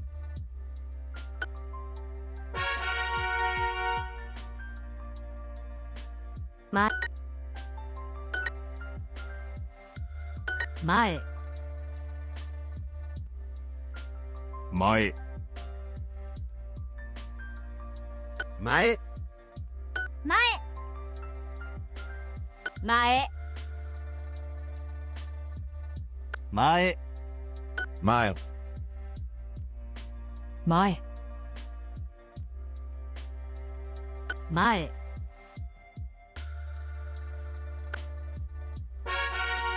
Get more. Yes, yes, yes. Not a time.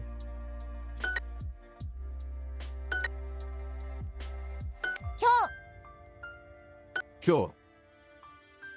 今日、今日、今日、今日、今日今日今日、 New one? Yasui. 安い、 Oh. 安い、 Okay. I didn't have the Yasui. stroke order for this. Okay. 安い安い、 Oh, this stroke is like haha. Yasi. 安い、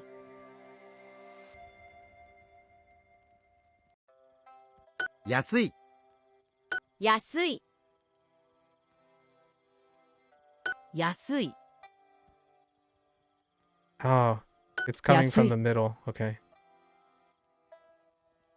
Okay. 安い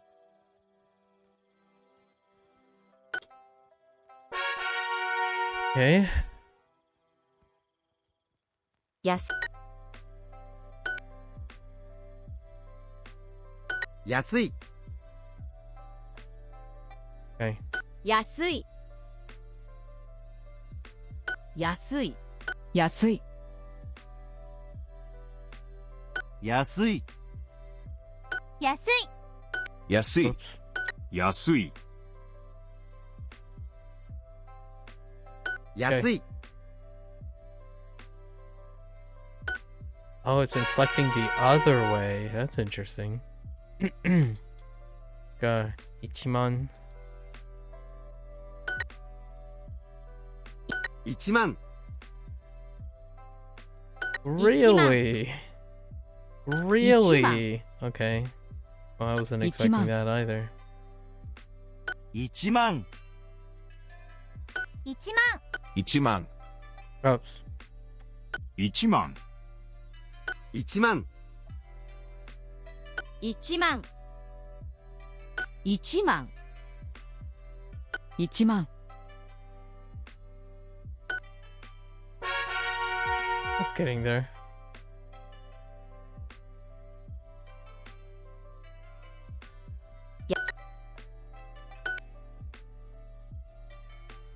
安い。安い。安い。安い。安い。安い。安い。安い。 Oops. 安い。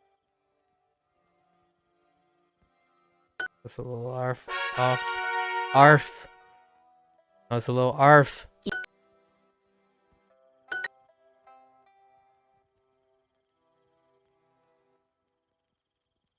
1万。1万。1万。1万。1万。1万。1万。 Oh gosh. I need to stop 1 doing 万。 that.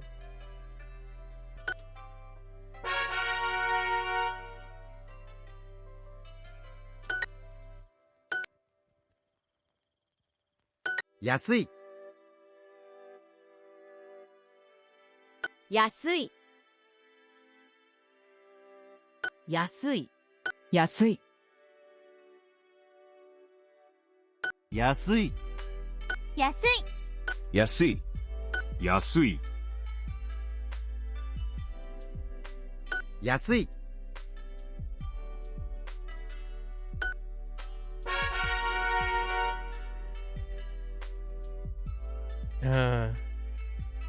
水曜日。水 Interesting. What is that? Kyo? 水曜日 Oh, because of the B? Fair enough. 水曜日水曜日今日今日 Oh, you gotta ichi nichi me again?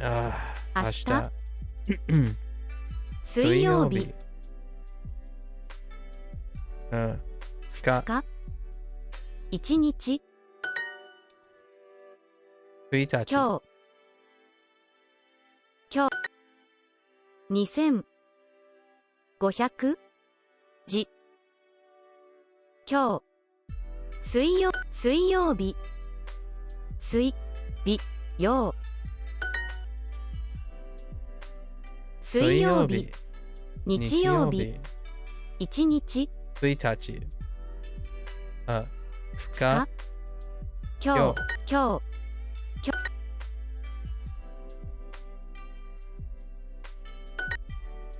小さい水曜日何本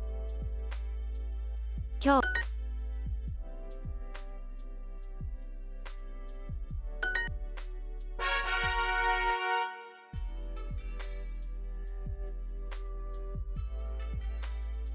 You my karabaza?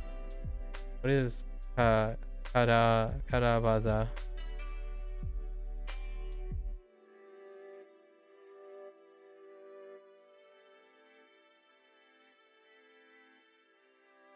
1万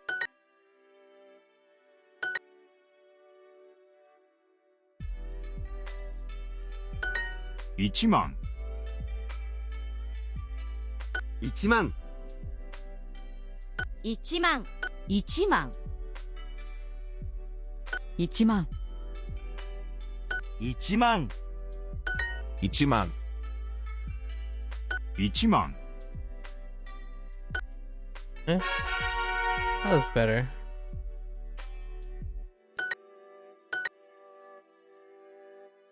安い。安い。安い。安い。安い。安い。安い。 Oops. 安い。安い。 That curls up so much more near the end. It doesn't capture that input though. Get more with Yes, yes, yes.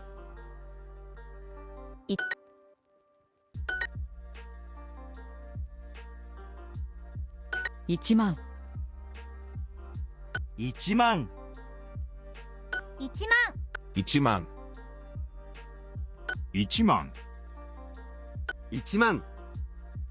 1万。 You. 1万。 Sorry. I don't like the stroke order at all.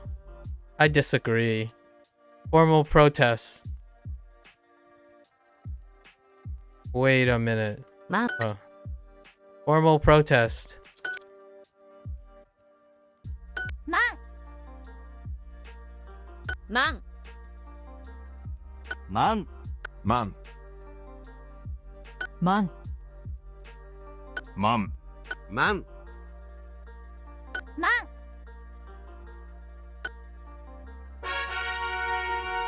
So gross.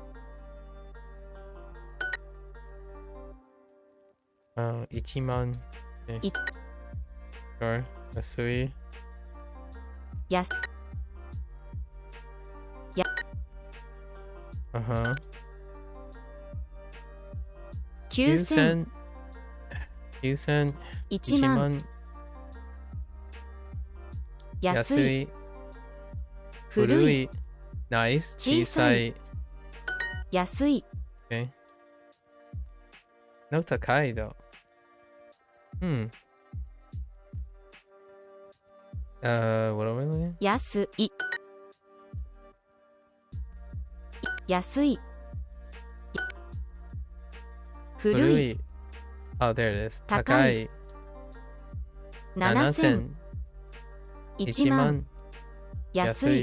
1万。1万。小さい。安い。700。新しい。1万。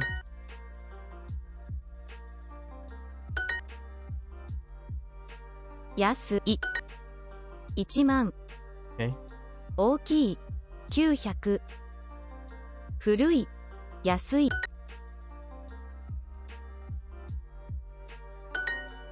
Buttercup. Oh, that's Get kind more of with- cute. Wait, is that from your lesson 2? That's kind of cute. Buttercup. Diminutive. ま。ま。 Okay, man. 万。 Oh, my. 前。 Okay. 5。 Go. 10。 G. 万。 Man. 前。前。 Okay. 前。万。前。 Okay. ひ。100。 万。前。水。万。万。万。前。7。分。5。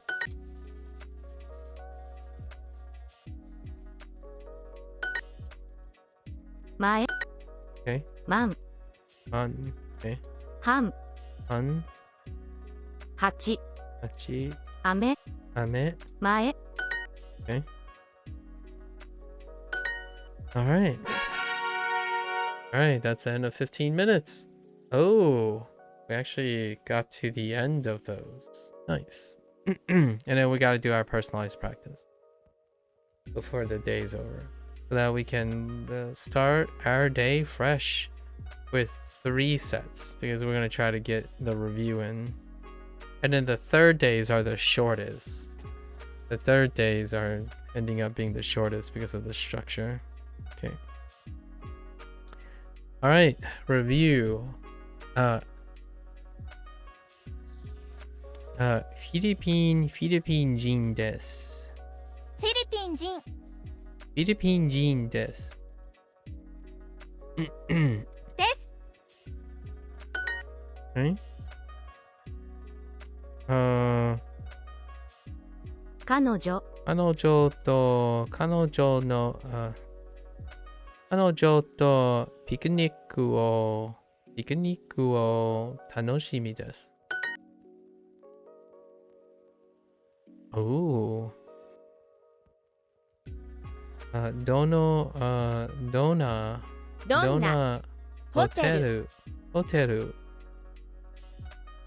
を探しましょうか。探しましょうか。Okay. Barbecue, no, not barbecue. 公園 okay. 公園でバーベキューをします。Sure. Something はよく何はよくバーベキューをします。何は what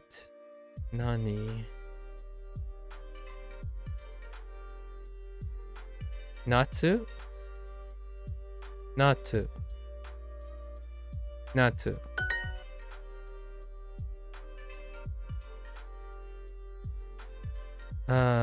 北口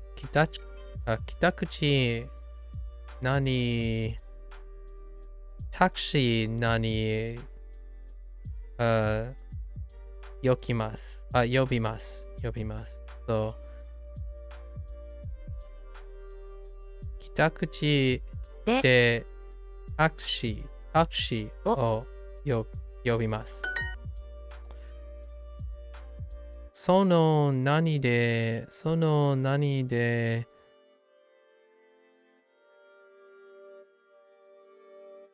ゆっくりします。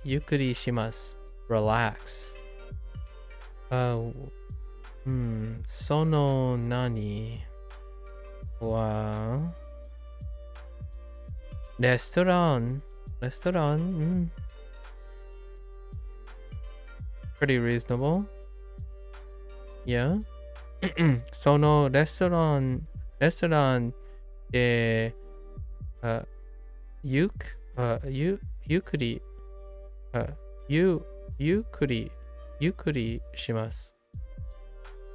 します。What else we got? サンドイッチ and サッカー。明日はバーベキューをします。今日はスーパーに行きましょう。そして肉と野菜を買いましょう。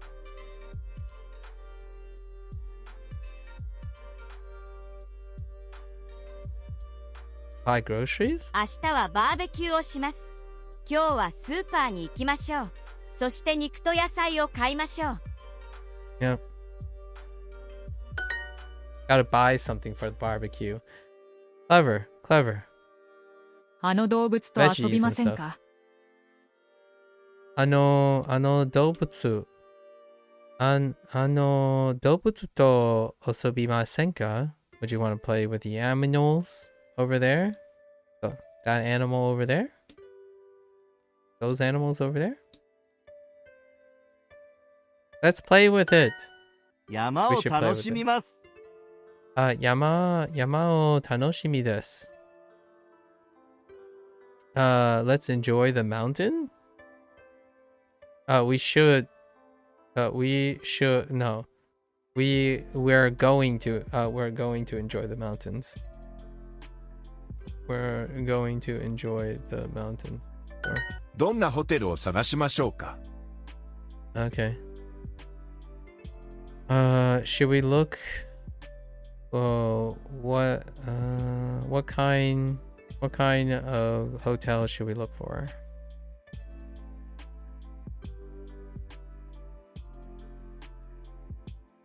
Okay.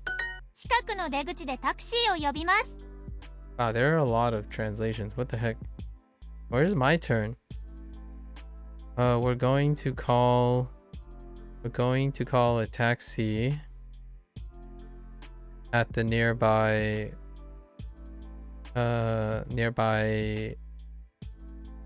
what? Deguchi exit? Or no.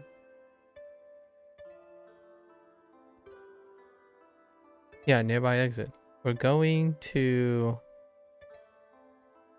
call a taxi at the nearby exit. Yeah. フィリピン人です。 I'm Filipino. 猫と遊びませんか？ You know, I just realized these personalized practices are constantly reading from English and interpreting it into English. Reading it from Japanese, sorry, and interpreting to English. A lot of them, like the vast majority. It might be a coincidence, but would you like to hang out with the? Would you like to play with the cat? Yeah. Do you like the kitty cats? この後ゆっくりします。 Yeah, almost all of them. What the heck? この後この後ゆっくりします。I'm going to relax after this.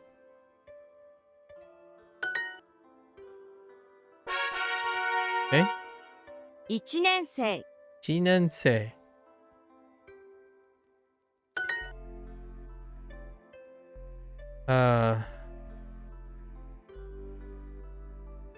5つ。5つ。5つ。 Okay. 水曜日。2日。2日。7。高い。3日。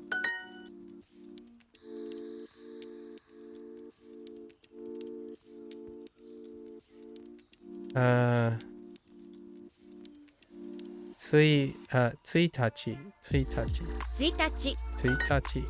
Okay. 大きい。9月。1日。5月。100。1年生。1年。Oh, hey! These practices are slightly different. Usually, they're half and half, like a combination of stuff, but now this is almost all flashcards and matching. Interesting. I wonder if they switched up the pools of how the personalized practice works. 5つ。 5つ。4人。4人。水。月曜日。2人。Yeah, so all these are flashcards now and matching. Huh. Interesting. That format is a little different. 3年生. 3年生。 I kind of like this. This is kind of nice. It's a little bit refreshing. 1日. 1日。会います。雨。5月。8. Yeah, they're all flashcards. It might be because we have enough kanji now, possibly. So it's only kana. So far, it's only kana kanji matches. And yeah, it's all kana kanji matches. Ame. 雨。 Yeah, only kana kanji matches. In both the pairing form and the flashcard form. 買います。 This is a first. 休みます。5月。1日。書きます。Yeah, it just keeps going like this. This is awesome. Except for like these English, but you know, that's fine. This English, that's fine. 5月。5月。卵。2年生。何年生。1000。1年生。2日。2日。2日。Okay. 4 4年年生。生。2年生。1年生。3年生。何年生。Nice. So now they swapped up how personalized practice works. It's all or none in both. So there's so many prompts now. They've made it into a homogeneous group as opposed to taking a little from column A, B, and C. There are traditionally 3 separations of pools. You have the English to Japanese, Japanese to English completion things, like the word bank stuff. And then you had the flashcards, the matchup, right? And then often there's English on the matchups. So now they're like swapping it up. Unless it's a change recently to all of it, this would be new to me. The last 2 personalized practice focused on a format as opposed to making it feel like it's willy-nilly as much as they can. ハムスターと遊びましょうか? Okay, so now maybe we have all listening stuff? There was some listening stuff still in there. This part might be a coincidence. ハムスターと遊びましょうか? ハムスターと遊びましょうか? 遊びましょうか? Want to hang out with a hamster? Play with a hamster? ハムスターと遊びましょうか? Should we play with a hamster? Okay, so now we have English to Japanese. Okay, so the Japanese listening was Japanese. So Japanese word bank. And now we have English to Japanese. And maybe it's only those 2. And I think. Let's see. Osaka. Osaka. Eki. で、乗り換えしましょう。乗り換えましょう。乗り換えましょう。Yeah, 乗り換えましょう。This was used a couple times. Difficult to remember right off the bat, but okay. No. Well, so far still Japanese word bank. 動物の目はとても大きいですね。Yeah, so now they're sticking to all Japanese as your response, and everything else is grouped to although this part is English, right? Maybe I haven't noticed this earlier because I was so personalized practice, I wasn't paying attention too much. Perhaps this was always the case, but it's so prominent now.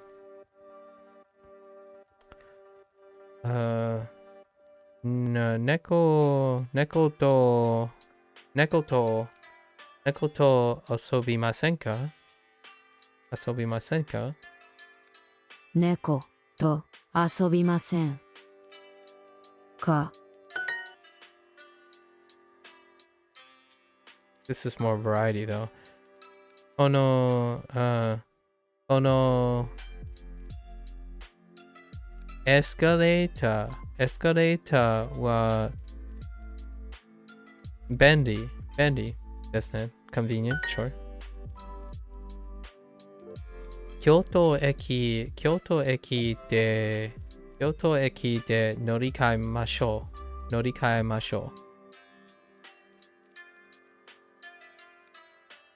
京都駅で乗り換えましょうか。乗り換えましょうか。どこで乗りましょうか。どこで乗り換えましょうか。乗りましょうか。Whoops. This is different. 乗りましょうか。Where do we get off? Where should we get off? 東京駅で乗りましょう。Get off at we get on. Whoops, get on. Get off is are. Yeah. Ari. Yeah, ありましょう。北口で田中さんと会いましょう。おわ北口。Okay. 北口で、田中さんと会いましょう。We should meet Tanaka at the north exit. Okay.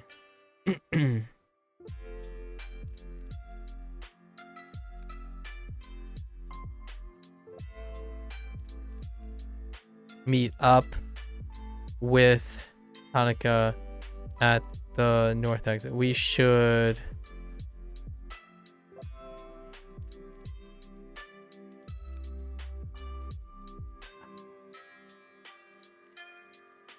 Mr.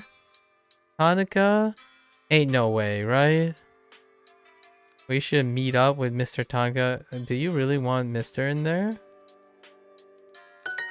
Okay. 動物カフェでコーヒーを飲みません I か guess.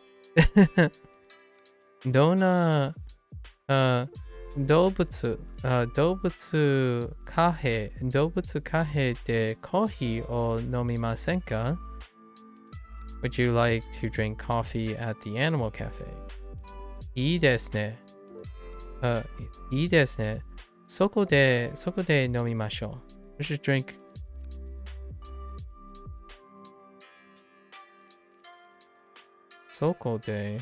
Should drink there. I guess just there. オレンジの電車です。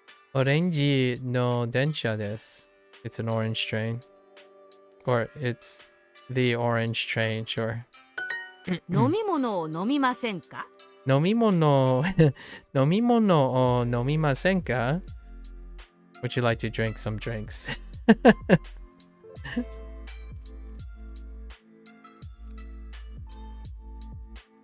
そこで水を買いましょう。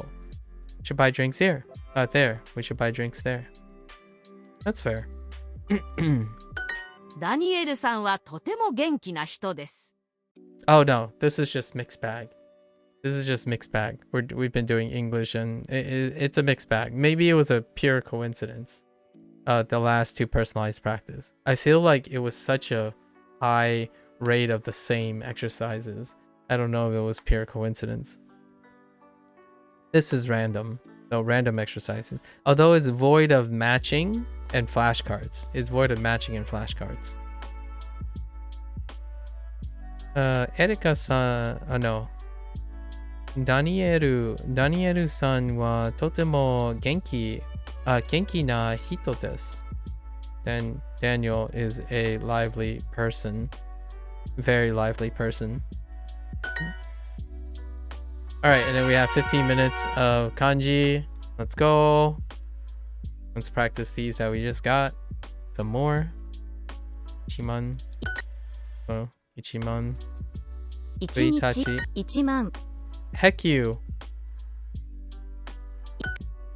Why? 1 It's not ichinichi. 1万1万1万1日31日1回1日1万7000 1日1万火曜日1日5 1万1万1万1日31日3000 1つ1日 I got hitotsu. Duh. 1万1日買い物雨3日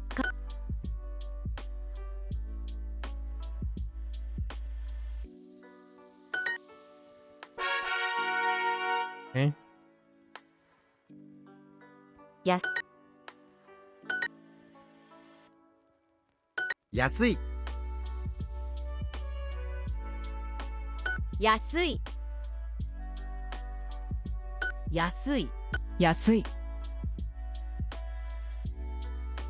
安い安い Oh, Yasui. that was too close. 安い Not quite. Not quite the angle I want. 今日水曜日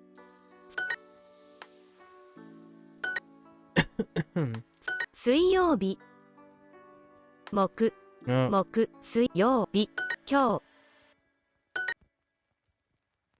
日2日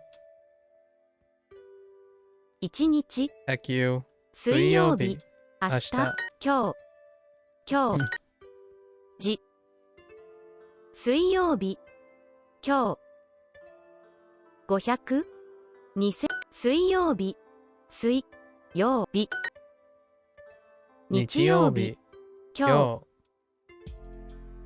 2日一日1日水曜日今日今日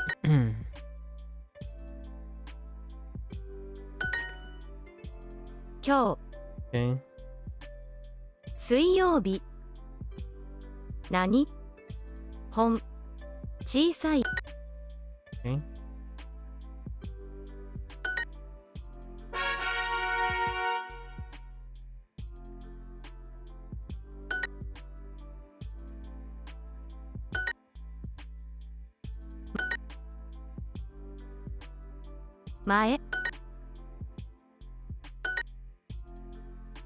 前15万じ前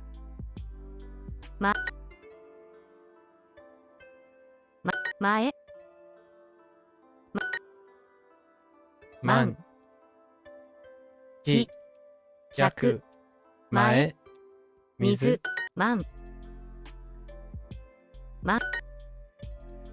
7分前5万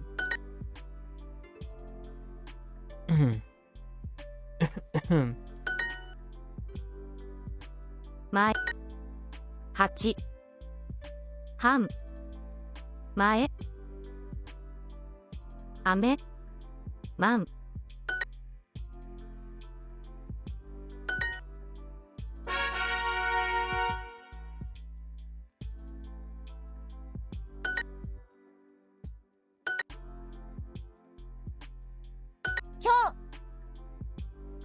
今日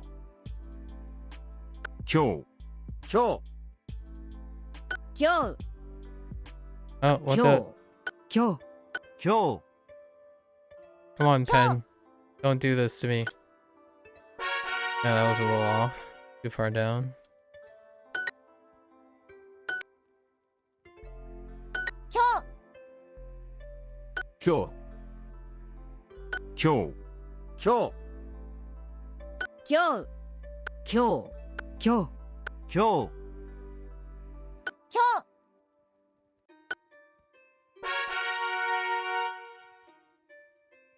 万万万万万万万万万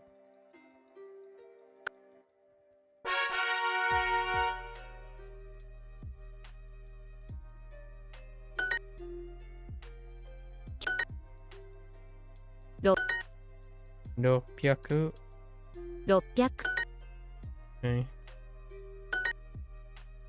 600 900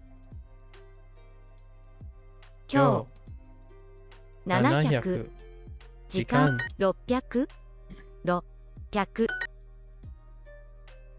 今日600 6今日800 600明日200今日900明日700 600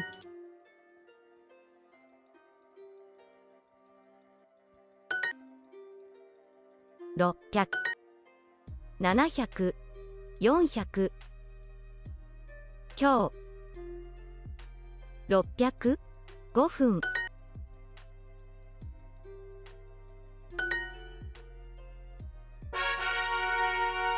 え？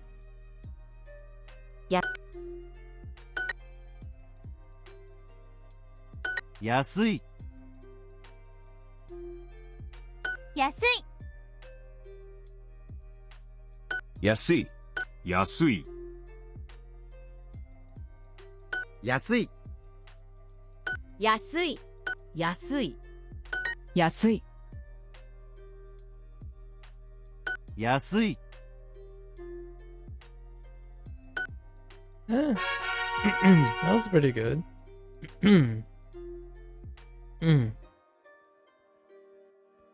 1、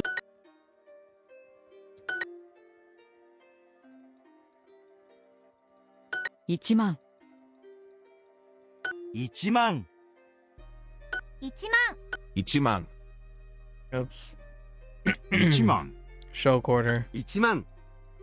1万。 Formally 1万。 protest.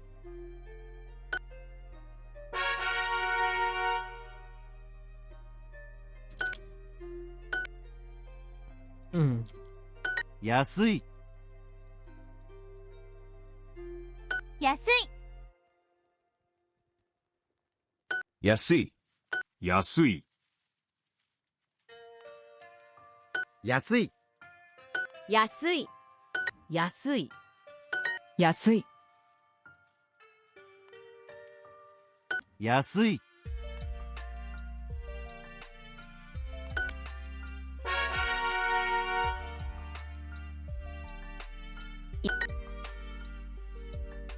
1万。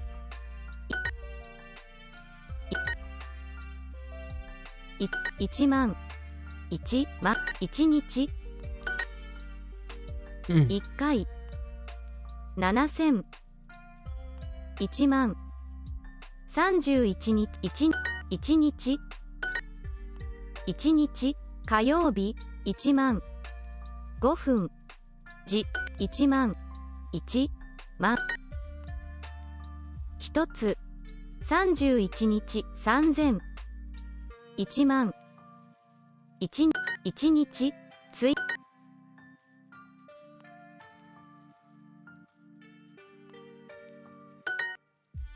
日。買い物。1万。飴。1日。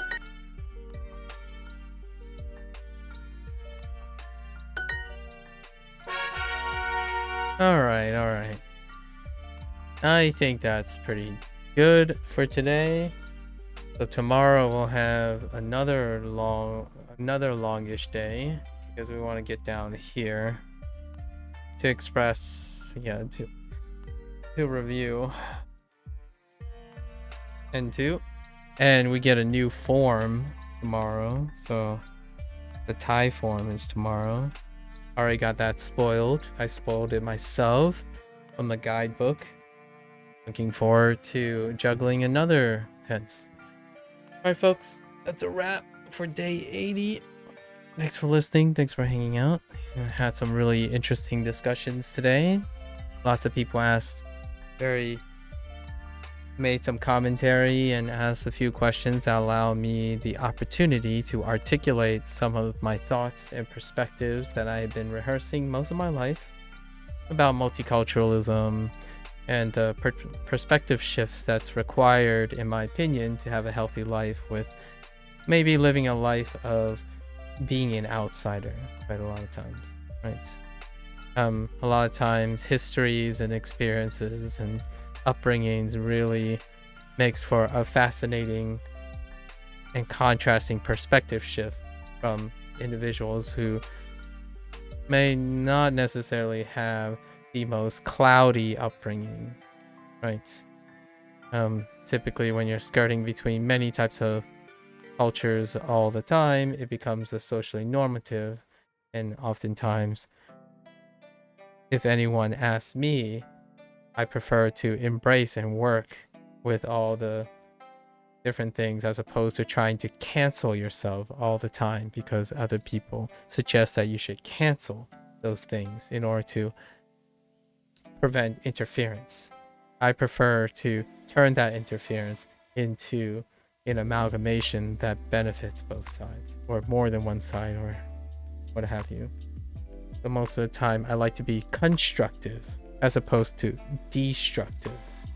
Constructive learning is something that may not always be achievable, certainly, because if you are someone that's lacking focus, yeah, this is definitely not commentary for you. However, if you're one that is hyper focused and hyper objectifying, perhaps if you're not so happy with that lifestyle, stepping back and being a little bit more inclusive, lower standards, introducing more noise and alternative perspective instead of constantly being deconstructive, you can't be too disciplined. Life can promote a lifestyle that may be too disciplined or too loose. So I was merely making commentary based on how strict people are these days. My interaction with most people tend to be spawning from a lifestyle that is incredibly strict.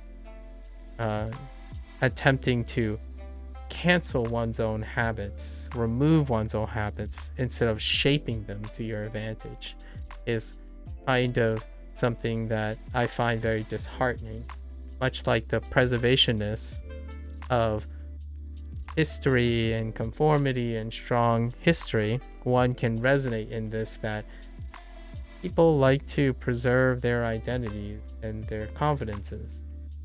And I often like to encourage constructive criticism. I know a lot of times the do's and don'ts are often considered constructive criticism. That doesn't necessarily have to be destructive in a form of negation. Like, oh, you have this habit. Well, just forget about it. Unlearn that stuff. It's not worth your time. Well, I would even say a more interesting challenge, in my opinion, a lot of times, is how do you convert and leverage that habit into something that's no longer detrimental? That is an incredible feat. And if you can do that, why stop there? Turn all your undesirables into desirables.